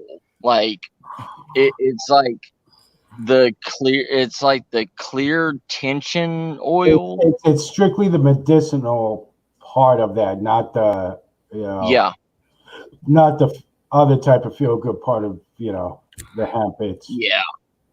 They have oils like that for like tooth pain and stuff, and it does. It's kind of like an internal numbing thing. It's And even external, it helps with the nerve endings and is it stuff. edible or wearable? Oh, it's wearable. People, there's different ones there's ointments that they come out with and stuff. Yeah, it's called the rainbow. It's called rainbow liquid or something, but it's clear. Yeah. Oh my god, it's like 1,500 milligrams in a 0.3 ounce bottle. Yeah, what are you doing? It's like those it comes in a bottle like the cologne testers do. Yeah. Oh my god. It numbs you and chills you. What is it called again? Rainbow what? It's called rainbow something. I don't Look up rainbow CBD oil, and that should narrow it down. Do you buy offline? Do you know the seller or just No, there's a CBD business that sells it to me. So it's farm to farm. It's like farm FARM to pharmacy Oh, I see what you mean. I got it. PARM. Oh my god, it's $90, but it's so amazing. I use it on my leg and lower back, and I'm out. They got to make a CBD like bath bomb, so you can just soak in it. There's some for $34.95, or like a CBD, Epsom salt type of thing. Yeah, so you could that would be amazing. Oh, I can't do the bath bomb stuff because the bath bomb stuff I get an allergic reaction to and I swell up. Oh wow! But the oil stuff I can wear and I don't get an allergic reaction. Mm-hmm. And it is amazing. I'll show you the bottle that I get, and I have like 60 of them because I've been buying them. Like I've been paying they give me 2 bottles for $70, and I keep going back to them, and they keep giving me 2 bottles for $70. But my God, it is amazing and well worth it. You know what? If you've been with them and talking to them for a while, ask, hey, is there a discount if I bought a little bit more bulk of it? What if I did 6 or 10 bottles at a time? What sort of discount? And it might be good that way, But ask them too if they have anything you can use it in a way for like soaking in the tub and stuff too, so you can fully immerse once in a while. Ask them. So it's not so diluted, but is there anything similar to that too, or like a bubble bath thing where it's added in? I've been asking them, and they said there's a 2,500 milligram bath bomb that that is made of the same oil that I use. Mm-hmm. And I want to do that, but the last Epsom salt bath bomb that I used gave me an allergic reaction, so I don't. So what you got to get from them is if they're doing like a bath bomb thing and all that, compare the active ingredients and stuff that trigger and see, if you find it's exactly the same or what may be the same to cause that, then don't use it. But if it has none of the ingredients pretty much that may cause that reaction, then it might be worth, trying a little bit, just a little piece of it to see, initially. chip off a piece and stuff. Because sometimes with that, if you have like a sodium reaction on the skin, and that's a form of like a sodium or something, or like a baking soda reaction, whatever, then people are allergic. That's what may cause it, and your body just does. Whatever that or certain ingredients are, to see if they could get you, the ingredient factor and compare. They told me the pharmacist there told me that I'm swelling up because I have the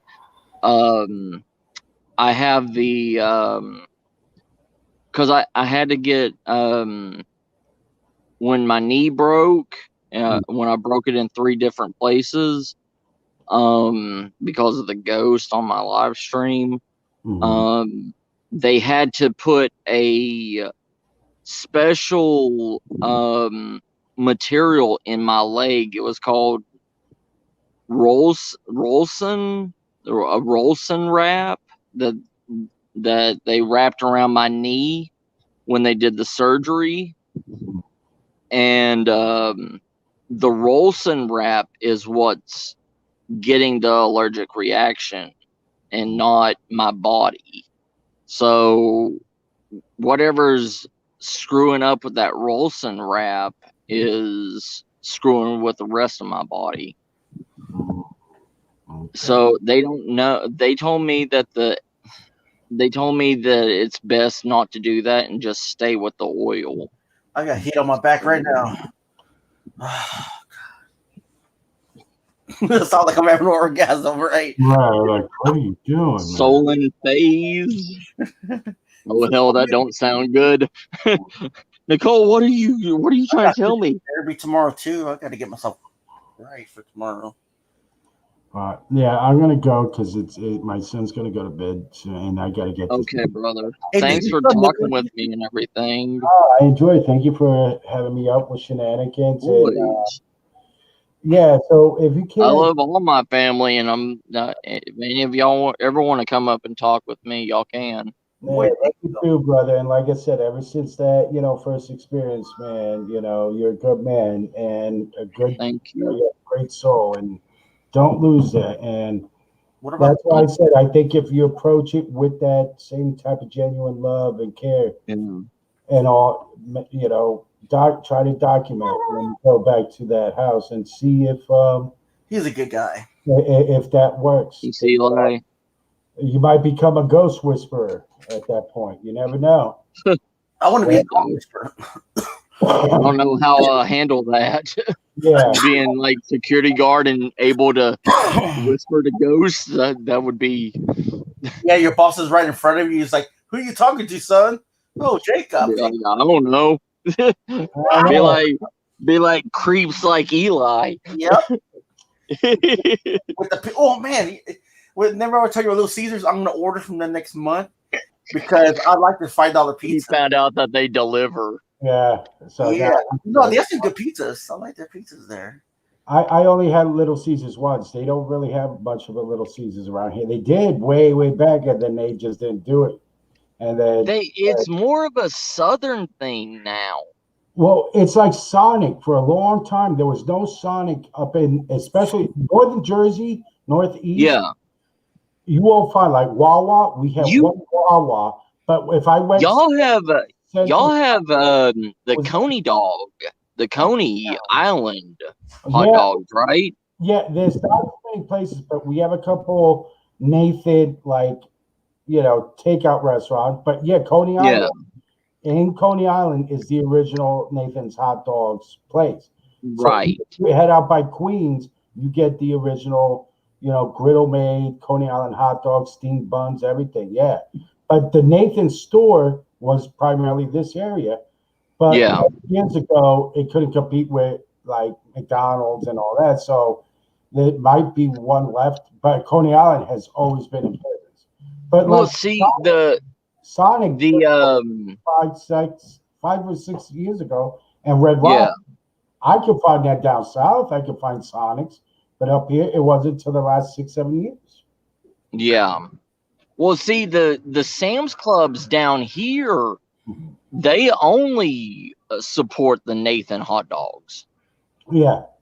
Yeah, some places Like, like that, and like Costco, I think is mainly a Sabret. yeah, they are. Yeah, Sabret's is big up here in New York on the push carts, in the trucks. Oh, okay. The dirty water dogs, because people say it looks dirty. No, it's just from the oils and stuff. They cook all day in the same. Yeah, it's just in its own juices. Yeah, and stuff. But yeah, those are my two favorites. But for me, what's hard to find up here is in the casing, because when you cook it push cart style or griddle on the flat griddle like they do in Coney Island, it has to have that snap of the casing. Most of them are not in casing, so it's a little different. It's still good, but to me, that's how I remember all hot dogs, and the thin but that nice snap of a that snap, and it holds the flavor in. It doesn't get out, and that's, if you ever come up in this area and the weather's right, yeah, bro, like, well, oh, brother, I would be like Jabba the Hutt at those hot dog places, bro. Even if we don't drive, you know what? There's a bus like pretty much outside my door. You take that to Port Authority, New York, and then from there you catch the train, go right to Coney Island, and take you to the original Nathan stand. But in New York, there's what's it called? Ray's Pizza. There's two locations, the original pizzas, that became world famous in New York. Yes. And some of those, if they're still like I remember, it's not like, your basic pizza slice. No, it's like having like twice the size, and that's one side. So it seems pricey, but you're getting like double the slice. Their pies are right. Like table filling large pies, Oh yeah, I miss those. Not these that you do get from Domino's. Oh, they're large. Those are not large compared to like. No, it's just shit. My phone just went to 5%. Okay, so I'll let you go. Thank you much. Much love to everyone in chat. Take care, family. I love y'all so much. Love y'all too. I'll talk to y'all tomorrow because I'm just gonna call it a night. All right, brother. Yeah, get some rest and take care of yourself. All right. Both of y'all. Well, look, open invite. Anyone ever comes to New York, let me know, and I'll show you some of if it's for the food spots and other hidden explorations around Jersey, New York, Northern. I will tell you guys, if not show you myself where it is.